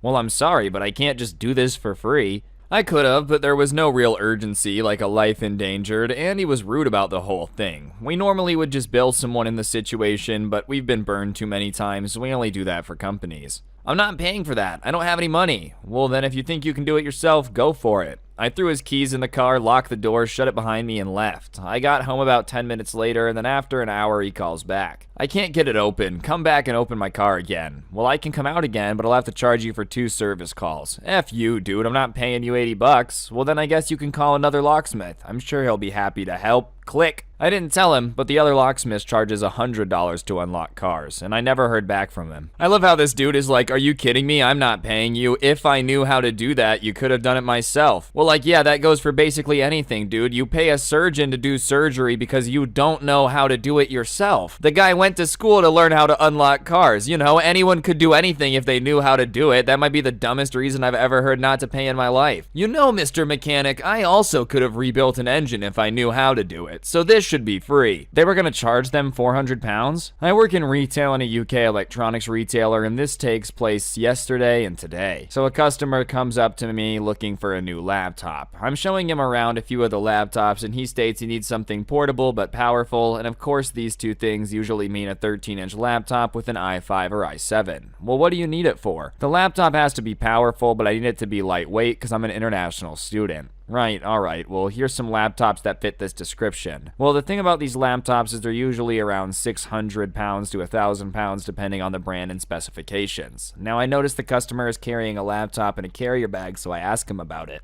Just being a bit nosy, but also making conversation as I show him around the laptops. So what's wrong with that laptop? Oh, the battery blew up and it doesn't turn on anymore. Okay, well, can I take a look? He takes it out of the bag and I notice it's a MacBook Air, and being the store's Apple person, I ask if I can look at it. Now, I notice it has another computer shop sticker on the top of it, so I ask about it, and he said I took it there, part of an Apple-style chain with a shop literally down the road people mistake for an Apple store. What did they say is wrong with it? They didn't open it up, but they said it'd be 400 pounds for the problem I told them I thought it was. They quoted it and haven't even taken a look at it. No surprises there. So I took the Mac from the customer and walked him down to the Apple counter of our small store. I plug it into the Mac charger and notice it's lighting up green, but not switching to amber, which it would do. So just out of habit, I performed a little reset, which basically is a hard reset to tell the Mac to get it together, and it turned on. Oh, wow, you got it working. Yeah, I just want to check and make sure it isn't a fluke. I got the customer to change the language from his native to English and got to diagnostics, and the test came back fine and the battery reported fine. It's in good working order with no problems. It just needed this reset and now it's fine. However, your charger's toast, so you need one of those. That's awesome. Thank you so much. My dissertation was on there and I would have to start it again. Now, I just completed my dissertation, so I completely understand the situation and stress of university life. Well, how much is that going to be to fix it? Nothing, man. It was 2 minutes and fast, so don't worry about it. To this, the customer becomes all thankful and happy and tells me he wants to pay for dinner, and I insist it's okay and part of my job. So he's on his way with his Mac in working order and warning not to use the charger and an extra form of storage to keep his backup just in case he loses it again and doesn't lose his work. Today, he came back in to purchase the new charger and was looking specifically for me in the store. He had gone out and bought me a cake and macarons from a high-end cake shop. At first, I said I couldn't accept it and was thinking of work and the cake obviously costing a lot of money, but after much insistence, I did accept and the customer was happy, and I left work later in the evening with a cake in tow and a smile on my face. Not all customers are difficult, and it left me with a lot of joy at the end of the workday. You know, I had to switch it up and throw a good one in there. Honestly, this one's just great because it goes to show that A, sometimes businesses are just trying to rip you off. You should always get a second opinion. And B, not all retail jobs end with you getting slapped in the face by a Karen with a ham sandwich, you know? Every now and then you get some sweet baked goods out of it. Could you imagine if this became standard, bro? Like, you know, I feel like people would have a lot more patience with someone being difficult if when they went above and beyond for a customer, people were bringing them cake instead of just like not anything. But what kind of car is it? Was just reminded of a very old conversation I had with a customer and how strange it was. This was some years ago, so the details are sketchy, although the themes and results are pretty much the same. I used to have a job working selling TVs at a big electronics chain store, and I once had this weird customer walk in and ask me if I thought a TV would fit in his car. I don't remember the TV, but let's say it's like a 50-inch plasma. I'm that old. Obviously, you know, I would need to know what kind of interior space he would have, so I started to ask him details about his car. Alright, well, what kind of car do you have? It's a Mercedes. Alright, well, what type? Mercedes. At this point, he took on a tone as though I wasn't listening. Yeah, those are great cars, but what model do you have? I don't know, but it shouldn't matter. Well, I would need to know what kind of car it is so I can figure out if it'll fit. I already told you it's a Mercedes.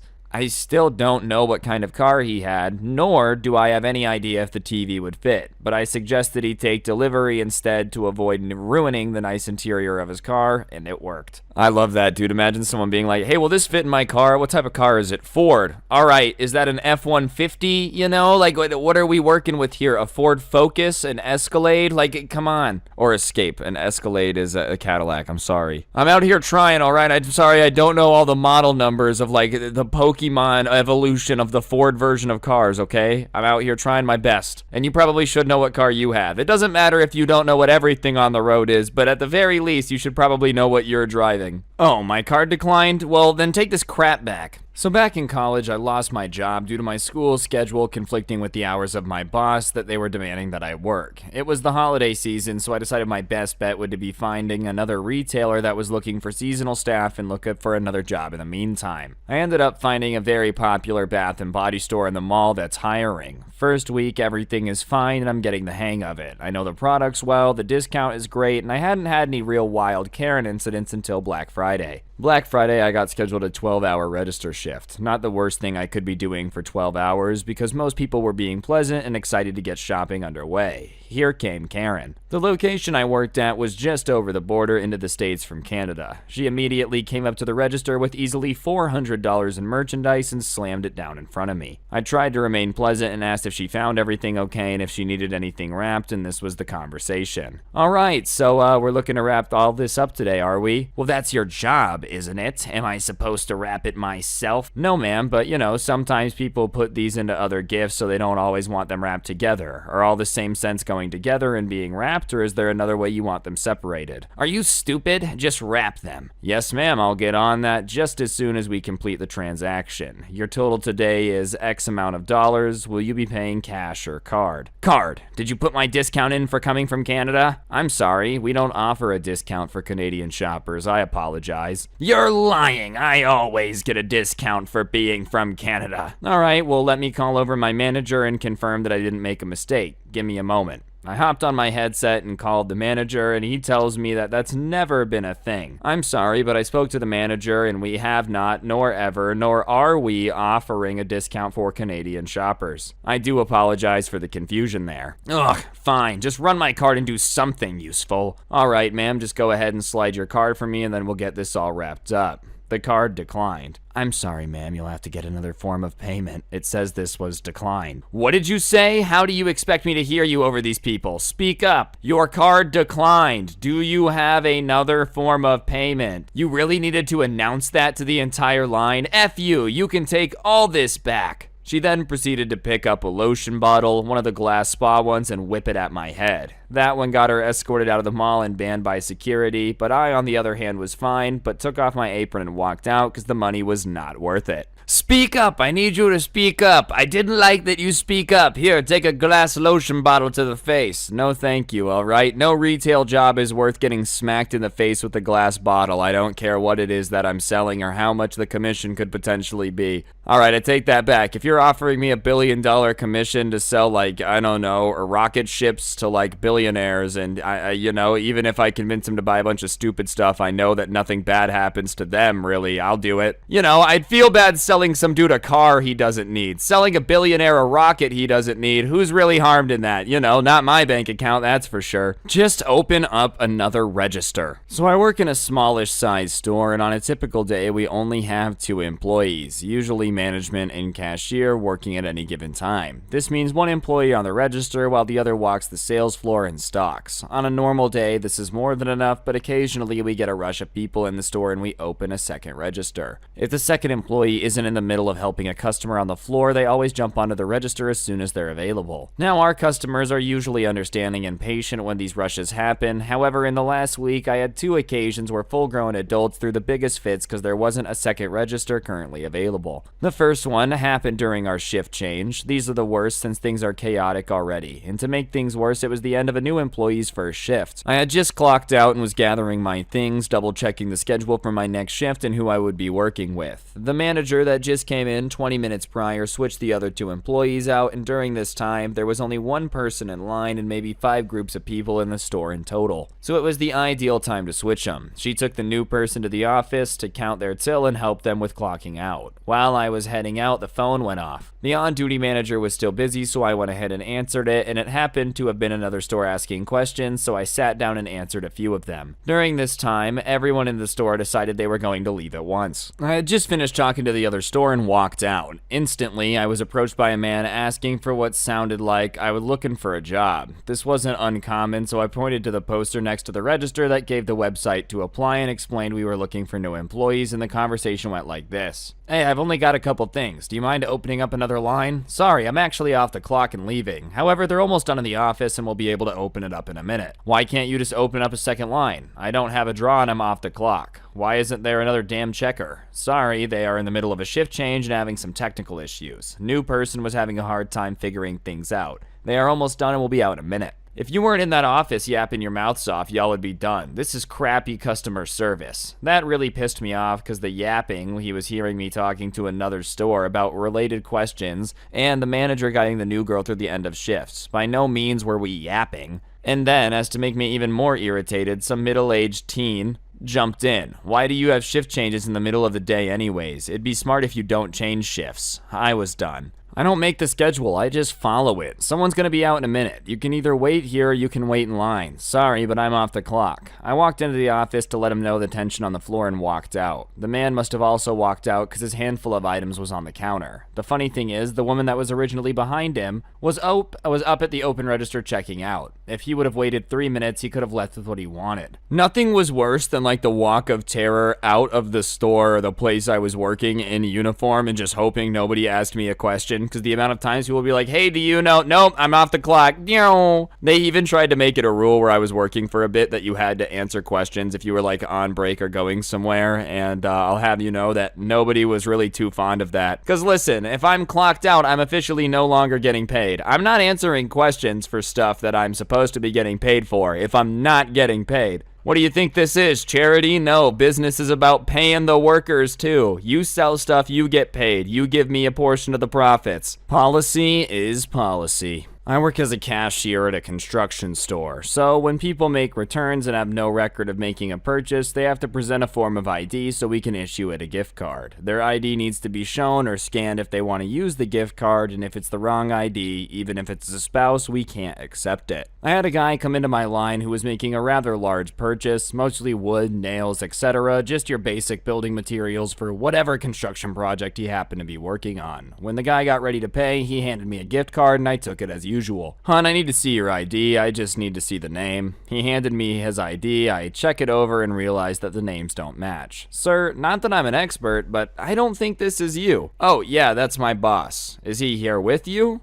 No. Well, then I can't accept this. You're gonna have to pay with something else. He made a return and wanted to use the money to purchase these. I'm trying to think of the best way to be diplomatic about this. Well, I get what he's doing. He wants to keep all the purchases on one card, right? So he doesn't want to give you cash? Yeah, that's smart. I like that idea. I have people that do that. But if he's not here with you, I can't take the card. I smiled brightly and handed it back to him. Well, I can call him and he can tell you. I mean, even if he does call and I speak to him, it doesn't change the fact that I can't take the card. Well, whatever, I'll pay with something else. At this point, I figured it's the end of the issue. He asked a few questions about the stuff he's purchased and asked me to recheck prices on things, and he finally pulls out another card. Why can't I use the card? He's my boss. I get that, but I can't run it. It's policy. What do you think? I stole it? I gave him a puzzled look. He gave it to me. How could you have stolen it if he gave it to you? I didn't steal it. I didn't say that you stole it. You, and I pointed at him, brought it up, not me. Like I said, I get it. Your boss is trying to make it easier so you can do your job and he can do his. But I can't break policy for you. Next time, just have him come in so I can explain it to him if you want.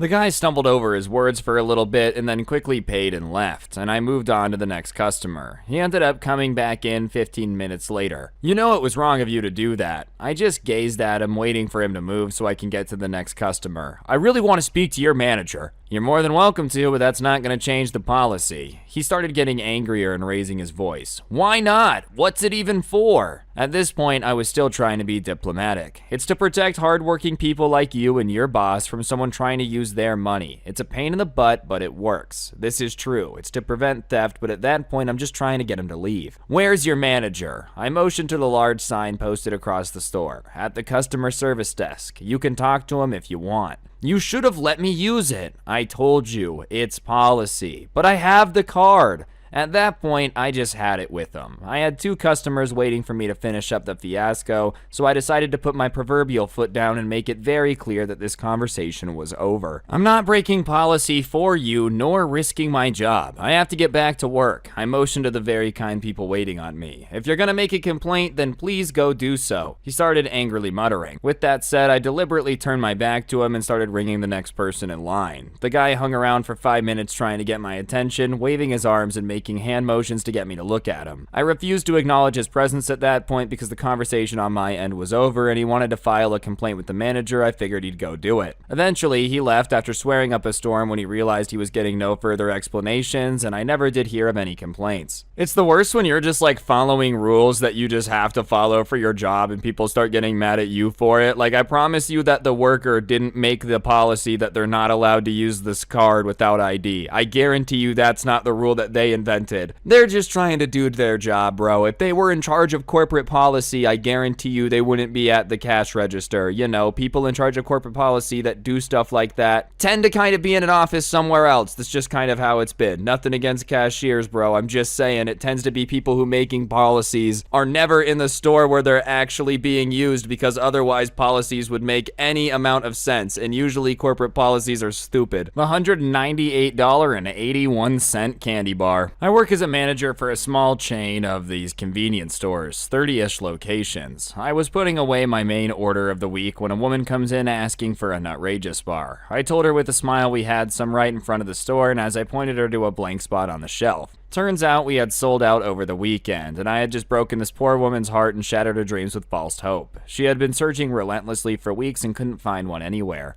I apologized for the bad fortune and said I would order more straight away, and the woman sighed, bowed her head, and walked out of the store like a dejected puppy. I turned back to order, opened the tub, and right on top was a brand new box of Nutrageous bars. I tore open the box and vaulted open the counter like a cop sliding over a car hood and sprinted out the door like I had just clocked out. I caught up with her just as she was starting to pull away from my store, and as she was pulling out, she turned and saw me lumbering towards her holding the candy bar like a newborn child I had just delivered into the world. I have never seen someone so happy over candy. She runs to me like she's a veteran running home from duty and running towards their children for their first swirling embrace. I tell her she can have it on the house and have a good day. And then, just now, I got a call from my district manager demanding to know if I was the one who gave away to the candy bar to the customer for free. Crap, I think to myself. I do something nice for someone and she called my boss to tell on me. So I tell my boss that it was me, and he tells me that she called and was so happy with our company she would be choosing us for the local volunteer firefighter appreciation gifts this year. $2,000 in gift cards, $25 each for the volunteers. My boss said he was giving me a 10% commission minus the price of a Nutrageous bar. I don't know what a Nutrageous bar is, man, but congratulations on the $200. See, sometimes it does pay to go a little bit above and beyond if someone's not being a Karen. I'm telling you, we gotta make it a thing. Stupid boss cripples Navy ships connectivity. A little more than a decade ago, when I was still active duty U.S. Navy, we were on a deployment and at that point sailing in the Mediterranean Sea. One of my technicians was working on the main interference between ships' internal networks and a satellite. Everything went through this system. Internet, email, messaging, ship-to-shore phones, secure networks, all of it. We'd been having a connection issue with the shore, and my boss tells me and my tech to enter a change into the configuration. We do, and nothing really happened, so my boss told my tech to enter something different. This goes on for 30 minutes back and forth until I hear this. Change that to this, then restart. I have to copy the running config over. It should take a minute or two. I know how the system works. I'm the one who went to school for it. Just restart it. He went to the school for 2 versions ago. It's a completely different system and it didn't work the same. One of the commands he had the tech enter cleared the startup config that they had just written for the last 30 minutes. If we restart, we're gonna lose everything in the system and a reload's gonna take way longer. Just do what I tell you to do. The bigger boss needs to get messages out of our next port visit. I had talked to the bigger boss earlier in the day and he was glad not to have tons of emails coming in and couldn't care less. Just let me test this copy and I'll restart it. Just get out of my way and I'll do it. He walked over to me and said we better open the safe and get the backup ready. We entered our combos into the safe and pulled it, and I looked at the sleeve and the date of the last backup was after we left home port. No big deal. What the heck? I can't get into anything now. We walk over, disk in hand, and get ready to reload everything. Pop the disk in, pull the file just to visually verify everything, and the file has only the header, nothing else. I asked the boss, who according to the log did the last backup. It's an easy process and he usually always took the easy ones because he's the boss. If he verified the file before he burnt the disk. What do you think, I'm an idiot? Of course I did everything. Well, there's nothing there now. Tech pulled the other older disk and we're gonna try to rebuild it from there. There's not an older one. There has to be. We keep 2 just for this reason. It's not there, man. Go ahead and take a look. I go through every disk in the binder, and he's right. It's gone. I shredded it. We only need the most current. You what? Oh my gosh, hand me the satellite phone, I'll be back. Because the boss wanted to save the ginormous amount of space that a single CD takes up, we were completely disconnected with an empty box of a router. It took me 2 hours of drop sat calls to a few civilian technicians to get a new config made and sent out via regular mail. 2 weeks later, we got the disk in hand and had the system restored in an hour, and the boss was ordered to not touch the system again while stationed on board. Oh man, dude, I don't even know why you would shove the technician out of the way and do it yourself if you have no clue what you're doing, especially after you shredded the only other backup you have on board. I love how he's like, yeah, this single CD, no, taking up way too much space. I gotta throw it overboard. What's going on, guys? It's your boy Scrubby here, back again with another video. Hope you guys are having a great day. I know I am, and today I'm gonna be going over the subreddit r/Tales from Tech Support. It's a pretty fun one, you know. I just love watching boomers be confused with technology. No offense to the boomers. So yeah, I figured it would make a good video, so without further ado, let's get into it. Are you sure that you want to fire me? A couple years ago, I worked in a big energy infrastructure company. I worked there for over 4 years, starting out as a technician, but because I'm a very IT-oriented person, I soon find myself doing maintenance and new server room builds. Because of the nature of this industry in my country, I happen to be one of the very few on-site IT support guys in the whole nation. Later, I found myself to be the only one since all the others moved to different positions, and I also regularly did energy production maintenance because of some reason the company felt like they didn't need a full-time on-site IT support. About 3.5 years to my employment, I was diagnosed with an illness that affected my production maintenance part greatly. In fact, I couldn't do it at all. I won't go into details, but basically all I could and was still doing on-site IT support and installations since I was the most qualified, and I was also the only one who was doing it at the moment. Our main IT crew was located in another country, but I made friends with most of them in the years of my on-site support. At some point, when equipment was already aged many years, we started having problems with it. I began having jobs hundreds of kilometers away in different maintenance areas as well, because all the other support guys had left. I had a colleague in maintenance that I started to take along for some of the jobs because I really needed some help. Some of the tasks took several days, sometimes even a week of traveling to do it all. He wasn't qualified for IT, but I thought he'd learn as I teach him, and it turned out he actually learned some but was sloppy and got distracted. One time he even got himself electrocuted with the main rails of doing maintenance, but that's a different story. It turns out the company was not happy because of the illness I had and wanted me out. I could still do the IT stuff fine, but since that was not the position they hired me for, they started to give me a hard time. I contacted some of my colleagues abroad and they said they really needed me for IT support and installations, and after some time, the big bosses decided they didn't need me anymore since I was not able to do the work they hired me for. Let me remind you, I was literally the only IT support guy in the whole country qualified to do my job. Some months go by and I'm eventually fired. I tried to fight the termination with the union lawyer with my boss and other colleagues, but there was no luck. I had 6 months left and then I was out. I had no problem doing the support because my illness didn't affect it though. Almost immediately after I was no longer working, I started getting phone calls from the colleague I had tried to train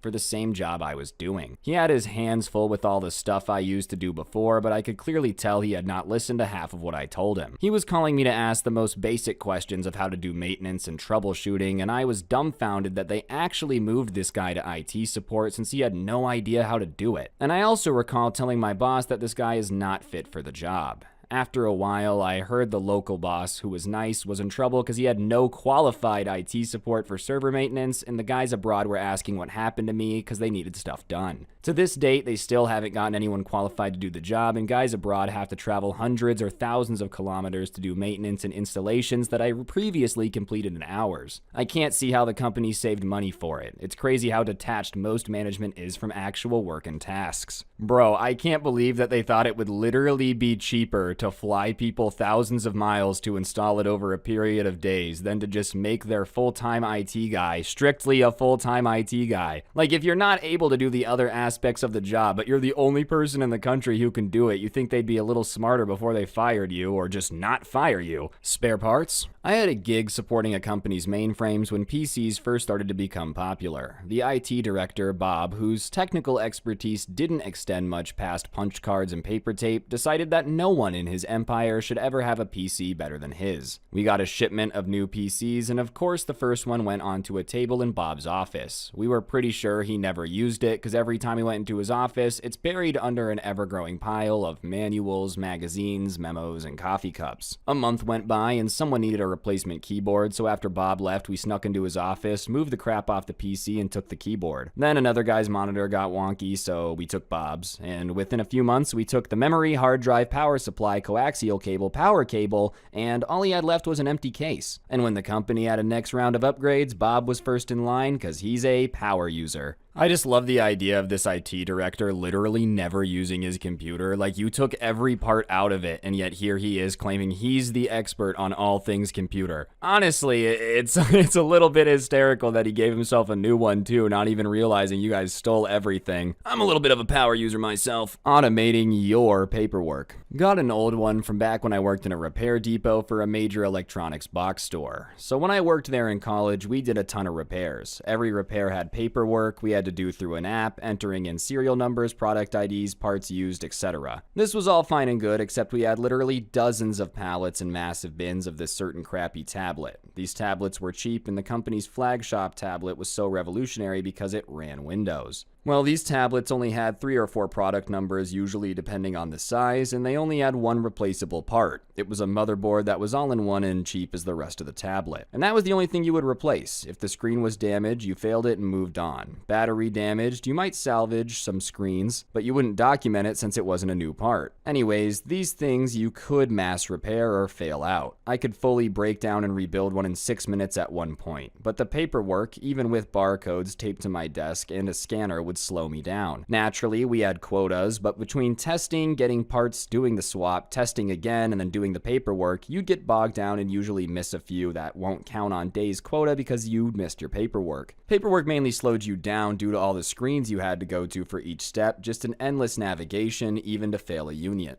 So I decided I was in college learning to code, and I wrote a script to read a spreadsheet where I quickly scanned in the basics, pass-fail, product ID, part numbers. I'd do blocks of like 10 tablets, as many as I could fit on my desk and shelves, and scan them in while testing and such. Then at the end of the day, I'd run the script, it would read the boxes, fill in the stuff accordingly, and then close the ticket off, printing pass or fail labels for shipping. I'd match them up to the boxes and ship them out. Management didn't like it because it wasn't company approved. Mids submitted it to the company, but never heard anything back, so I kept using it regardless because I was turning out the most repairs. Towards the end, I even spread it out to a few people I liked and trusted and taught them how to use it and made sure my work wasn't just gone at the end and could continue saving others from boring paperwork. Truly the hero we need, dude. I just don't really understand why management wouldn't want a system to automate all their paperwork. You made it for them and everything, and they're like, nah, we're not really interested, okay? We're paying you by the hour. That includes your paperwork. You'd be getting a lot more done, and they're like, shut up, Gerald. Are you the manager or am I? Okay, who's got the name tag? Self-starters. I used to work for a hardware support department at an international investment bank. Most white space work is an ongoing refresh project to update most end users' workstations on a rolling 3-year cycle. If the department doesn't want to spend money, however, sometimes they opt for just ordering RAM from us or holding off in the hope that they can get an extra cycle. Come one department. We were swapping the boxes for some team that had been in limbo for a while, and when I came out of the little waif of an analyst, she stopped me after I said I was taking the box. Usually it's some sort of, I'm still working, you can wait. We did it during the day for back office folk because then we can watch them and load their accounts and test their apps in front of us. The process takes 10 minutes, but nah. She logged out and shut down, then crawled under her own desk, unplugged the PC, opened it up, and took the RAM out. This is mine. Where's our RAM? She opened up a desk drawer, and indeed, there were 2 sticks of ancient, unshielded RAM that we used were there. I didn't know. I should probably report you for messing with your computer, but I'm not even mad. Color me impressed. You knew which kind to buy, too. This was easier than getting my boss to approve upgrades. Well, here's our number. New box uses the same type of RAM, and call us if you end up BitLockering it. You'll end up getting better results than running it through the hell-ass ticketing process. The best end users are the ones you never see. Bro, are you kidding me? Trying to get any, work computer upgraded is the most painful process ever. Anyone with a gaming PC has at least thought about this at least once, you know? One of my managers when I worked at the grocery store actually brought in one of his graphics cards, like a really old one, and put it in his work computer. This would be the best person to have if you worked in IT, though. Do what I mean, not what I say. I worked in IT support for a major bank somewhere in the UK. This tale is from long before COVID and working from home. We'd always taken disaster recovery seriously, as long as we had a week's notice of impending disaster, but that's another tragedy. After 9/11, we started planning for business continuity to what would happen if your workplace is compromised. So we acquired a building on the opposite side of the country, kitted it out, wired it up, and we're all set. The first test was a bit ropey, but we improved with practice and made sure to rotate staff and keep everything written down at the recovery site. Skip forward a couple years and I got the alert. It's that time and I have to join the other designated survivors across the country. We all make our way across the number called, gain entry to the building and find our desks, power up our desktops, boot to connect, and nothing. That's odd. None of us can connect to the network. One of the network guys has a laptop and dials in, checks that all the network switches have switched, and it's all good. We just can't see it. He starts following the network cable from his PC along the floor to the 2-foot by 2-foot floor tile where all the cables are concentrated before going underneath the switch and lifts the tile. On the other side, I saw 2 inches of each cable protruding into an empty space. It was as if someone had taken a pair of shears and just chopped through the lot of them, which is exactly what happened. Some months previously, it had been decreed that that floor tile must be moved. I think it was to allow for more desks or something. The guy moving it saw the wires when he lifted it and asked about them, and they said just remove them, meaning unplug each cable from the socket on the other side of the tile so they could be replugged later. But the woman's psychic interference was on the fritz, and she only heard the words that came from the boss's mouth, snip, snip. So yeah, we didn't pass the business continuity test that day. Continuity test, sorry. I mean, to be fair, the What's going on, guys? It's your boy Scrubby here, back again with another video. Hope you guys are having a great day. I know I am. Happy October, and today I've got a story time for y'all that was sent in by a subscriber about arguably the worst teacher performance on the first day of school of all time. Not that I'm usually rating teachers' performances like an Oscar rating system, but you know, regardless, this one's definitely up there as probably the worst way to approach it. I figured it would be a pretty entertaining story for y'all, though. That's what we're going to be doing today. But before we get into it, be sure to press the like button. Otherwise, no joke, no scam whatsoever. You're going to end up with a teacher like this. Trust me, you don't want that. So, yeah, press the like button. And without further ado, let's go. I'm getting quiet now. Lay low when you reach zone, piping down. Making out, stack the bread. Alright, so as you guys know, if you've ever been to school before, the first day of school is usually pretty chill. You know, you might have to do a name game, introduce yourself. If you have a teacher that really sucks, you might have to do a worksheet. But for all intensive purposes, it's supposed to be a pretty calm, collected day. Some teachers, though, I feel like take it as a day to make sure that everyone knows they're going to be in charge with an iron fist, right? Like, instead of trying to get the kids in your class on your side by being nice the first day of school, sometimes teachers just be like, alright, if I'm really mean at first, that means they'll respect me more. It usually has the opposite effect. But hey, whatever. Anyways, the subscriber that sent this in was stuck with a teacher that was probably like a 45-year-old man who was pretty hell-bent on earning respect the being mean way. I don't know if he had ever tried the other approach of like being super cool on the first day of school, explaining to the kids that, you know, they don't really need to be afraid of him, they'll have a good year. Probably just always jump straight to trying to scare everyone into listening to him. But here's the thing, here's the truth about this. No matter what your approach is, right? I just feel like no one's really gonna like you if you're going full throttle trying to be as mean as possible on the first impression. You know, everyone always says first impressions are like a big deal. You have to worry about how people meet you for the first time, but I feel like teachers never really consider that about students meeting them. Especially this guy, dude, 45 years of life, and at no point did he realize, when I meet someone and they start screaming at me, telling me that I have to listen to rules, it doesn't exactly make me want to be sitting in their classroom. Regardless, that's his plan anyways, you know, no better way to earn respect than the proven way that doesn't earn it. Anyways, the class gets in, they all sit down, and immediately, as soon as the bell rings, he gets up there and he writes his name on the board, and he turns around all dramatically after writing his name on the board, and he wrote it very sassily. And he says, "Hello, my name is Mr. Blunderpants," that's not his real name, "and this is going to be the worst class you've ever taken." And as he's saying it, he turns back to the board and writes "worst class ever" underneath it. Which, listen man, really is not the best first impression you could possibly do. Whatever, I guess I could understand how a teacher could think that putting down their fist early would like make kids respect them more. I can understand that mistake, I've had teachers do that. But I really don't understand why you would want to lean into the fact that most of the kids that take your class absolutely hate it. That's not something that I think you'd want to be proud of. Like, if enough kids that have taken your class have told you it's the worst class ever, where you lean into it and start just telling kids on the first day of school that your class sucks, you probably need to revisit your teaching skills, dude.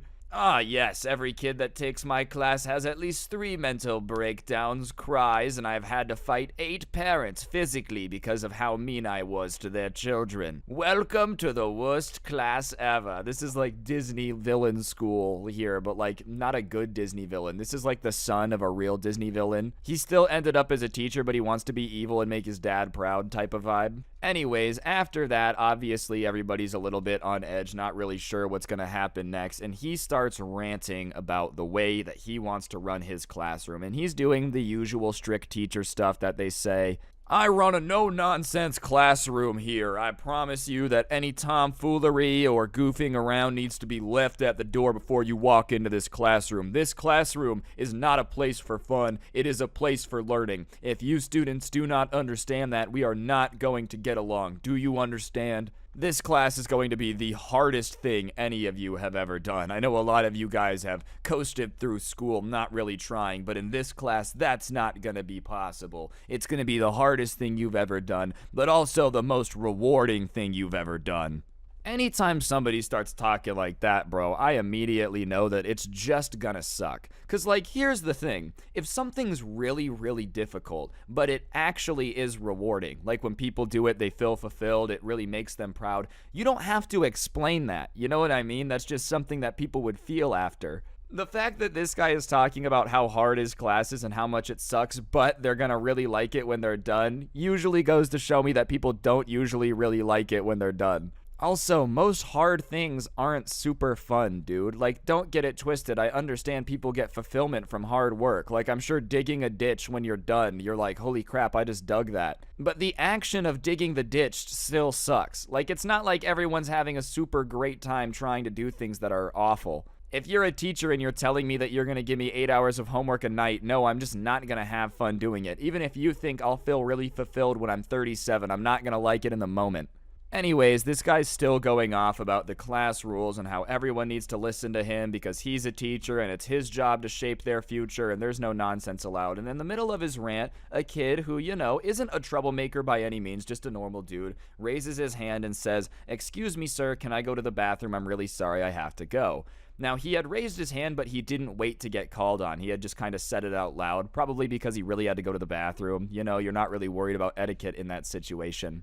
But I guess the teacher obviously takes it as very, very disrespectful that this kid would have the nerve to interrupt him. What, you think that just because you have to go to the bathroom that you can interrupt my speech? How dare you? So he decides that he's going to make an example out of this kid. Now is the chance to show everyone the type of teacher that they're dealing with. No more Mr. Nice Guy. Kids wanting to go to the bathroom, that's too far. We can't be allowing that in our school system. That's what's wrong with America. Keep in mind, this is not during the devious lick thing. Anyways, the teacher looks at this kid who just asked to go to the bathroom and starts saying that he has no right to interrupt an adult when they're talking for any reason, regardless of whether or not it's going to the bathroom. You think that you can interrupt a teacher speaking? That just goes to show me that you're a disrespectful kid. Just starts tearing into him for being extremely rude and interrupting him to ask to go to the bathroom. And here's what I don't understand. Yes, I'm sure it's technically rude to interrupt someone, but is it not equally rude to, like, scream at somebody saying that they suck for just needing to, like, go to the bathroom? I don't really know what they want him to do about it.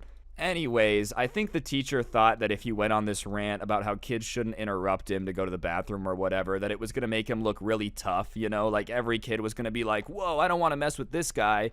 But every kid in the class starts to kind of be like, dude, you should let him go to the bathroom. It has the opposite effect. He just starts to look nuts. And all of the kids are kind of like, all right, if this guy's going to not letting people go to the bathroom, that sucks. Even then, dude, I just feel like that's one of those things that teachers shouldn't really be allowed to say no to unless there's a very good reason. Like, obviously, everybody has been in a situation where there's one kid in your class who goes to the bathroom every day for 30 minutes.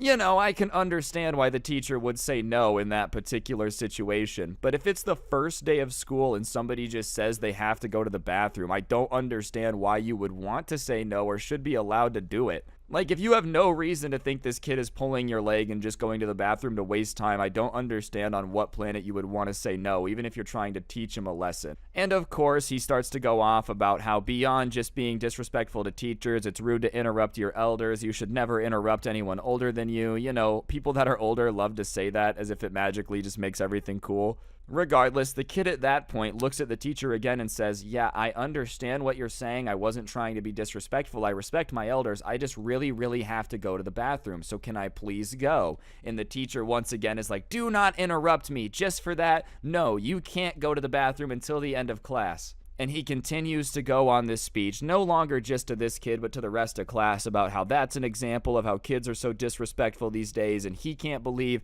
how disrespectful people have gotten over the last few years as he's been a teacher. And he hopes that this shows an example to them of what they can expect from the school year, blah, blah, blah, blah, blah, which, trust me, this is not a good example of what you want to expect in the school year. As I said, first days of schools are supposed to be super chill, dude. I should just be like saying my name, introducing myself. I shouldn't be having to witness World War III as you get insanely mad at someone for having to like use the bathroom. If this is what every day in class is going to be like, this has got to be one of the worst classes of all time. I mean, really think about it, dude. If he's saying that this is an example of how he's going to run his classroom, it just means that he's going to be screaming at someone for something stupid literally every day. Yeah, that does not exactly sound like a class where I'm going to be learning a whole bunch. I might be learning a bunch about how weird teachers can be, but that's about it. First day of school, you know, I understand teachers getting pissed and screaming out of class if the class has been bad for months. All of us get that. But the first day, man? Alright guys, I'm going to interrupt the video for just 1 second. If you take a look at your screen now, you'll see a gift card code. For those of you that don't know, I give away a gift card in every single video I post here on this channel as a way to say thank you to you guys for subscribing and turning on those notifications. So, if you haven't already subscribed, turn on notifications. I give away free money, you got nothing to lose. And I'll shut up and get back to the video. Thanks. Anyways, as I said, the teacher kind of just continues his rant about how awful his class is going to be, how much he sucks to work with, and the kid who has to pee at this point, I guess, has just had enough. He'd been sitting there respectfully. He gets up, walks over to the corner. In the layout of the classes, they had kind of windows, and by the windows, he had a bunch of plants, and the kid says, no one look, and sure enough, no one looked, but he starts peeing on the plant, and they know he is because they can hear it. And also the teacher starts screaming, oh my god, are you peeing on the plants? And of course all the kids start laughing because like, what are the odds of this situation happening? And the teacher keeps screaming at him, what are you doing? What are you doing? Because the kid hasn't responded yet. And the kid looks at the teacher and says, I told you I had to go. You wouldn't let me go. This is your fault. And then just keeps going, dude. And, you know, all things considered, dude had to go. So he finishes his business, obviously. And the teacher is just red, screaming at him, do you feel like that was appropriate? You have no idea how much trouble I'm about to get you in, blah, blah, blah, blah, blah. He calls the dean, says that they need to come down immediately and handle this issue. Well, anyways, the administration is obviously on their way down. It takes a little bit. So while it's going, the kid and the teacher are arguing back and forth, and he's telling the teacher, like, I'm not going to get in trouble because you wouldn't let me go to the bathroom. Like, I'm not going to do it. I'm simply not going to get in trouble. Watch. And the teacher is arguing with him, saying that he's going to ensure that he gets expelled because, you know, it's just inappropriate for someone to behave that way. You can't be peeing in class, blah, blah, blah, blah, blah, which all in all has got to be one of the funniest conversations people have heard go down in a classroom, dude. Like, I've heard teachers argue about some weird stuff, but imagine you're sitting there, first day of school, by the way, and your teacher and a kid are arguing about peeing in class and whether or not it's like a moral thing to do, dude. Obviously, this is abnormal as hell. Anyways, the deans get down there, they come in, they start trying to figure out what's going on, but obviously it's just kind of a screaming fest. You have kids yelling, you've got the teacher yelling, the kid who's in trouble yelling, so they decide to separate everybody. The dean takes everyone out and starts talking to everyone.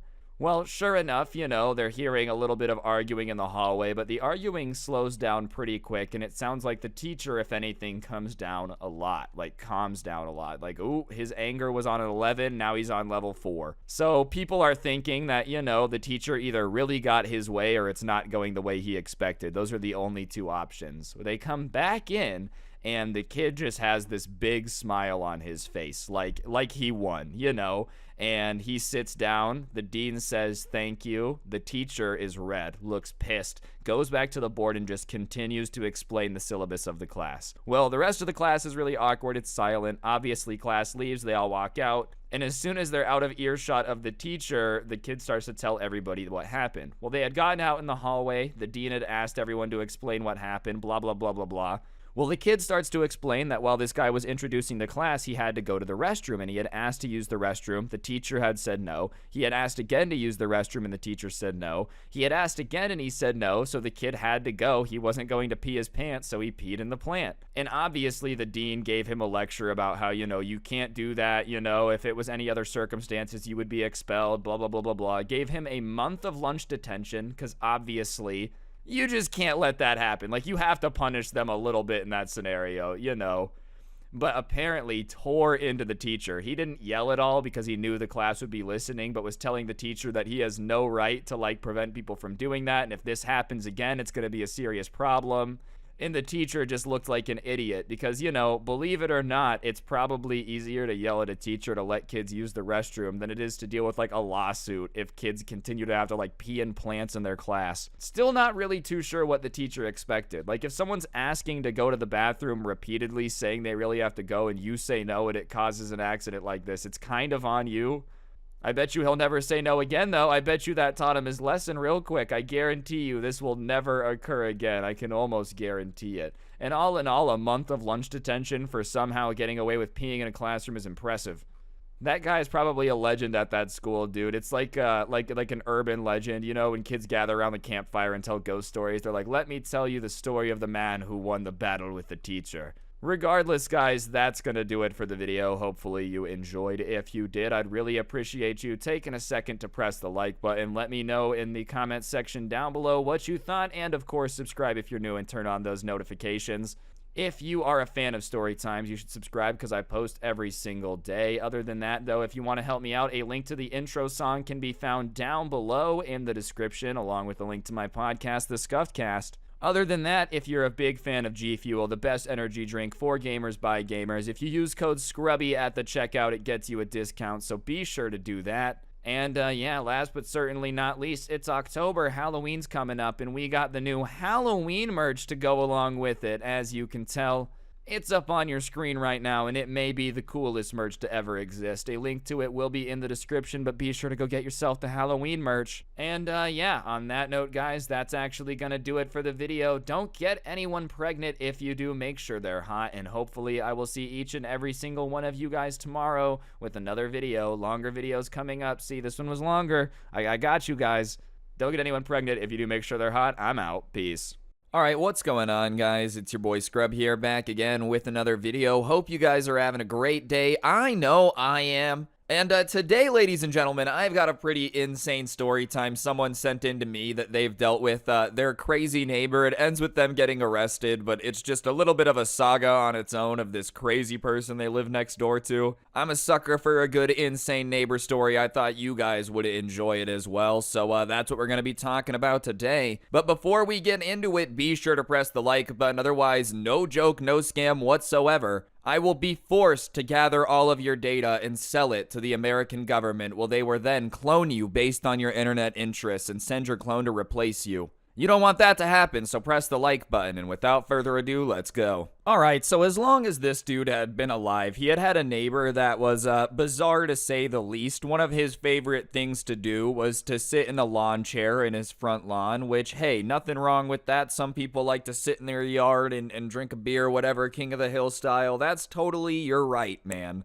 That being said, one thing that he would do that was just weird and made everybody know he was the grumpy old man of the neighborhood is he would sit in his lawn chair on his yard all day, and anytime any leaf would blow into the yard, because that's just what nature does. Sometimes wind comes along, blows a leaf from one yard to another. It's not like anyone's sitting there telling the wind, please blow it into this guy's yard. But he would sit there, and anytime a leaf would blow into his yard, he would get up from his lawn chair, pissed. You could tell he was pissed because he's stomping his feet, swinging his arms. He would go over, pick up the leaf that had just blown into his yard, and then go to his garage. And in his garage, there was this pile, or not pile, line, I guess, of trash bags, like they were all lined up, and each one had a little label above it with a number, and he would go and he would find the bag that corresponded to the number the leaf came from and put it in there. Yeah, that's right, this guy just had decided to spend most of his days sitting in his yard collecting leaves and putting them in a bag because he was so pissed they blew into his yard.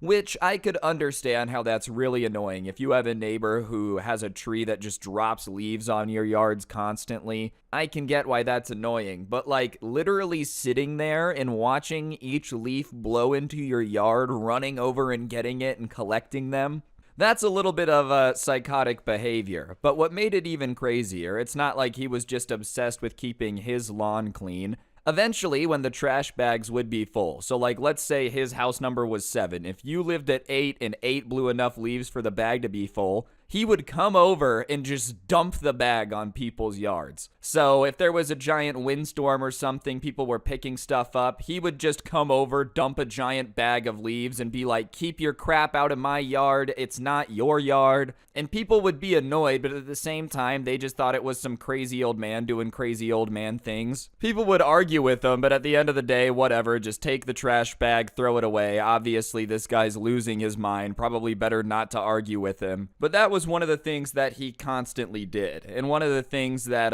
other downsides of him sitting in his lawn chair is he hated all noise, which is stupid to me, bro. I feel like if you're gonna sit in your front yard in a suburban neighborhood where people are just constantly driving and doing things, you just have to prepare for it to be a little loud. Dang it, I'm sitting on a road that's frequently used that people always walk on. Why is it so noisy? Probably because people are walking. But he was the stereotypical old man while he was waiting to clean his lawn too. Any noise, he would be like, do you have any idea how much this breaks the rules of the neighborhood? You're being so disrespectful by daring to make noise. And he wouldn't even just do it for like kids playing outside being loud. This guy's mom one time got into an argument with him because she and her friend who lived in the neighborhood were just on a walk around the neighborhood, which nothing wrong with that. I feel like a lot of people like go on a walk. That's a pretty normal activity. And as they were walking, they were talking. Not insanely loudly, but it's almost more awkward to just walk in silence with one of your friends saying absolutely nothing.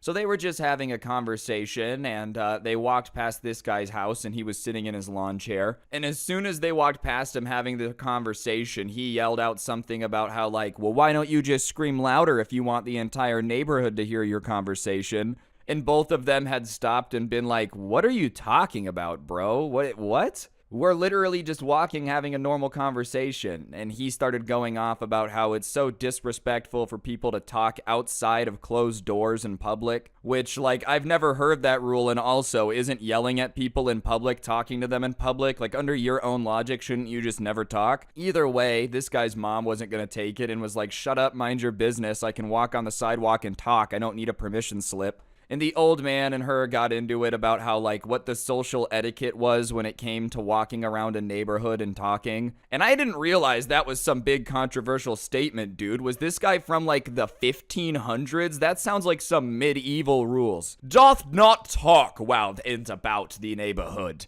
for that hasn't the devil's soul in your body, or whatever, bro. Whatever people would say in, like, the 1500s. I tried my best, but, like, you get what I'm saying. That's a very bizarre thing to be angry about. I've never heard of that being a cultural rule anywhere, like no talking on the sidewalk. Everywhere is a library for this guy. Maybe that's his problem. His mom was like an old school librarian during the Great Depression, just took it way too seriously. Even at home, he wasn't allowed to talk. But that was the type of vibe that this guy was. And yeah, people would be annoyed, and every now and then someone would argue with him, but he really took it to the next level once he started blaming everybody else for the pigeons. I don't know if you guys live in a suburb, but if anyone lives in a suburb where pigeons or like a city is nearby, there's not really a whole lot you can do to get rid of them. I mean, obviously you can put like the little spiky things in the awning so they won't make a nest or whatever, but if pigeons want to be in the area, there isn't really much you can do. No one has the remote control to control the pigeons except for the government, you know, all birds are spies. But that being said, like, you can't really do much if a pigeon is in your backyard. It's not your responsibility. Well, I guess this old man not only wanted all of his neighbors to be able to control the wind and make sure no leaves ever blew into his yard, but he also expected them to just prevent pigeons from being in the neighborhood. There was a time every year where there would be a lot more, like they would make babies or whatever, and it started during that period. He would be out in the lawn, and whenever someone would walk by or go get the mail, instead of just being like, keep your leaves off my lawn, now he started yelling at them, saying that their habits were inviting too many pigeons into the neighborhood.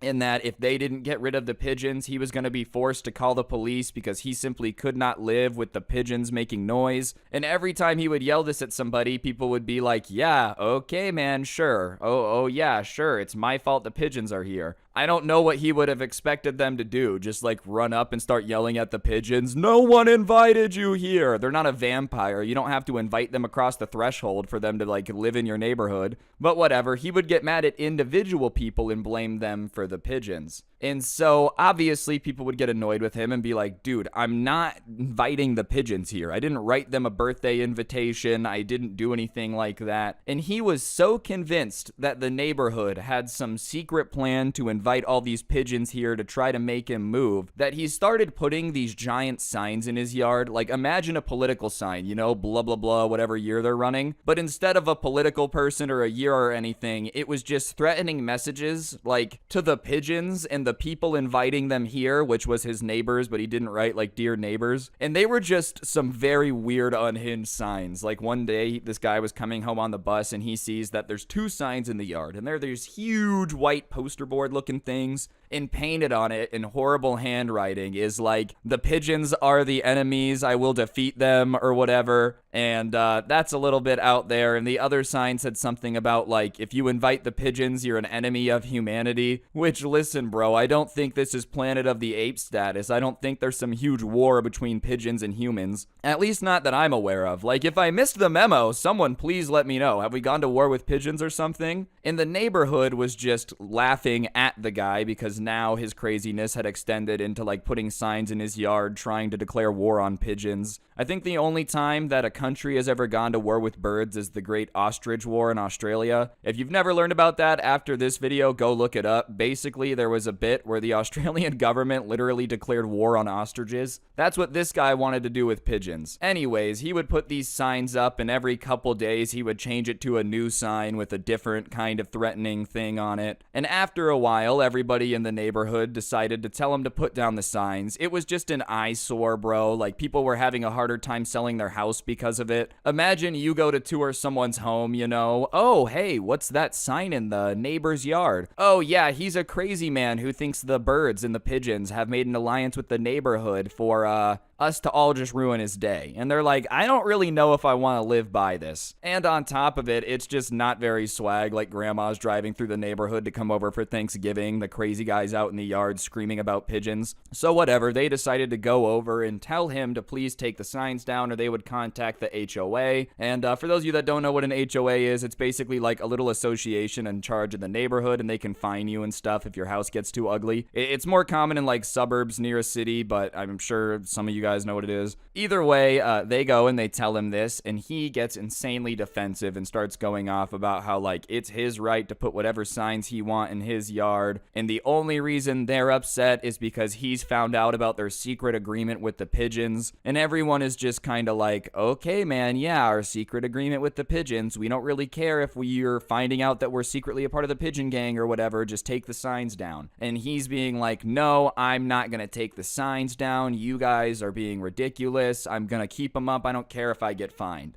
And so at that point, they decide to report him to the HOA, and the HOA says that he has to take the signs down. There's like a rule, I guess, protecting political signs, but because this guy's just putting up signs being like, the pigeons are in the conspiracy, obviously they kind of tell him he has to take them down. And he really does not like that idea. And so he starts standing guard by his signs to make sure that nobody's going to come take them down. And his standing guard attire is a little bit different in where the issue starts. Alright guys, I'm going to interrupt the video for just 1 second. If you look on your screen, there's a gift card code. I give one away every day just because I appreciate y'all supporting the channel. So if you like free money, subscribe if you're new, turn on notifications. And on that note, I'll shut up and get back to the video. Thanks. I don't know if in his mind this was like high mobility clothing just in case he had to get into combat, but he was sitting in his yard in his lawn chair with no shirt on, which hey is fine, whatever, I don't care, in like boxer shorts just sitting there, and he had like an airsoft gun on his left, and he was just sitting there looking at the signs, and it was very clear that he was kind of daring someone to come try to take the signs. He was going to shoot him with the airsoft gun, which you're not allowed to do, when everyone knew it was an airsoft gun because it had a big old orange tip on it. And obviously, as more people realized that this dude is just sitting in his underwear in the yard guarding his signs, they started to be like, dude, go inside. This is ridiculous. You can't be out here. Like, come on, this is absurd. And he starts screaming more about how it's his right to display whatever signs he wants, and if they have a problem, they can just call the cops and he'll explain the Constitution to them too. And they start reasoning with them, or trying to reason with them, I should say, being like, look, we don't want to call the cops. We just want the signs down. That's it. No one is conspiring with the pigeons against you. Just take down the signs. And he's no, no, no. And now they're also annoyed because he's just sitting in his lawn in his underwear, which is probably not appropriate. Definitely not appropriate. So they decide that they're going to call the police. And I don't really know what else their option is to do. And I can't imagine how that call went down. Like, hello, what's your emergency? Yeah, my neighbor's sitting in his yard in his underwear with an airsoft gun, threatening to shoot anyone that tries to touch the signs that he's been ordered to take down with it.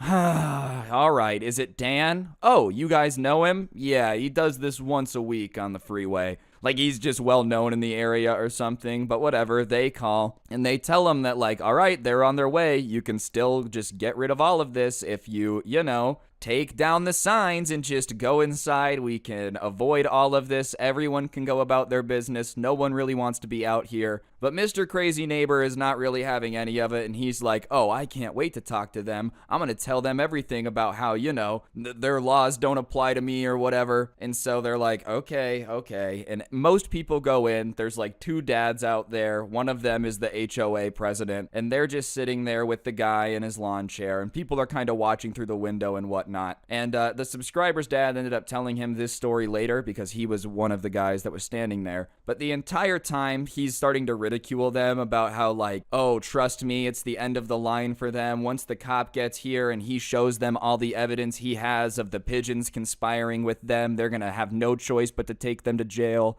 And they're like, dude, what? You have evidence of all of us conspiring with the pigeons? And he says, yeah, I've been gathering it for months, like, I'm going to show the cops who's boss, and they're going to have to arrest you because you're treasonous, to the government. And listen, I've never heard of anyone getting arrested for treason because they really like pigeons or, like, have a secret alliance with them, but they just kind of are trying to stand there and not make the crazy man angrier. And finally, the cops show up, and they walk up, and they're like, all right, man, can you put down the airsoft gun and go put some clothes on? You can't wear that out here. And he's like, yes, officer, I'll bring my evidence out as well. And so he finally gets up out of his underwear with his airsoft gun. He goes inside, he puts it down, he comes back out with some clothes on, and he has a laptop with him. And immediately the police are like, all right, what seems to be the situation? And they start telling him, look, the sign's got to come down. Here's the thing from the HOA saying they have to come down. I'm the HOA president. We came to take it down. He came out with the airsoft gun, sat in his lawn chair. And the police are like, okay,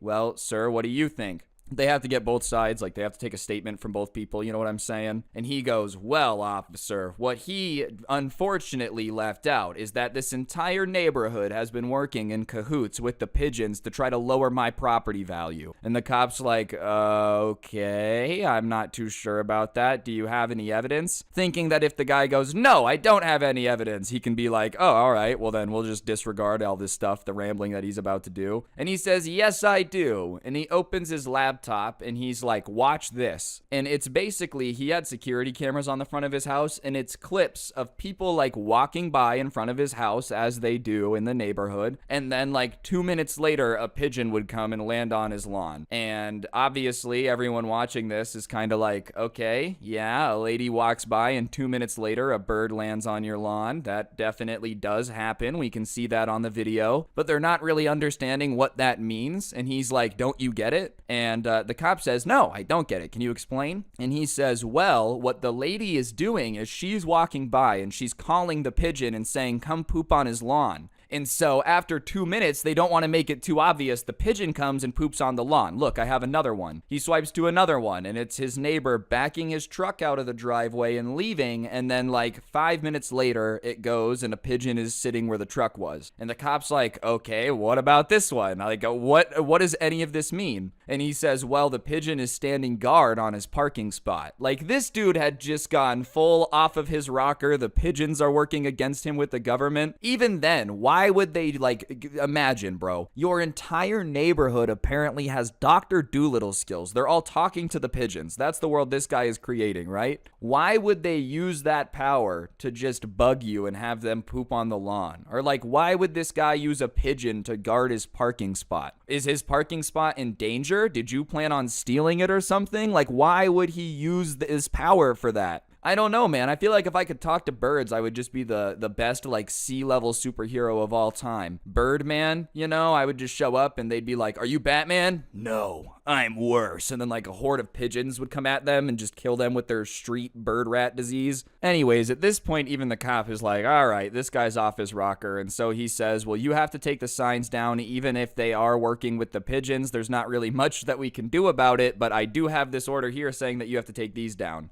And then the guy starts getting pissed. He starts going off on this cop, being like, you have a duty to uphold the Constitution, and when you took that oath, you said you would defend it against all enemies, and they are an enemy. You saw the proof of them colluding with the pigeons to try to bring this neighborhood down, and as an American citizen, I demand that you protect me from this plot to devalue my property. And he's going off, and the cop is trying to be nice. Like, he realizes this guy's just a little out there, so he's trying to be like, all right, that's not what's happening, sir, please calm down. But the guy keeps getting more and more animated every time the guy is like, I'm not going to arrest the entire neighborhood and put them in jail forever because you think they're working with the pigeons. And the guy is like, I showed you proof that they're colluding with the prison, or the pigeons, not the prisons. And the cop says, you didn't show me any proof. All you showed me is that birds land sometimes after people walk by, which is just nature being nature. And at that point, the neighbor does something that he definitely regretted. He gets up out of his lawn chair that he had still been sitting in to, like, show them the laptop. And he starts to get up in the cop's face. Which, listen, if the guy's been super chill so far, you've been ranting about how pigeons are working with your neighbors to overthrow the government. I don't know why you would get up in his face. He's already being very chill with you. But he gets up in his face, and the cop's like, okay, back up, get out of my face. And the neighbor is like, you can't tell me what to do. I'm a citizen. I'm the reason that you have a job. I'm paying your salary. So I'm not going to do anything that you say. And what I'm going to do is tell you what's about to go down. You are going to arrest everyone in this neighborhood for treason against the United States. And if you don't, I'm going to contact your boss and I'll get you fired and da-da-da-da-da. And as he's doing this, he's waving his finger and he says, now get it done. And when he says, now get it done, I don't know why he decides to do this, but he takes his finger and he jams it in the chest and just shoves him. And at that point, the cops had enough and he's like, all right, that's it. Hands behind your back. And the guy's like, you're arresting me? You're arresting me? And he says, yeah, you know, you're way out of line here. Disorderly conduct, you know, you're starting to, like, get up in my face and push me. This is enough. This is enough. And the guy's like, this is ridiculous. My constitutional rights are being violated by the pigeons. And the cop's like, look, just put your hands behind your back. I might not process you, but you're at least going in the back of the car. And at that point, he just starts freaking out, like thrashing around, being like, no, you don't have the right to do this. All I was doing is showing you the treasonous behavior of my neighbors. And the cop's doing his best to, like, not have to fight him. So he's like, okay, man, like, look, let's just go sit in the back of the car. Like, you just gotta calm down. And finally he turns, and when he turns, I don't know if he meant to or not, but he elbows the cop, like, right in the chin. And at that point, he does what he has to do. And let's just say the guy who's convinced that the pigeon, you know, is colluding with his neighbor to take over the government, once the guy actually is like, okay, I'm gonna have to put him in the back of the car, it doesn't take long. He very quickly is like, okay, this guy's stronger than me, and it doesn't get any worse than that. But he gets him in the car and he walks over to the guy who's in charge of the HOA and he's like, what in the world is going on? And they say that they've had issues in the past about da-da-da-da-da, but this is the first time it's gotten this far. And he's like, all right, well, you guys can take the signs down because you have the paperwork that says that's allowed. I don't really know what we're going to do with this situation, but, like, go ahead and do it. And so they start going up onto the guy's lawn and taking the signs down, which is what they were allowed to do. The HOA had said go for it. And listen, I don't know if I really agree with whether or not the HOA should be in charge of everything in your yard or whatnot, but like, you picked the neighborhood to live in, you've been paying the dues, you signed the contract, like it is what it is. But as they're taking the yard signs down, they hear screaming and they look, and in the back of the cop car, they can see the guy being like, "Get off my lawn, you have no right to take the signs, I know you're working with the pigeons." And they're just like, ignoring it, trying to get everything done, but he just won't stop yelling at him. And they take the signs down, they like put them in the back of this truck thing that they had that was taking some stuff to the dump, and the truck drives away and they go back home. And all they know is that the cop car left, he was still in the back of it. A few days later though, they're shocked to see that he is back in his lawn chair, sitting there, same thing as before with the leaves blowing into the yard and whatnot, collecting them in the bags. But it seemed like whatever they had talked to him about down at the station made him realize that the pigeon theory might have been a little bit silly and overblown, because he dropped it after that. You know, apparently he had been collecting evidence for quite some time. Who knows how many videos he had of people walking by and then a pigeon 2 minutes later. But however much time he spent there, apparently that got figured out because he never really brought it up again. Probably more out of embarrassment than anything, you know? Like, you probably snap out of that delusion, oh crap, I guess the pigeon isn't working for the government, and realize, wait, I got into a fight with all my neighbors where I told them that pigeons are secretly the CIA. What?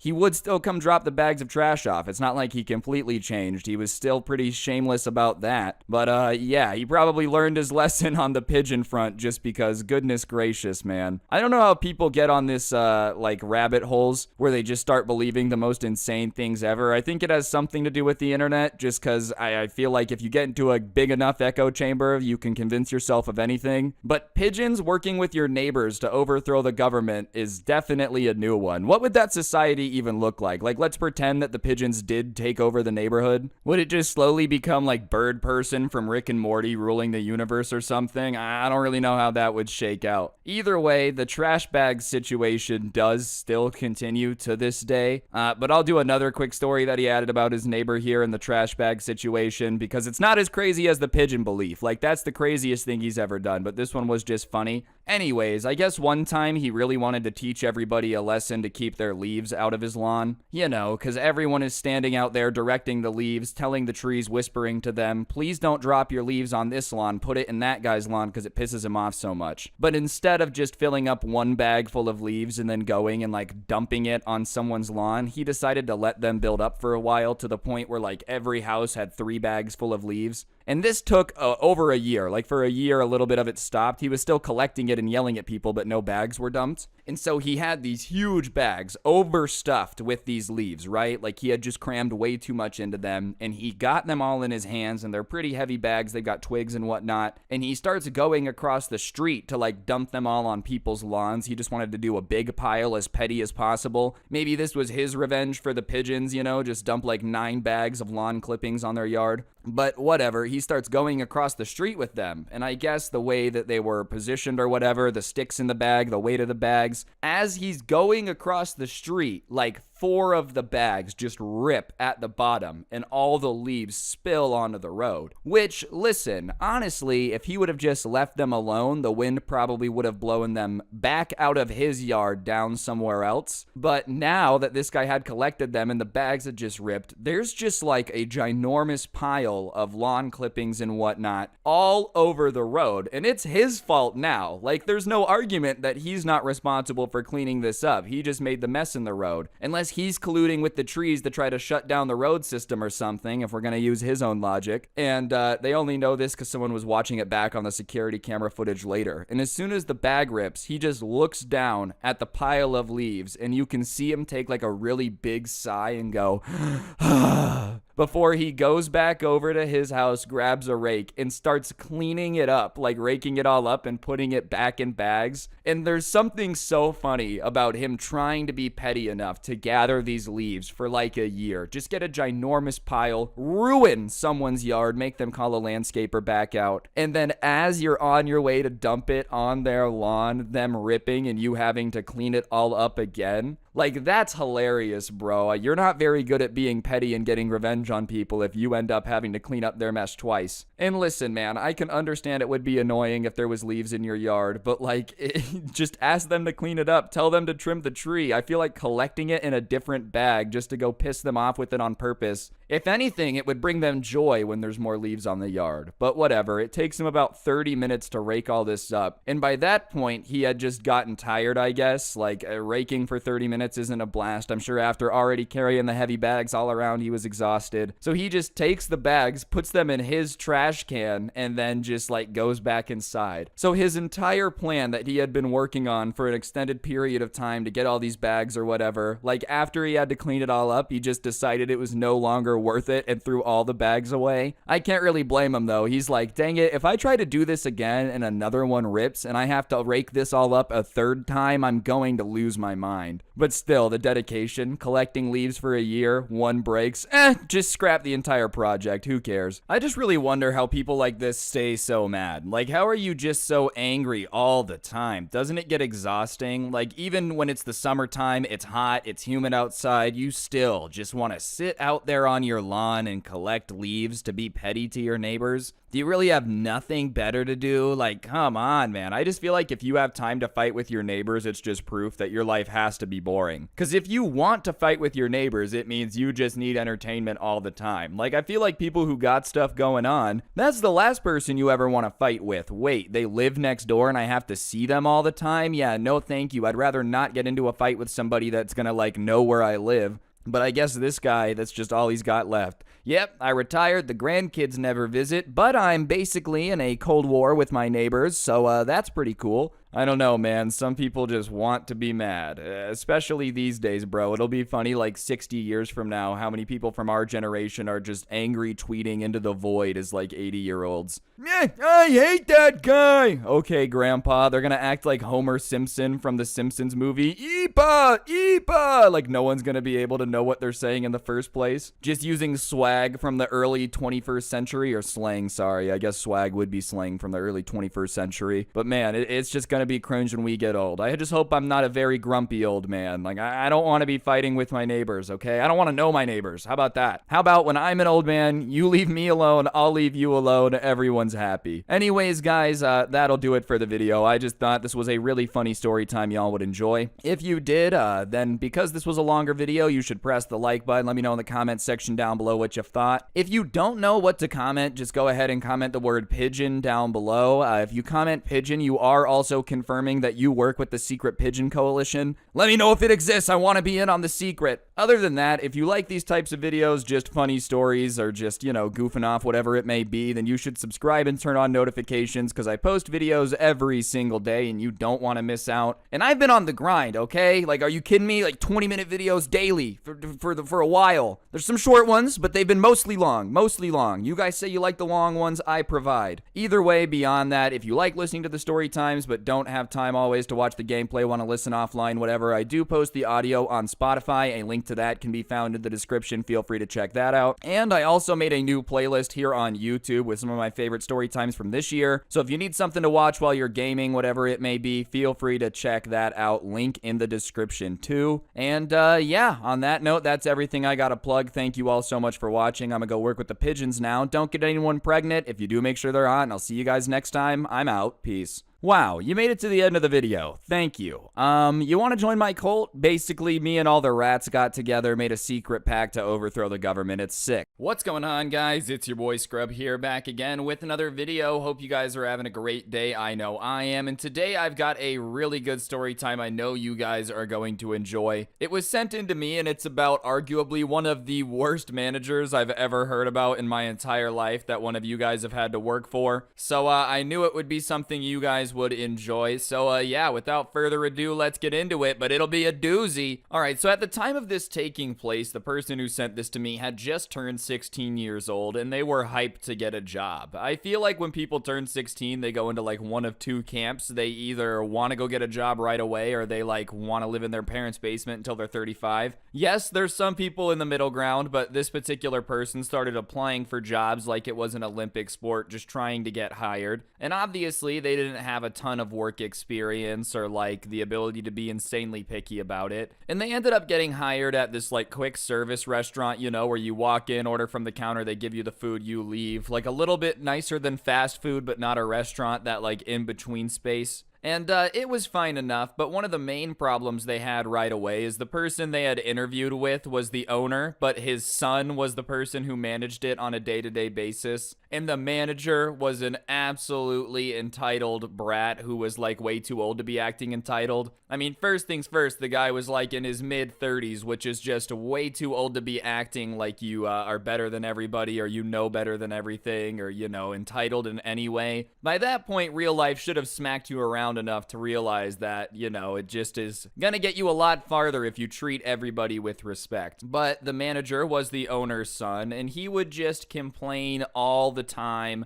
about how his parents and him had bought the franchise 50-50, but they had put up 100% of the money and he got his 50% through managing it. And he thought that was really unfair and they should have just given him the profits from his 50%, and he didn't like that he had to work to earn it. Like, that's the level of entitlement, dude. Imagine your parents saying, listen, we're gonna buy you a business. You just have to run it and you'll own 50%. We'll put up all the money. First things first, you're an adult. If you don't want to do that, you can say no. But second things second, that's a fire deal, man. You get 50% equity in a profitable business and all you have to do is show up. That sounds pretty fantastic. But whatever, he would always complain to the workers that like this job was a bunch of crap and he should have been able to just take his 50% and stay home. And the workers were always kind of like unsure how to respond to these stories because he was paying them $7.25 an hour. So he's over here complaining about, you know, he has to work for his thousands and thousands of dollars every month based on what they would make on a Friday night, probably in the tens of thousands of dollars every month.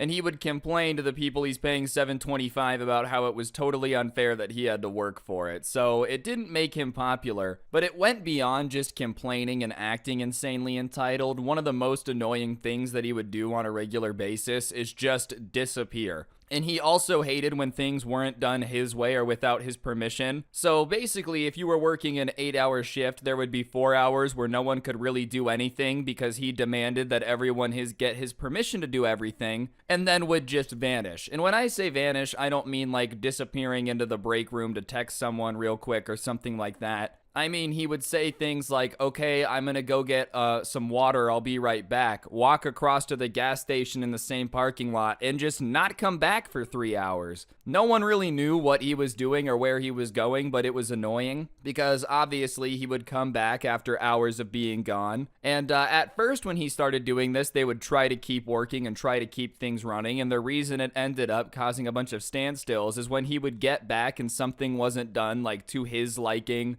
the way he would have wanted it done, or, you know, whatever. He was one of those people that's fantastic at finding problems, so there always was a problem, but he would come back and just complain that nothing was done the right way, and he would get so angry at them for doing things without his permission that he would ruin the things that they had already done because they didn't ask him. Keep in mind, this isn't insubordination where like all the workers are just doing whatever they want because they don't respect you and you're trying to get respect back. We're talking about he would be gone for hours, come back, see that they had done the dishes and get mad at them and be like, why did you do the dishes without my permission? And according to him, we needed it to keep the restaurant running was not a good enough reason to have done it without him. Like, I don't know, man. Maybe don't leave for hours at a time if you want a restaurant to ask you every time they do the dishes. Also, I've never worked in a restaurant. I don't own a restaurant, but I feel like if I did, I would be so annoyed if people were constantly asking me like such dumb questions like, can I wash the dishes? Because it's a restaurant. Yes, of course we should wash the dishes. That's how you keep clean dishes supplied. Like, I feel like if anything, it's insane. What a control freak move to demand that they ask for permission to do literally anything. Can I seat this person? No. Like, what? Oh, you have to get permission to do literally anything around here. Can I breathe? Let me think about it. Don't breathe until I get back. Disappears for 5 hours. And listen, maybe I could understand a little bit if he was only gone for like a couple minutes. But if you're gone for an hour or two, then yes, your restaurant has to do dishes. Otherwise, you guys probably just couldn't sell food anymore. I don't know how many dishes a restaurant usually has, but I'm sure if you just didn't wash them for an extended period of time, eventually you'd have to start using like contaminated stuff, which is a big no-no. That'll get your restaurant shut down, or do the dishes. But one time he comes back and sees that they had done the dishes, and he's so incredibly pissed about them doing it that he starts grabbing dishes out of the stack and breaking them. And when one of the workers yells at him and is like, dude, stop breaking the dishes, we just wash them, he says, well, you're going to wash them again. And then the person literally said they didn't know why they quit after he did this. He started picking up the plates that they had just taken the time to clean. They had cleaned them properly. They had done everything by the book. And he starts spitting on them and using his shirt to rub the spit all over them so they have no choice but to rewash them. Which, listen, dude, even if you want him to rewash it, that's just such a douche move. Imagine you just spent like an hour washing all these dishes. The guy comes back after being gone for 3 hours doing God knows what and just starts ruining all the hard work you did. I would have been pissed, bro. I probably would have quit right there.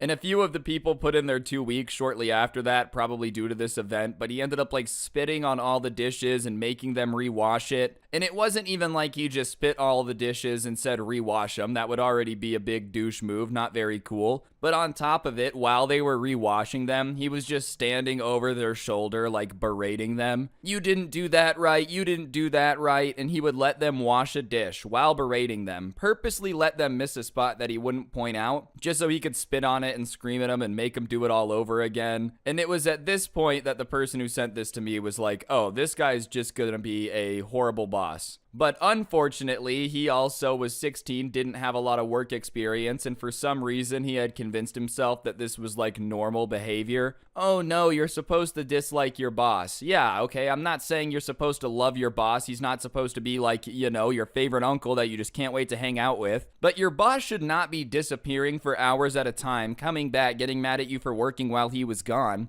and then destroying the work that you did do, and then screaming at you for doing the work that he just destroyed. Like, this entire system is way out there, but he's 16, he's getting paid, so he thinks it was pretty normal. A couple days after this incident, though, I don't know if somebody had tipped off his dad, which was the owner, or what the deal was, but the subscriber comes into work and his dad is there, and his dad says, hey, can I talk to you? And they go into the back room. And they get into the back room, and the kid is kind of excited because he's thinking it's finally his chance to tell the owner how his son really runs the business, what's going on when he's not there, like what it's actually like. This guy isn't here every day, so he probably doesn't know the extent of how much his son sucks at being a manager. As long as the place was making money, that's probably all he cared about. And so he says, how's my son been doing managing? But as soon as he asks that question, the door opens, and it's very obvious that his son had been on the other side listening through the door to like try to see what he was going to ask him. And of course, as soon as he heard that he was being asked about, swings open the door all, hey, I didn't know you guys were in here. Mind if I sit in? And his dad, instead of telling him to get out, I don't know if he wanted to be inconspicuous or what, was like, yeah, sure, sit down. Anyways, how is my son at managing? And asked the kid again. And listen, I'm sure, like, in retrospect, he would have told the guy, your son is the worst boss ever. He's the absolute worst. But think about, in this moment, he thinks he's about to talk to the owner one-on-one. His son,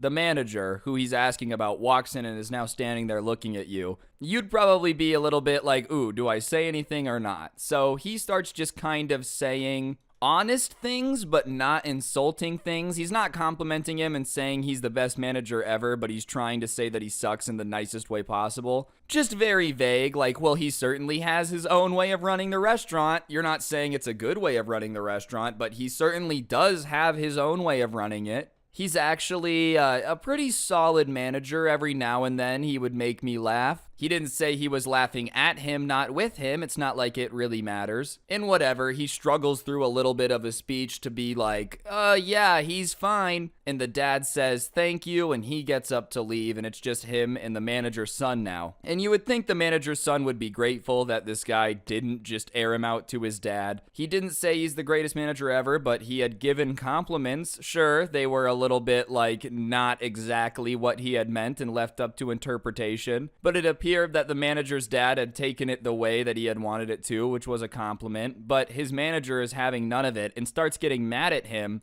being like, why didn't you compliment me more? You know that's my dad that owns the restaurant. And sure, maybe I could get that if you're a good manager. Like, you're a good manager, the owner shows up, your friend doesn't really hype you up that much. I could understand that. But he has to have known that everybody didn't like him, so he's just expecting them to just cap to his dad to keep him getting promoted or being in charge. Even then, even if the worker would have been like, your son sucks. It is his son at the end of the day. I'm not saying that's the way it should be, but let's be realistic. Sometimes that's the way the ball bounces. Anyways, the manager starts laying into him, being like, that was your chance to make me look better and you didn't take it and I don't appreciate that, blah, blah, blah, blah, blah. And the worker is really confused because he had thought that he had done everything in the way that he would have wanted the question to be handled if he was in the manager's position. And he wasn't going to just outright lie and say it was all sunshine and rainbows. So whatever, he gets berated for a bit and then the manager goes about his day, and that's kind of the end of it. He's not especially more mean than usual. He doesn't even disappear that day. They just have that awkward moment in the back room with the owner of the store. But a couple days later, the subscriber comes in and says, hey, it's my cousin's birthday. I've never asked to go home early. Is it okay if I leave 15 minutes early so I can get to the birthday dinner on time? And his manager looks at him for a little bit, almost like sizing him up, and says, yeah, sure, that should be no problem.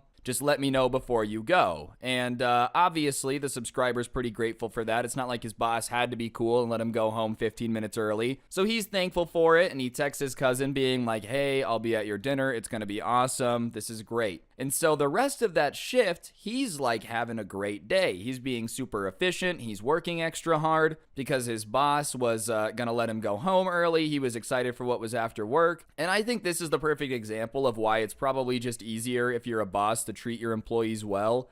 He openly says that when his boss worked with him and there was something going on after work he was excited about, that he was a better worker and more efficient because he was just in a better mood. Like, I feel like sometimes bosses love to crap all over the workplace morale to get control or whatever, but they don't realize that miserable people are way less efficient workers. I mean, think about it. If you hate your boss, are you really going to be running as fast as you can to get whatever he asked you to do done? No, you're going to take as long as humanly possible and then crappily do it 15 minutes before the deadline. Let's be honest. If you're a bad boss, you're going to get the work equivalent of someone who doesn't want to do any of the homework in class but understands they have to turn it in. Half-assed and probably not even right 95% of the time. I feel like it would just be so much easier to treat your employees with respect, have them like you, and do good work. But whatever, the rest of the day is pretty solid. And about 30 minutes before he's supposed to leave, the manager says that he's going to be right back and disappears. And the worker even looks at him and says, it's really important to me that I get out of here on time, so I know sometimes you disappear forever, but can you please be back? And he says, look, I promise you I'll be back in 30 minutes for you to get off. Just hold down the fort until I get back. And the subscriber is obviously reluctant. He's not 100% that he's going to be back, but he doesn't really have a choice. And he's gonna give him the benefit of the doubt. He's reluctant, but he's been really cool today. Maybe he'll actually be back in 15 minutes, and he dips. And so they're waiting.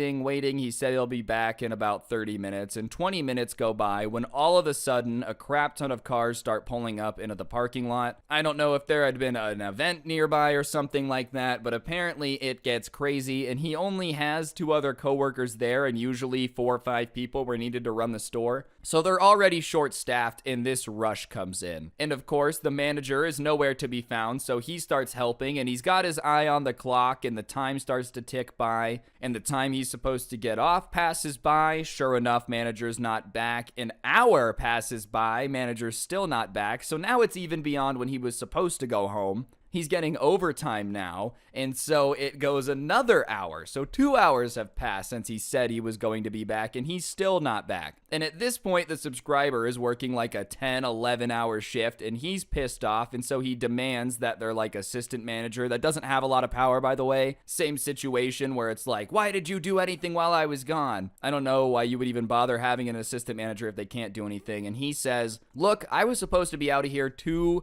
hours ago. I really gotta go to my cousin's birthday thing. I'm already insanely late. Can you please call the manager and tell him to get back here? And the assistant manager is like, yeah, I'll try my best, but work with me. You know how he is. And the assistant manager was a cool guy, and so he calls him and he says, look, You told this guy he could be out of here a while ago. He's working overtime. Can you please come back so that way he can leave? And he hears the manager start laughing on the phone and saying something of like, oh, that guy thought he was actually getting off early, and he gets pissed and he starts saying that like he's not in any rush to get back and tell that guy that he's going to be closing. And listen, they didn't close for like another 2 hours, so the guy would have literally worked a double shift if he would have stayed and closed. And so he's thinking to himself, like, one, I don't want to do that. You really screwed me over. I'm pissed. I want to go home. Two, it's illegal because this kid's not 18. I'm pretty sure the rules are you can't have anyone under 18 working past a certain time. I'm not sure what the time is, but this definitely would have put him past that.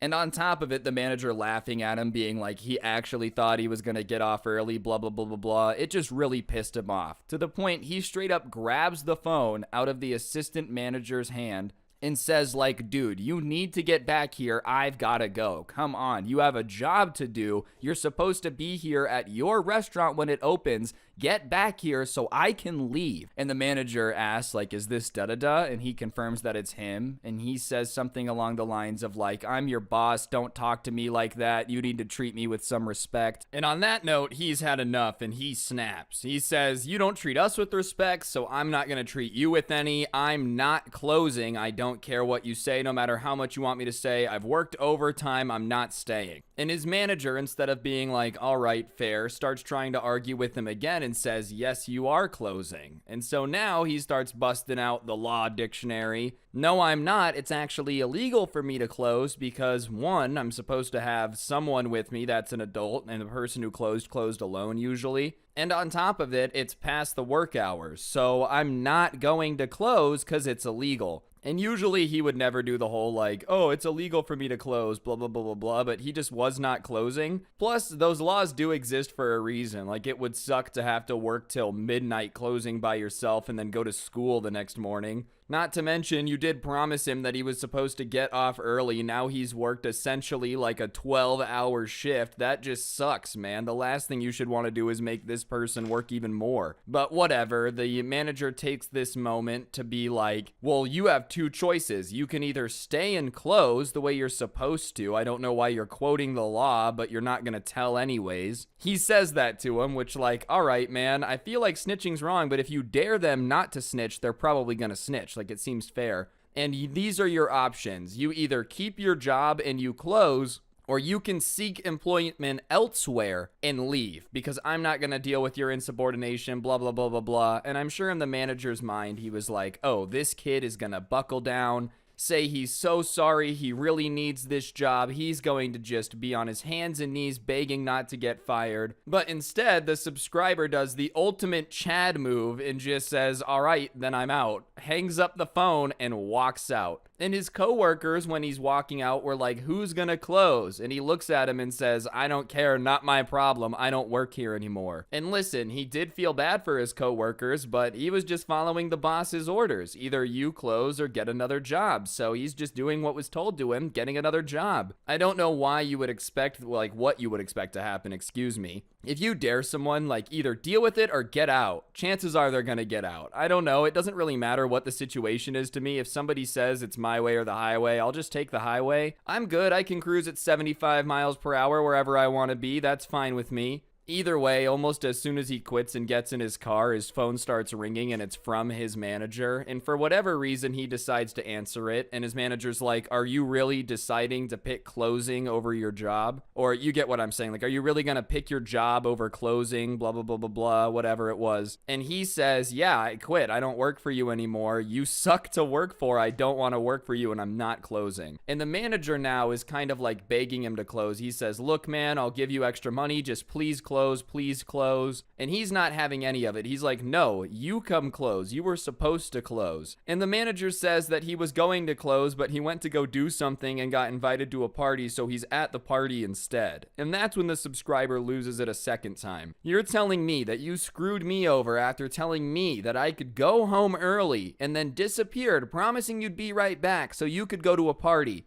And the manager's like, yeah, but it's a really cool party. Keep in mind, this is like a fully grown man. I'm sure the party was a lot more fun than work. I don't doubt that for a second. Work isn't notorious for being hype. That being said, you can't like promise your workers that you got their back and then ditch them to go to a party and be all surprised Pikachu when they're pissed at that. So the subscriber starts saying he's never met anyone that's more self-centered in his life, and he doesn't even know why his parents gave him a business because he knows that he's gonna run it into the ground anyways. And the manager snaps back that like, you'll see when I have a bunch of franchises, we'll see who the more successful one is. You're the pathetic loser that was working for me, blah blah blah blah blah. They're just getting into it at this point, so he hangs up, officially jobless, and just is pissed. And he's so pissed that he does not go back to the restaurant for a long time. He doesn't want to see his old manager, he doesn't want to interact with him, he's just like, that guy sucks. One day though, one of his coworkers and texts him and says, come in, his old coworkers, and he's like, why? And they say, just trust me, come in, you'll love it. So he decides to go in, and he walks in and he immediately sees why his coworker told him to come here. And of course he was going to love it because it appears his manager had been demoted to just a normal like cashier, which listen, it is wrong to take joy in other people's downfalls. That being said, if you manage to get fired by your own parents, bro, you have to be one of the worst workers ever. Like the parents bought you this restaurant and gave you half of it and still demoted you. Do you know how bad you have to be at business for that? So whatever, he ends up walking up to him to order from the guy,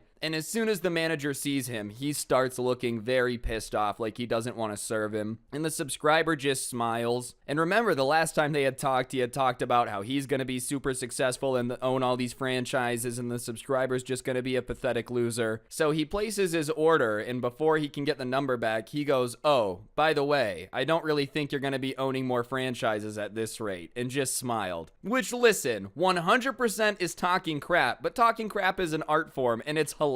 Like, imagine somebody telling you, like, I'm gonna be a lawyer one day, and when I'm a lawyer, I'm gonna sue you and take your house from you, blah, blah, blah, blah, blah, and then you're moving into your brand new mansion, and the guy that's, like, lifting your couch is the guy who said he was gonna sue you. There's just a certain amount of sweet victory in that. And someone saying they're gonna go on to be the most illustrious billionaire franchise owner of all time, getting demoted by his own mom and dad, and then having to take your order is funny. But the manager hates that and starts losing it, except the only difference is he's just some cashier losing it on the customer now, and just starts yelling at him about he's not gonna serve him, he might as well get out of here, there's no way he's gonna serve him any food, who does he think he is to come in here, blah blah blah. And he hears the back office door open, which is usually where the manager hung out. So he thinks there's gonna be a new manager walking out, probably the assistant manager, but instead, out walks this guy's dad, who was an older gentleman, and he goes, son, what are you doing yelling at a customer? And his son says something about how, like, this isn't a customer, dad, he used to work here, he just came in and was telling me that, like, I'm not gonna own more franchises because I got demoted.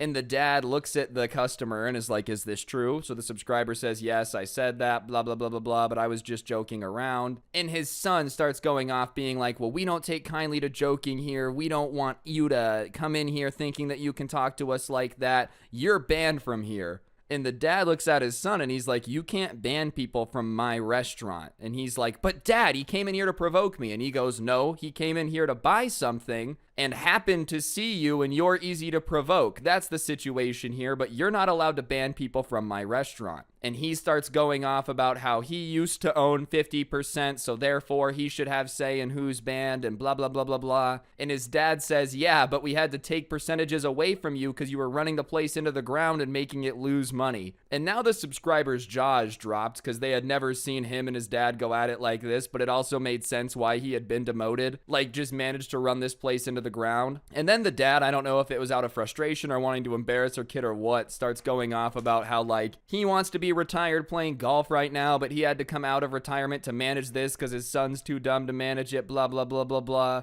And his son decides to start fighting with his dad in front of the subscribers, saying that, like, I never wanted this restaurant, so I don't care about it, blah, blah, like, that's why I ran it into the ground. And the dad says, oh, you ran it into the ground on purpose? And the son is like, yeah, I did. I don't believe that for a second, probably just a coping mechanism. I purposely failed and lost my business. Like, I don't know why you would do that. And the dad at that point has probably had enough, and he goes, fine, then give me your name tag. You don't work here anymore. And he looks at his dad, flabbergasted, like he can't believe what just came out of his mouth. And he's like, wait, what? And his dad says that he only wants people to work here that want to work here, and if he wants to keep messing around and flushing his parents' money down the drain, it's not gonna work. And he's like, Dad, you can't fire me, I'm your son. And the dad, bro, I don't know if this is good. This is pretty heartless. Just said, oh well, I just did. And the guy was just standing there dejectedly, whatever that word is. And at that point, the subscriber doesn't even want his food anymore. He's feeling very awkward being there. It was not his plan to come in here and get this dude fired. He didn't even know why he was showing up. I think he was just supposed to see him demoted to a normal cashier.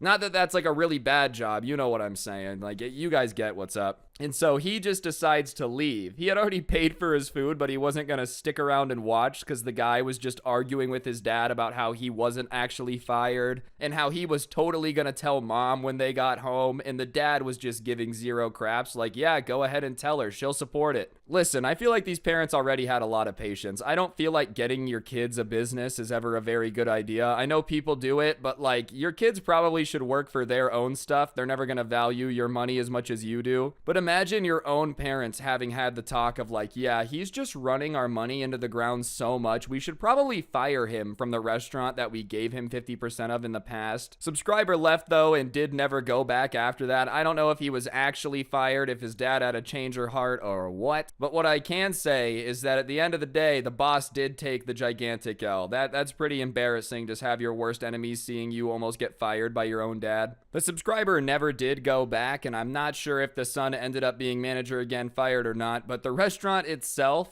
is apparently closing. He got a text from a few of his co-workers that were still there. I'm surprised they were still there. I feel like after all of this, it definitely would have been writing on the wall time to go time. But apparently the franchise owner was just so fed up with the way it was being ran and whatnot that he just decided to close it. And listen, I don't know what the dealio with the restaurant was, but imagine the son had just ran it into the ground and given so many customers bad experiences that it was just unsalvageable. Like, no matter how hard they tried to go back out there. Hey guys, we're under new management, come check it out. Everyone was like, no, remember the time the guy yelled at us and then disappeared for 3 hours with our food, came back with half of it eaten and said, oh my bad, but you guys will still pay for it, right? That was crazy. Oh yeah, he did that one time too. I forgot to include that one earlier, but one time he took a customer's food after they paid for it, went to his car for some reason, and then just like didn't come back. And so they had to make the customer a whole new order of food, and the customer was just mad confused because he was like, wait, didn't your manager take my food? And they were like, yeah. And he kept asking, why did he do that? And they just didn't have a good answer. So I'm not surprised the place isn't going to be staying in business just because of how much of a bad job he did. But that's got to add some stress to their family too, bro. Nothing makes Thanksgiving awkward like accidentally blowing your parents' retirement on a restaurant that you single-handedly managed to run into the ground. I'm going to put a little bit of blame on the parents too, though. Like, it has to have been being ran into the ground for a while if it gets to the point where it's unsalvageable. If your retirement's really on the line, man, you got to start getting involved even sooner. Also, family and money just don't mix. A little bit of life advice. No matter how good your uncle swears his idea for the sports bar is, don't lend him the money. Best case scenario, you make some money. Worst case scenario, your entire family gets torn apart and your uncle screws you over. It's just not worth giving him the ammunition to potentially run the family into the ground.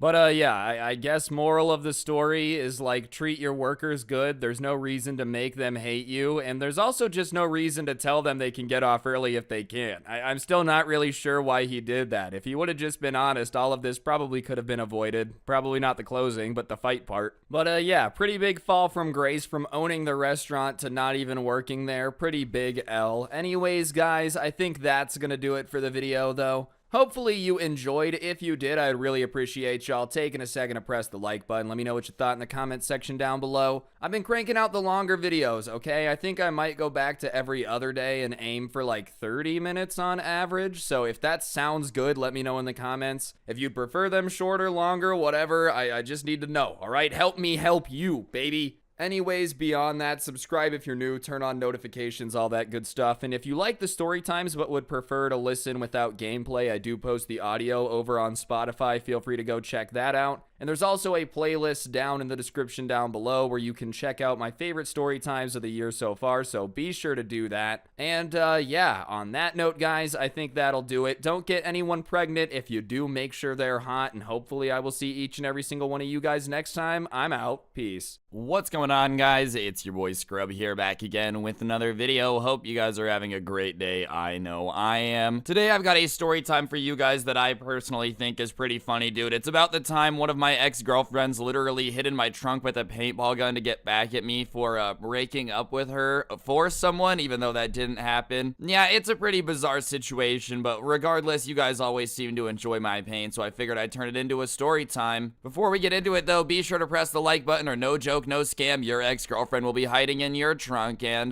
yeah, without further ado, let's get into it. It's not good. Nice rack in her ass, Brazilian. Just turned 21, but my bank's a million. Swear I'm a little drunk, but it's a hell. Alright, guys, so this story actually takes place at the end of 2019, about a year ago now. I didn't want to talk about it, but it's officially been a year since all this went down, according to my Snapchat memories, which is the statute of limitations, so I'm figuring I might as well send it. This takes place with this girl I was dating for like 2 months, you know. We were dating for a bit, and I just really wasn't feeling it anymore, you know. Like, you ever just kind of date someone for a bit, and you like them at the start, and then you kind of got to know them more, and you're like, never mind. That's basically what ended up happening, so I decided to break up with her. Now, breaking up with somebody is always super awkward. There's really, like, no nice way to do it at all. So we were hanging out, and finally I'm like, alright, I'm gonna send it, and I start breaking up with her. It's very awkward. It's, like, uncomfortable, as it always is whenever you're breaking up with somebody. And usually this is when things start to go wrong. Like, the reason I get anxiety before I start breaking up with somebody is they usually don't take it well and are, like, arguing with you and whatnot, and you're just trying to skedaddle. But honestly, she looked like she was taking it really well, and I was super relieved that it seemed like she wasn't gonna be, like, a crazy person about it. So we do the breakup thing, and she leaves, and I genuinely think I'm in the clear, because she appeared to take it super well, and I don't hear from her for a week. You know, I'm just vibing, I'm doing my thing. I'm not really flirting with other girls. Like, I wasn't looking to replace her right away. I didn't even have Tinder reinstalled yet. I was just kind of doing my own thing, and I figured I was in the clear, because like I said, I hadn't heard from her in about a week, and I wasn't, like, trying to do anything shady. I just didn't want to date her anymore. We just weren't gonna work out. But one day, she starts, like, trying to make me jealous by Snapchatting me on accident, and obviously I'm using heavy sarcasm on accident, because it was, like, very obviously that she was pretending to Snapchat me on accident, but was just sending me the messages on purpose, but, like, wanted it to look like she wasn't trying to message me, you know? The Snapchat would be like, oh my god, you're so much cuter than Ryan, and then literally 2 seconds after she sent it, immediately like,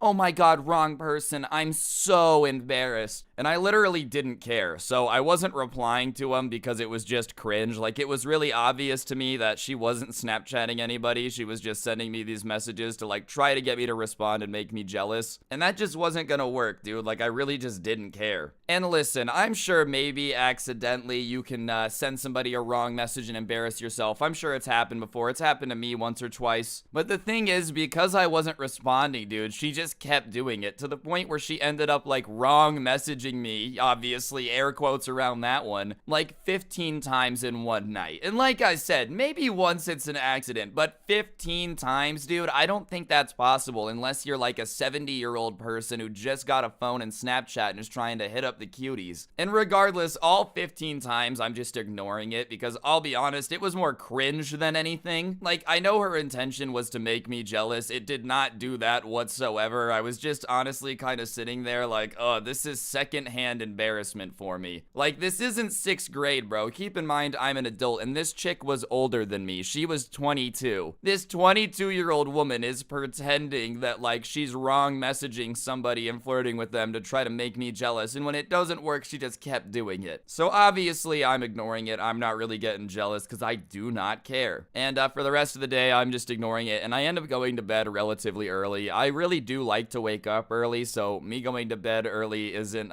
bizarre. I need my beauty sleep, you know how it is. I can't be making like 5 videos a day without any rest, so yeah, I like to go to bed early. Sure, I might have the sleeping schedule of an 87-year-old man in a retirement home, but what you gonna do about it? You know, I gotta do what I gotta do for the grind. And I just did not really want to deal with these Snapchat messages. messages. So I go to bed, and when I wake up, I take a look at my phone, and I'm not even kidding. It is like 57 text messages, 13 missed calls, and 6 voicemails from my ex while I was asleep. Thank God for the do not disturb feature on iPhones, by the way. That thing is beautiful. It just like makes it where you literally can't get notifications if you don't want to. This lady would have woken me up at least 40 times, but I just didn't see any of it. And I'm not gonna lie, even when I saw the messages, I really wasn't too stressed. I had just had a really cool dream that I was one of the Keebler elves, and we were all like making the cookies that provided all the joy to the country. It was a pretty good time. I was having a nice vibe, making some money as a Keebler elf in my dream. So I start reading these texts, dude, and it basically is just like broken, incoherent half sentences that are basically accusing me of breaking up with her to get with somebody else because I wasn't replying to her Snapchats. And the only reason that I wasn't replying to her Snapchats is if I already had another girlfriend, and like I should have just been honest when I was breaking up with her, and just railing into me about how I'm a horrible person and da-da-da-da-da. Keep in mind, I really wasn't like doing anything. I really hadn't gone behind her back and replaced her or moved on. I just wasn't replying to her snaps because they were annoying and stupid, and I just really didn't want to. Like, it was just kind of cringe that she was pretending to be having a conversation with somebody that I'm 90% sure didn't even exist to try to make me jealous. So I'm reading all these text messages that are like saying all this stuff that just, you know, is in La La Land, and I'm like, wow, if the texts are this crazy, I wonder what the voicemail is gonna sound like. So I head over to the voicemail, and somehow things get even crazier than this delusional lady. Like, I mean, listen, I understand being upset, I get it, dude, but just because I don't reply to your stupid petty Snapchats that are annoying in the first place doesn't mean that it's like some giant conspiracy theory, you know what I mean? Just because you failed world geography doesn't mean that everything's actually a flat earther.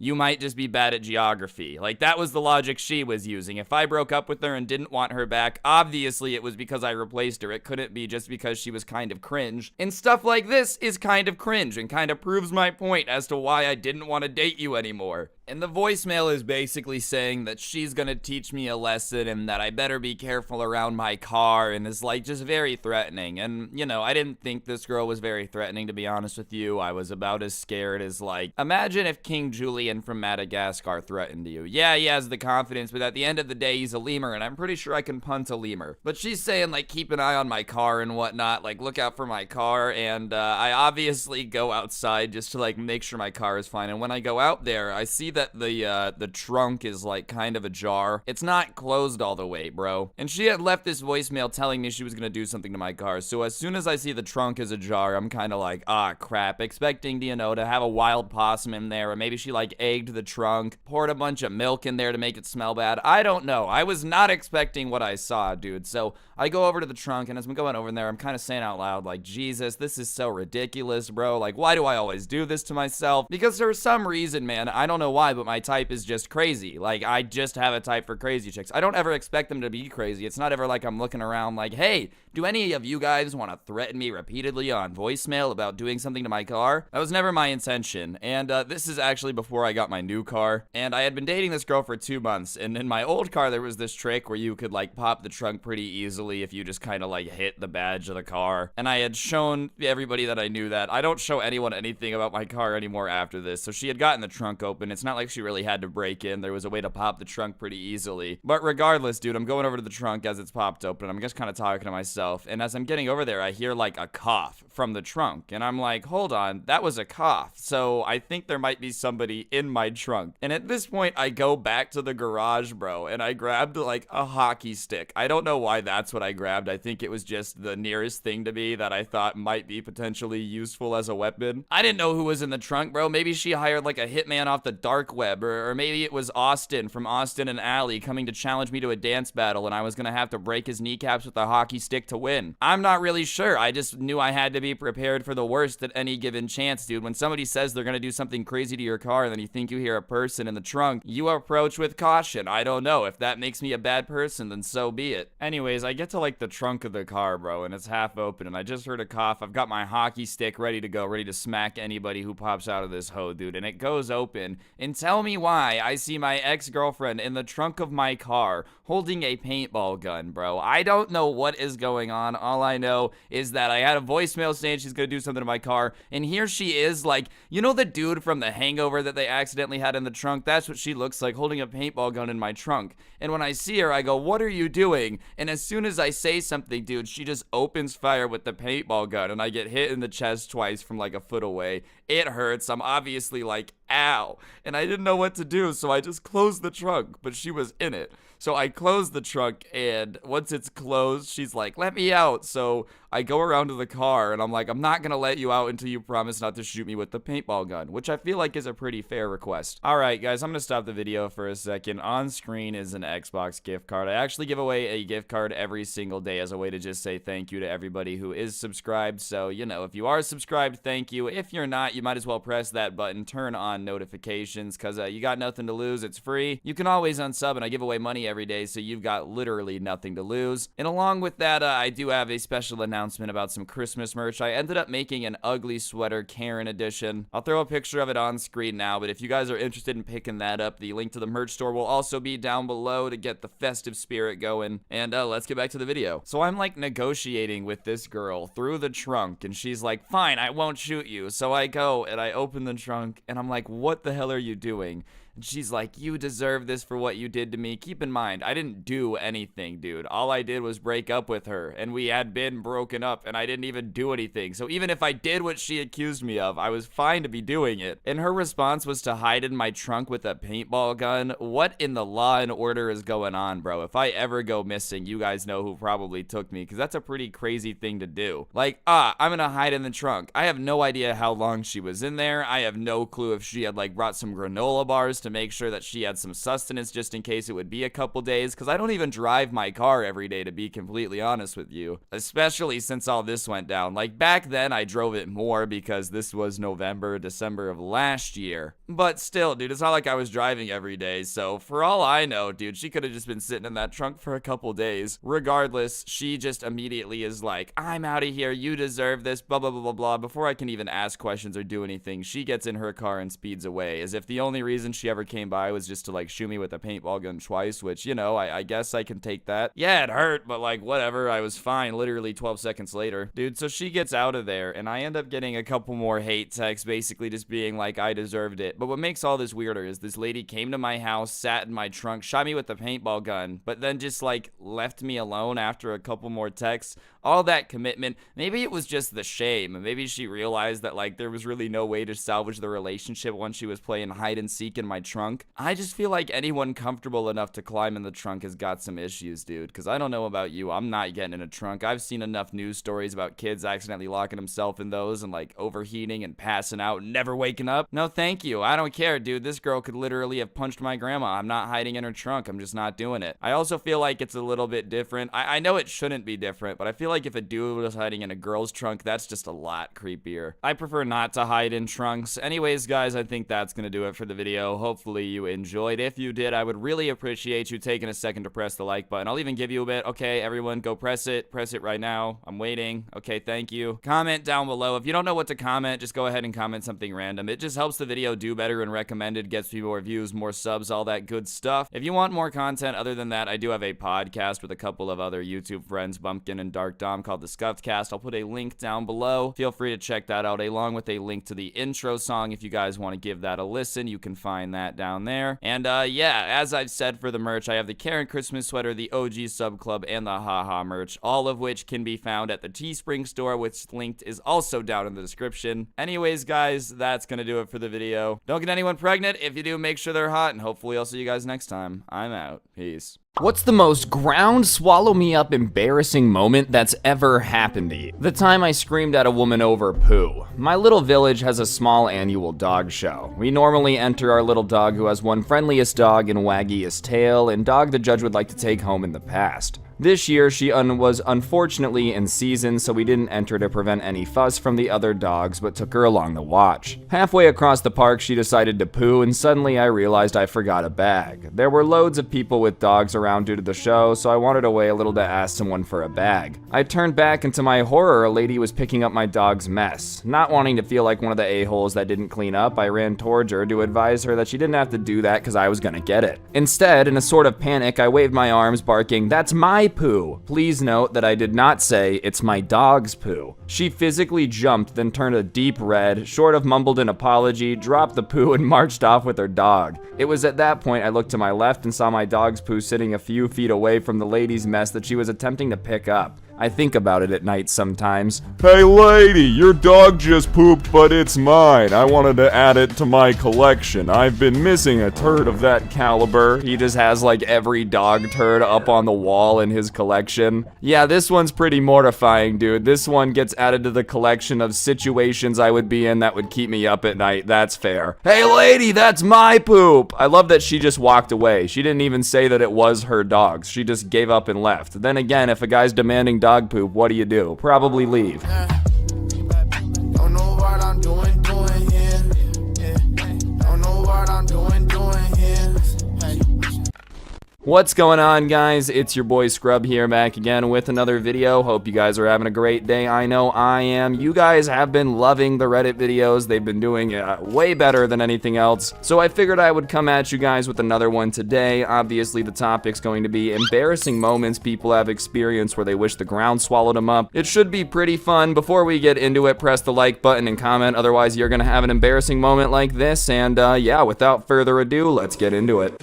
When I was younger, I grew my hair out longer and didn't really do anything with it. And because of this in my name, I would get mistaken for a girl when people would first meet me or see me at public spaces. One time, my family and I went out to lunch when I was maybe 8. We go to this local place somewhere that we haven't been before, though. At one point, I have to go use the bathroom, ask my dad where it was, and he points and we're pretty close. I go wait outside of it. It was a single-person bathroom, and after about 30 seconds, some big old guy in his 50s comes up, stands behind me in line. A few seconds later, he taps me on the shoulder and says, "This is the boys' bathroom, the girls' is over there." My dad saw this and heard him and had to tell him that I was a guy. I wanted to die. Honestly, you know, I'm gonna switcheroo this one. I feel like this one's way more embarrassing for the old man to go like and try to correct the line that this stranger is standing in for the bathroom and get it wrong. Hey bro, people have long hair, it just is what it is. I don't really feel like it matters much. It's way worse to try to correct a stranger and be wrong. In my opinion, though, that old man should be the one curdling from embarrassment.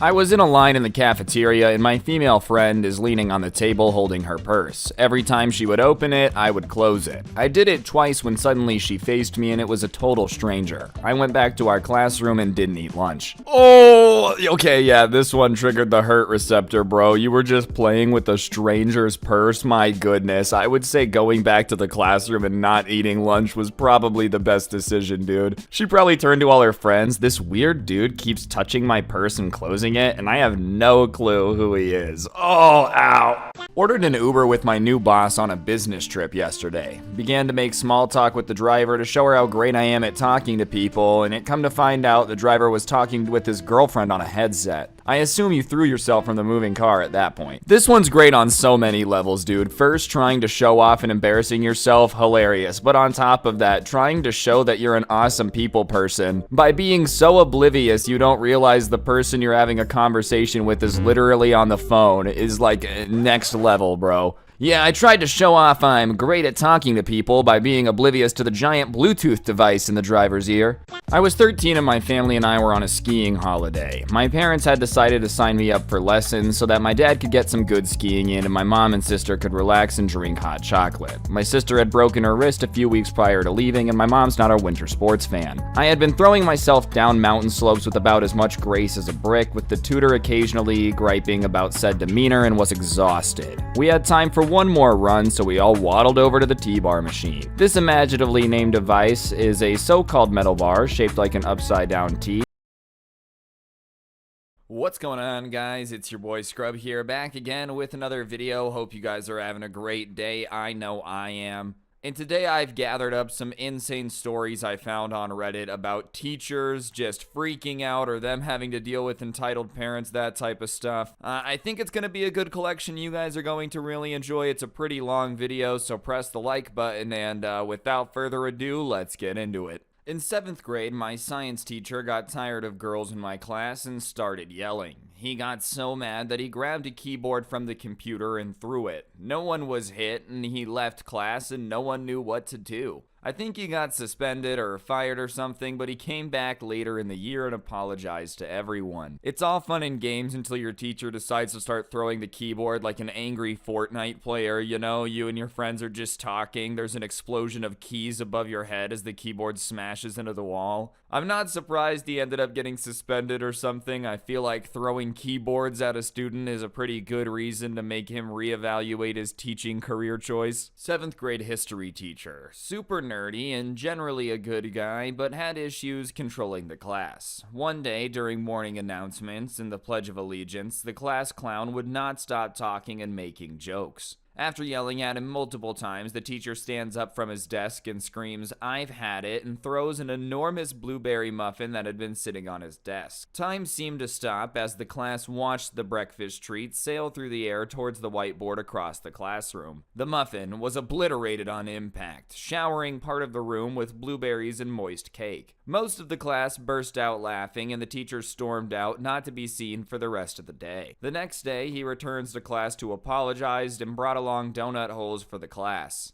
The class clown immediately sees this and shouts, "What are you gonna do? Throw it at us?" Cue uproarious laughter and a lecture about respecting the administration. For the rest of the year, the teacher was known as Muffin Thrower or Mr. Muff. I guess, like, in the teacher's mind, you know, throwing something's going to be a super intimidating move to make everyone shut up, but if there's anything you can throw that's the opposite of intimidating, I feel like it's a blueberry muffin. Like this guy said, watching a muffin just smack into a wall and explode into some moist cake doesn't seem like something that would make me fearful. I'd probably start laughing too. As for the class clown who wouldn't stop making jokes, all you did was give him more ammunition, man. You basically just freaked out and said, "Enough!" throwing a blueberry muffin. He's literally going to make fun of you till the end of time now. Mrs. Jackson, let me start off by saying that I am disgusted at the school system. Working parents should not have to be teachers. That's why you all get paid. I get home and see my child is failing, and that's ridiculous. It's your job to make sure they understand. How is she failing every course except math and science? Please explain before I go higher up the chain. Good afternoon. I'm so sorry that you're unsatisfied with the school system. The time is difficult for us all, as stated. I'm your child's teacher. Much like I would not have the ability to physically drive your child to school, I do not have the ability to wake your child up and put them on the computer. My role, as you stated, is to teach, and your role is to have your child ready to learn in a safe, quiet environment with supplies.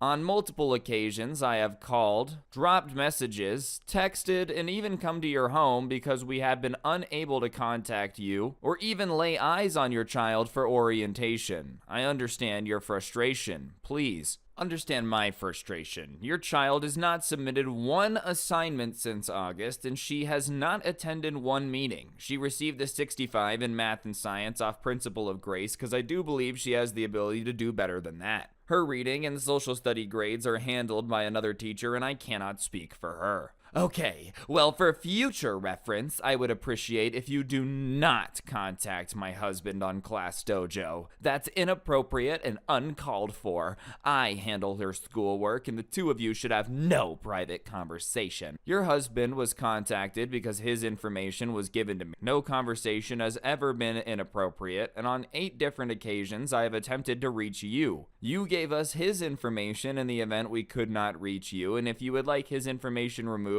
please contact the office to remove it, and I will make a note as well for future reference.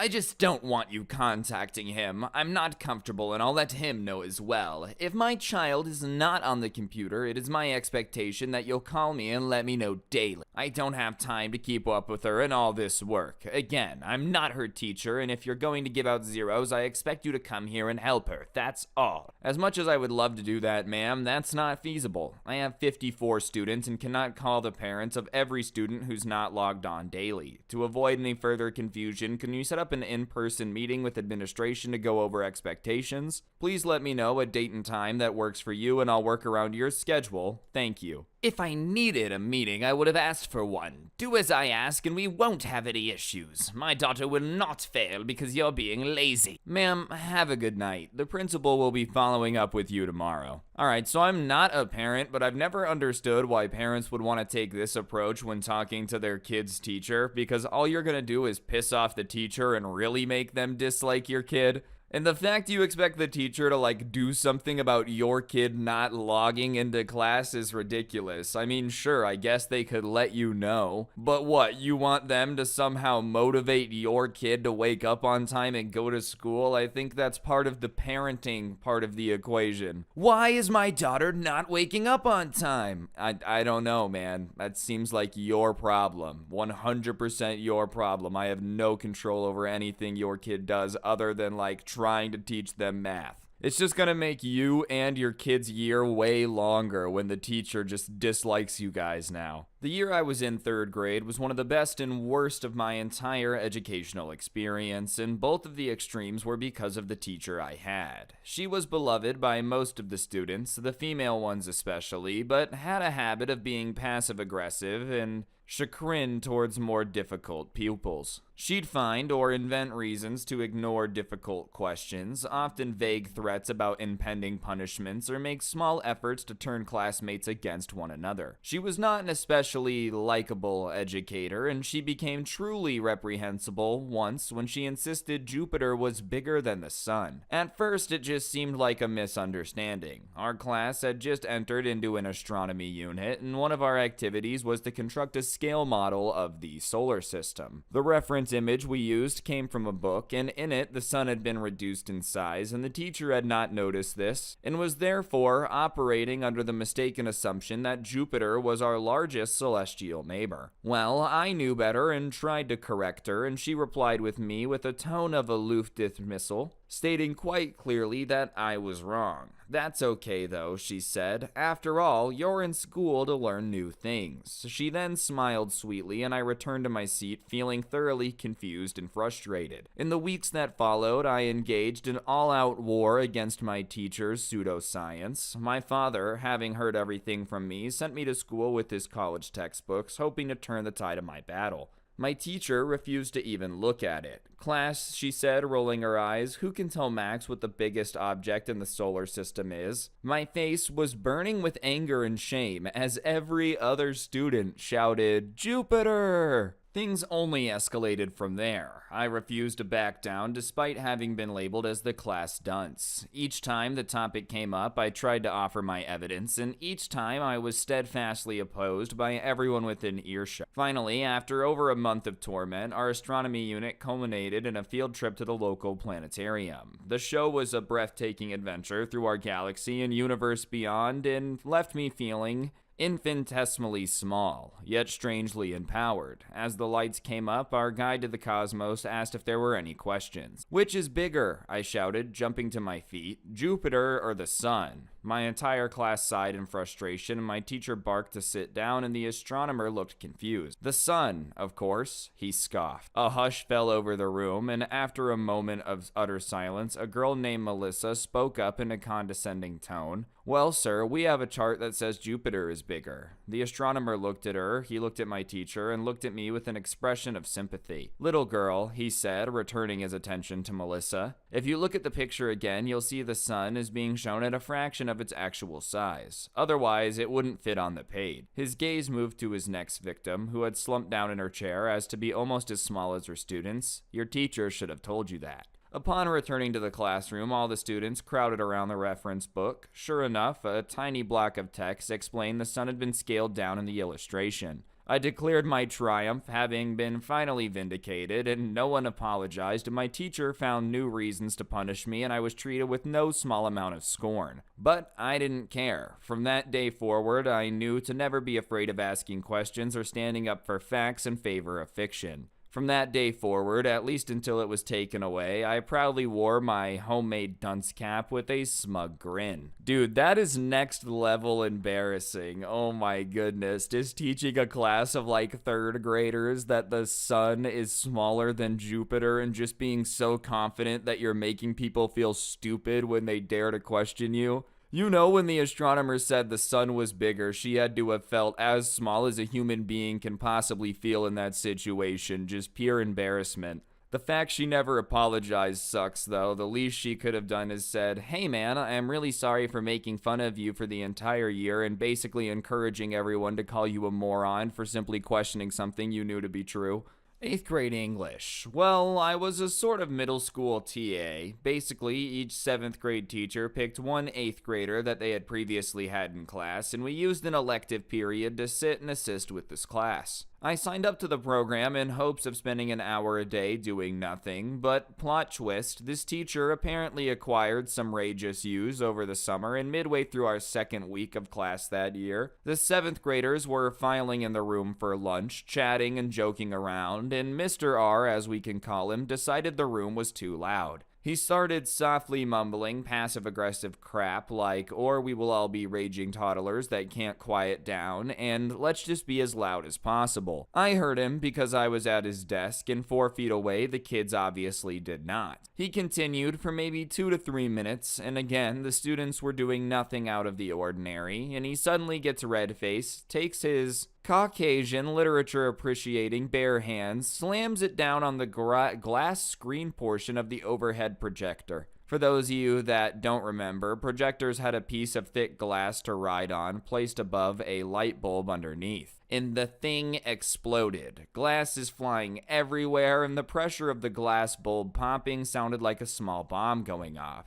Being 2002, the class reacted like an attack happened because after the noise, all they saw was Mr. R holding up a bloody fist and glass strewn about their desk. The teacher just stared at his hand and then at the class and then bolted out of the room, and my brain was like, what happened? Get out of here. But I decided to play the role of orchestra on the Titanic and casually turned on Finding Nemo and shrugged at the 30 bewildered faces of 12-year-olds. Mr. R came back about 5 minutes before class ended and silently sat down at his desk, bloody nub hand wrapped up in gauze and bandages. And he didn't say a word, and we never spoke of it again. No idea who cleaned up the shrapnel, but I fled the scene with the rest of the class when the bell rang, and Nemo ended up being found. Bro, how embarrassing. "I'm angry, breaks the projector. How did he explain having to purchase that to the principal? "Hey, we're gonna need a new really expensive projector. I understand our school budget is probably 3 goldfish and 4 Lay's chips,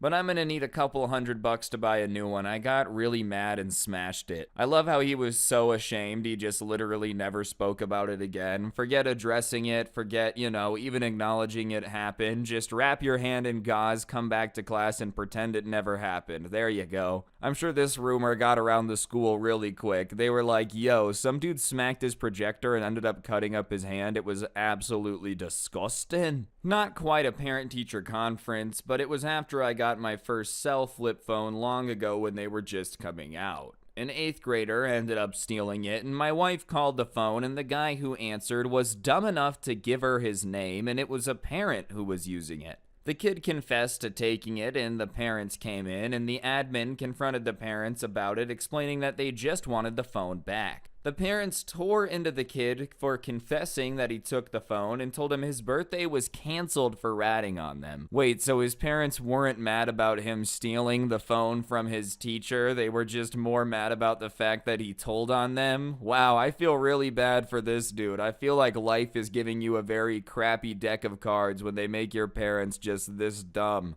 "Aw, son, why would you rat on me? We were supposed to steal from your teacher together." What a great example. I'm sure your son has learned so many great things from you.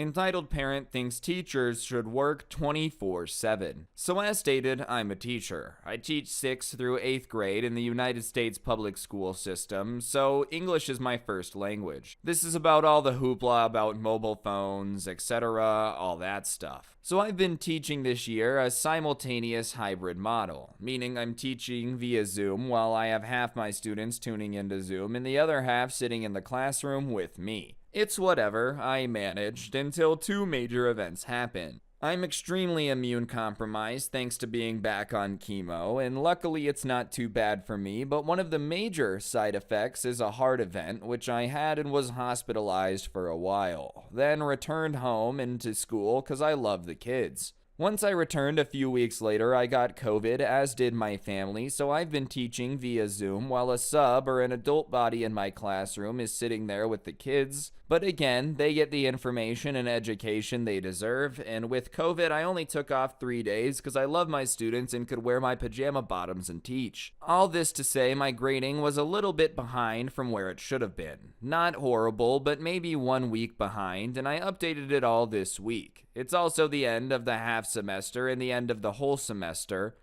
And needless to say, kids are a bit frantic in general. Even with teachers who have been up to date 100% of the time, they get late work turned in, and we were mandated to accept all late work without penalty up until Friday or the last day of the semester this coming week. Now, this wasn't my first rodeo, and I know kids always ask for extra credit at the last minute, so I had the bright idea to post extra credit on our school website to specify in my area. I did this in October, and I added to it in November and the first week in December. I mentioned it every week too, yet kids are kids and humans procrastinate, so I have to answer calls and emails over the weekend, and it's mandated we do this for 1 hour one time over the weekend, either Friday, Saturday, or Sunday, but I often do it as they come in. I can access my account through my phone, but given how sick we all are, I've limited it to 1 hour, Saturday morning at 7 a.m. I went to bed, and on Saturday at 7 a.m. I opened my emails, and there were 12 from an entitled parent, 6 from an entitled son, and 2 from an entitled aunt. Great, this should be fun. The parent and son are mad that I didn't ask how high when they said jump and respond to their emails because he has a C+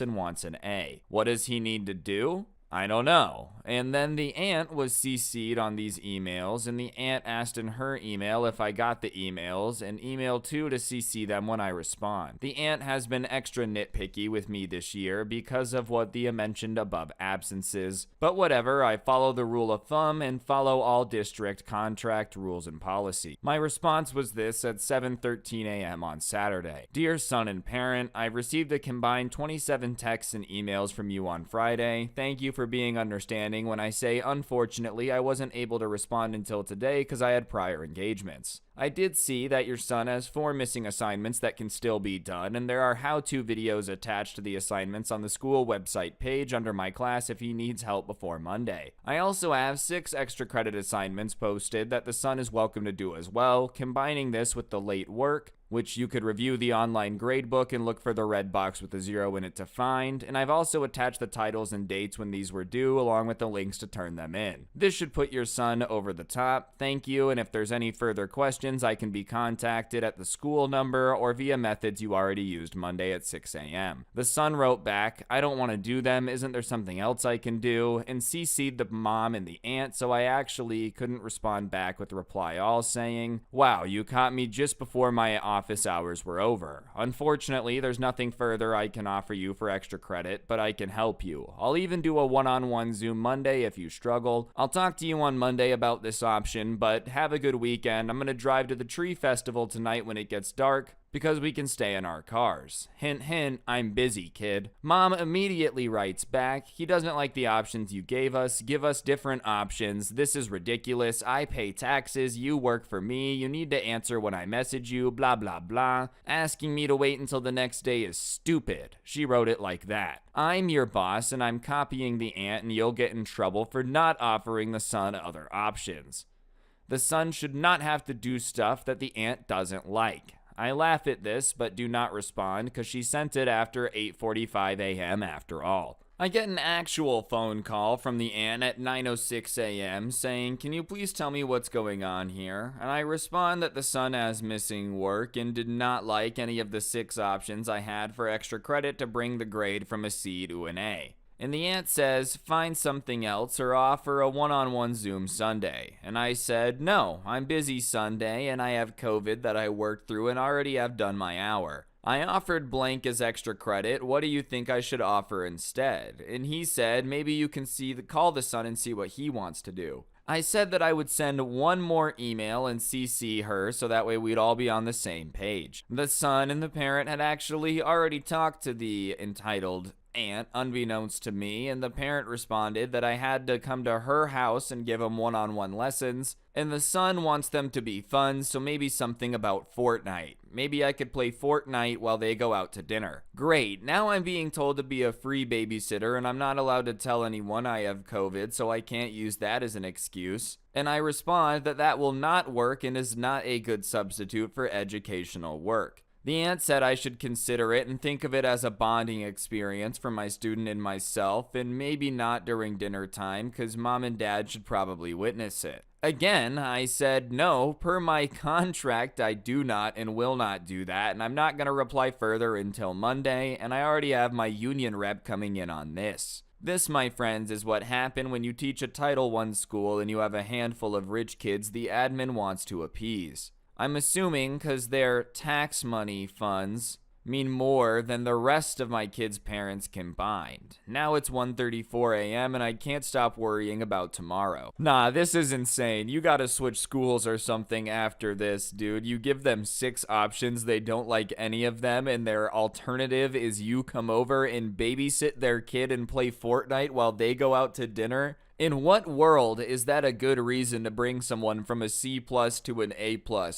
We played a lot of Fortnite, got a lot of sick dubs, got my new season victory umbrella. Like, this is absolutely ridiculous, and the fact that they were urging you to consider it is nuts. If I were you, I would switch schools. I do not want to be dealing with this at all. I also love when people pull the whole, "I pay taxes, so I'm paying your salary." It's like, yeah, but that's not really how it works. I mean, technically, sure, you're giving money to the government, but they pool it and then distribute it to all these services. So you're actually paying like 0.001% of this salary. I don't really know if that means you get to boss them around like that. I taught English in China, mostly university level, but I also worked at a tutoring school for high schoolers. This one kid's mother demanded that my student, who was 14, write a 10-page paper every day. One every freaking day. My hours spent tutoring him was always spent going over his paper and telling him where he needed to stop repeating himself, where personal anecdotes weren't appropriate, and where I could tell the anecdotes were totally made up.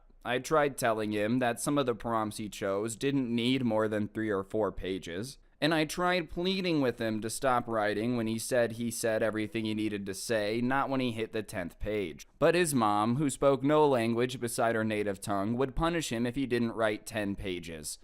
Withholding food, beating him, all that nasty crap. So his writing quality got worse and worse as he prepared for his English exam to finish high school in the US, because he never learned how to write with quality, only quantity. I sent him home with a big note to his mom about why what she was doing was going to cause him to fail his exams, and she came to school to scream at me about how I was a terrible teacher and had no idea what American schools needed. He failed the exam, which surprised nobody at the center, but his mother beat him and he was pulled out of school for a couple weeks. What sucked the most is that there aren't laws against that sort of thing, and there's nothing I could do about it but work with the center to get him more hours there. I still think about him and hope he eventually got out of the country and away from his parents. I don't know what the laws in other places are, but that definitely should be illegal if it is not already. I'm not educated enough to speak on it further than that. But that being said, this is a horrible way to get your kid to want to learn things. Are you serious? Just punish them and make them go way overboard? If there was any passion that they had for learning English, it's definitely 100% gone now.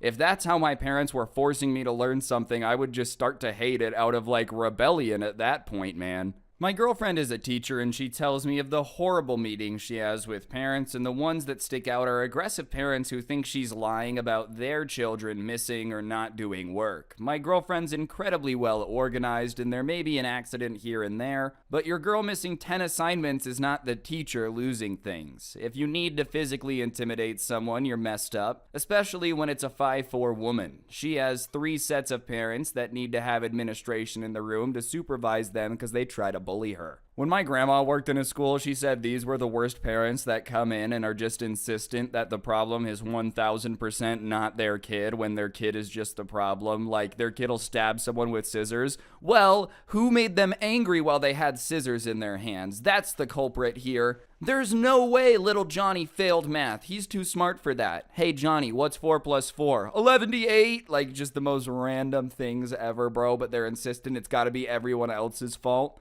I feel like this is just what happens when Karens try to fight the school. On the bright side, I feel like teachers are getting more and more rights to be able to argue back with the parents. But how nuts to try to physically intimidate a teacher into saying the assignments aren't missing. And how embarrassing that the teacher is like, hey, I need administration to sit in here because you're just such an angry person. Last year, we had a very angry parent of a young lady who was enrolled in Running Start here at the college who was being lied to by his daughter in an effort to hide the fact she was not going to class. For those of you who don't know, Running Start is a state-funded opportunity for high school students to finish high school with college credits that apply to their college transcripts. The young lady was telling her father that she was doing extremely well in her 2 classes she was enrolled in, but naturally, her grades at the end of the quarter suggested otherwise. Dad got mad and would frequently call the instructors in question and their respective deans in a fit of total fury, threatening lawsuits if he was not given answers as to why they were failing his angelic child in all of her classes. However, since this was a college, we can't just release any of the information. Not even because her attendance blows, unless a waiver is signed by the student, and that pissed him off even more. Eventually, he gets directed to my office, and I'm no instructor, but one of the hats I wear here is being the one who gets to deal with all the angry formal complaints once the instructor and dean can no longer handle it. That said, people are usually quite livid by the time they get to me, and this man called me at least once or twice every day in an attempt to get in touch with the vice president.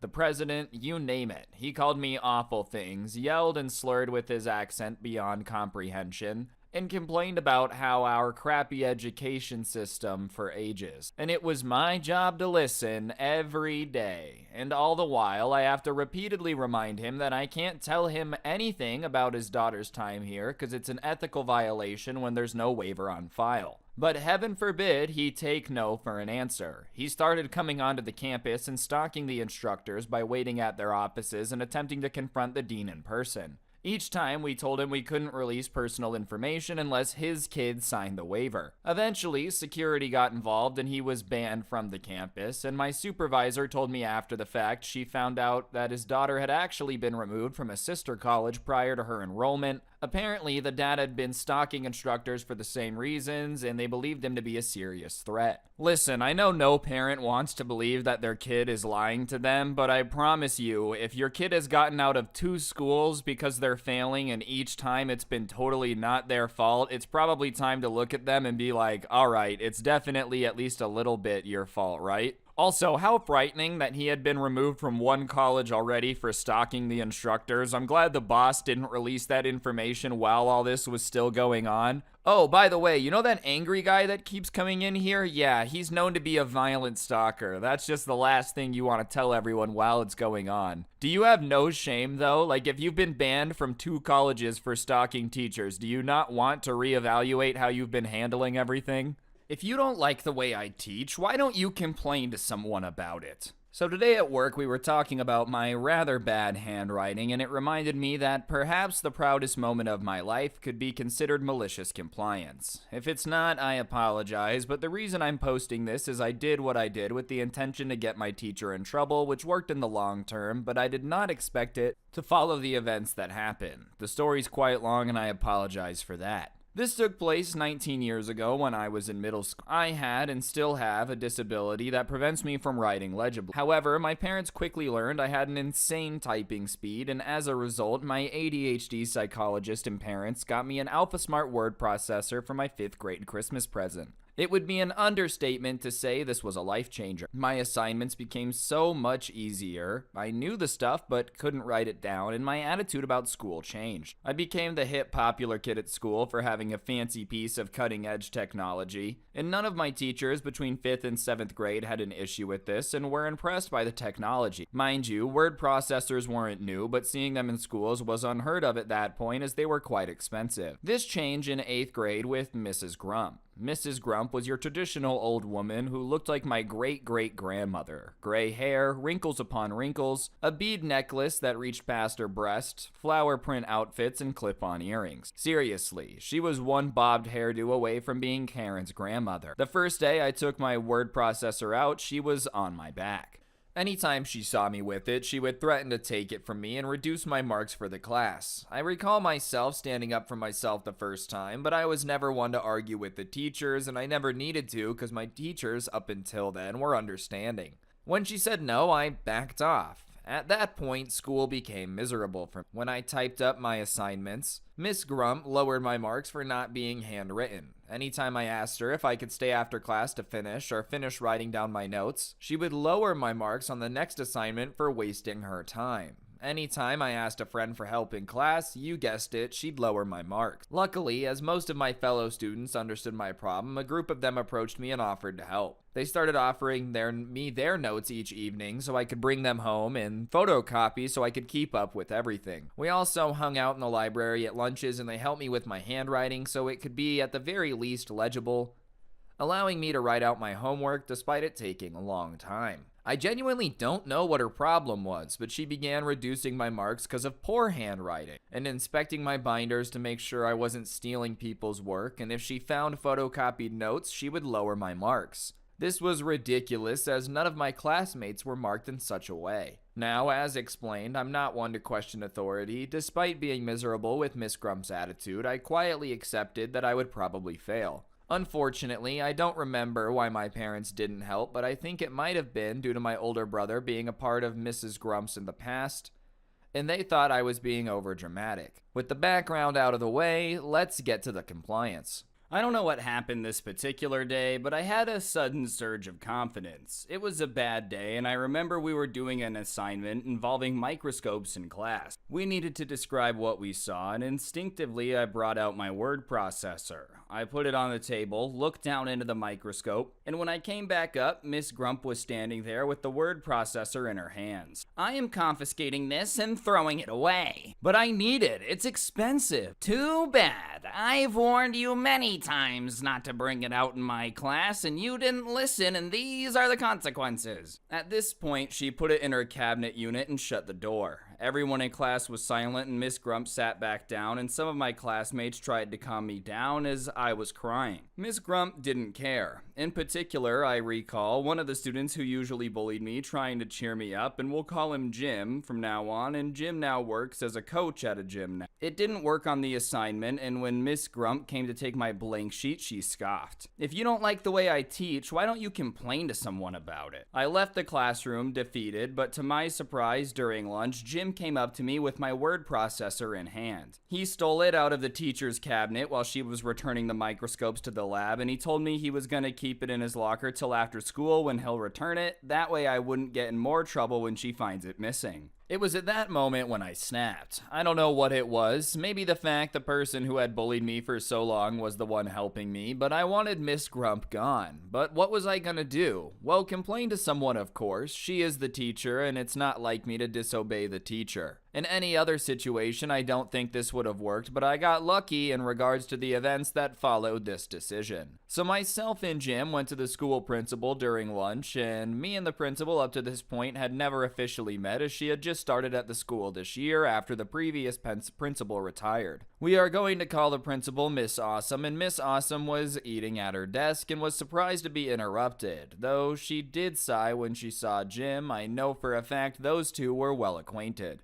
I think she thought the two of us had gotten a fight, so she asked me to sit down and Jim to wait outside. I started explaining to her what happened in class, and after she realized Jim wasn't to blame, she called him back in to support my story. When I mentioned the word processor, her eyes lit up. Despite her never formally talking before, it was clear she knew who I was. The discussion shifted to the word processor itself, and she asked me to go over its functions and everything. I showed her I could type, transfer the files to a computer, and then print it off or email it. The typing tutorials loaded on it, and I explained why I needed it and showed her my handwriting and how I'd relied on it since 5th grade. She and Jim seemed quite interested in it, taking notes and everything. And at the end of the impromptu tutorial that lasted, Miss Awesome thanked me and had us step out for a moment. After she brought me back in, she explained to me there was nothing she could do at this point in time, and she gave me an out-of-school suspension for a week. She explained I was not in trouble at all and it wasn't being marked against me, and the explanation she gave was for stealing out of the teacher's cabinet, though I wasn't required to return the process. This also got Jim out of trouble as well, which he was thankful for, and Miss Awesome said that everything will be taken care of next week when I return, and she'll contact my parents explaining the situation. The week I was off, Jim was coming by and dropping off his homework so I could photocopy it and not fall behind. Quite frankly, I thought he just wanted me to do the work for him at first, as it was a complete 180 on how he used to treat me, but we became good friends after this happened. Even asking him today, he doesn't recall why he started treating me better after Miss Grump took the processor. During those days, my parents were on the phone constantly. I wasn't aware of what was going on, but they bought me a new game, bought takeout a lot, and genuinely I felt pampered. My parents came in with me when I returned, but rather than to the classroom, I was brought to the school board room instead, where a bunch of people in suits were located. My family doctor and ADHD psychologist were also in attendance, which shocked me, and Mr. Awesome, or Mrs. Awesome, excuse me, explained to me that these were representatives for the school board and that they were extremely interested in my word processor. In hindsight, it was a bit of a move for no one to inform me I was being brought in front of the school board to present my word processor, but I began explaining it like I did to Miss Awesome, showing the different functions and such. After I finished, my family doctor and psychologist gave a better explanation than what I gave as to why I needed it and how it helped, and it ended with my parents explaining it changed education and how I enjoyed school. Honestly, I don't recall the immediate response, but a day later, Miss Awesome explained everything to me. Apparently, she was actually a sitting member on the school board who had been standing in for the principal that year until they found a replacement. And when I showed her the word processor, she saw the potential that it had to help students such as her own daughter who had similar circumstances to me. She contacted the school board about investigating some word processors for each school in the district, but they wanted to see it first. Again, it was a new concept, all things considered. And that was why she needed me that day and why she allowed me to stay home for the week, as there was no rule in place to protect the processor from being confiscated and possibly destroyed. I still question why I was never informed of the meeting, but whatever. Anyways, due to the presentation, I was given permission to continue working on my word processor, and much to Miss Grump's dismay. She was also required to adjust all previous marks removed for her deductions. Meanwhile, the school board decided on ordering 5 to 8 word processors for each school in the district for next year, this school getting 8 as it was a larger school. And students in what was called the resource class, which was a class for students who needed extra attention, had the option to sign out a word processor for the day to help with their in-school assignments. There was an altogether increase in the resource students' marks as a result of the change, I've been told, and the school board began looking into other ways to help students. But what about Miss Grump? Other than having to just readjust my marks and allowing me to use the word processor, she got off scot-free. It's great and all, I made a huge difference in my school district, but how old Miss Grump got her just desserts for making 8th grade a living hell for me. I don't know if it was a mere coincidence, or outside interference, or just a parting gift from Miss Awesome after she returned to her position in the school board, but all resource students coming into the 8th grade had been assigned to Miss Grump's class next year, and as a result, they were signing out the word processor constantly in her class. I learned this because my 9th grade class was right across the hall from her room, and windows in the classroom allowed me to look in and always see 4 to 6 students typing up a storm on their processors. This came to a head, however, when Miss Grump took one of them and threw it out the window. After that, she was asked to retire halfway through the year and replaced with the sweetest teacher that held ice cream parties for the students that completed all their assignments each month. And that, everyone, is probably the proudest moment in my life. Not only did my actions result in students with disabilities getting more resources to help them, but I also watched the worst teacher I ever had getting escorted out of the school by security. All of that fighting and threatening to break electronics, throwing things out the window just to be forced into a retirement, like, it just doesn't seem worth it. I understand that some people hate technology. Maybe I'm slowly turning into a boomer. I don't get a lot of the super new stuff either. That being said, you've just got to accept the fact that technology is going to keep on marching, even if you stop paying attention, and fighting it is pretty futile. I'll never get one of those newfangled word processors. Yeah. Do you think she spent the rest of her retirement she was forced into avoiding technology, or do you think she hopped on Facebook as soon as possible and became the equivalent of an MLG gamer for Farmville? I'm gonna assume the latter. Anyways, guys, I think that's gonna do it for the video. Hopefully you enjoyed. If you did, please be sure to press the like button. Let me know in the comment section down below what you thought. This was a longer video. I'm trying to do the longer ones. That's why they're taking a little longer, you know. But I'm gonna try to do like 30-40 minute ones from now on. So if you like that, like, comment, subscribe, all that stuff. And while I've got your attention, definitely head over to the Storytime channel and check that out. I've got longer videos popping up over on there too. And yeah, on that note, guys, that'll really do it. Don't get anyone pregnant. If you do, make sure they're hot, and I'll see you guys next time. I'm out. Peace.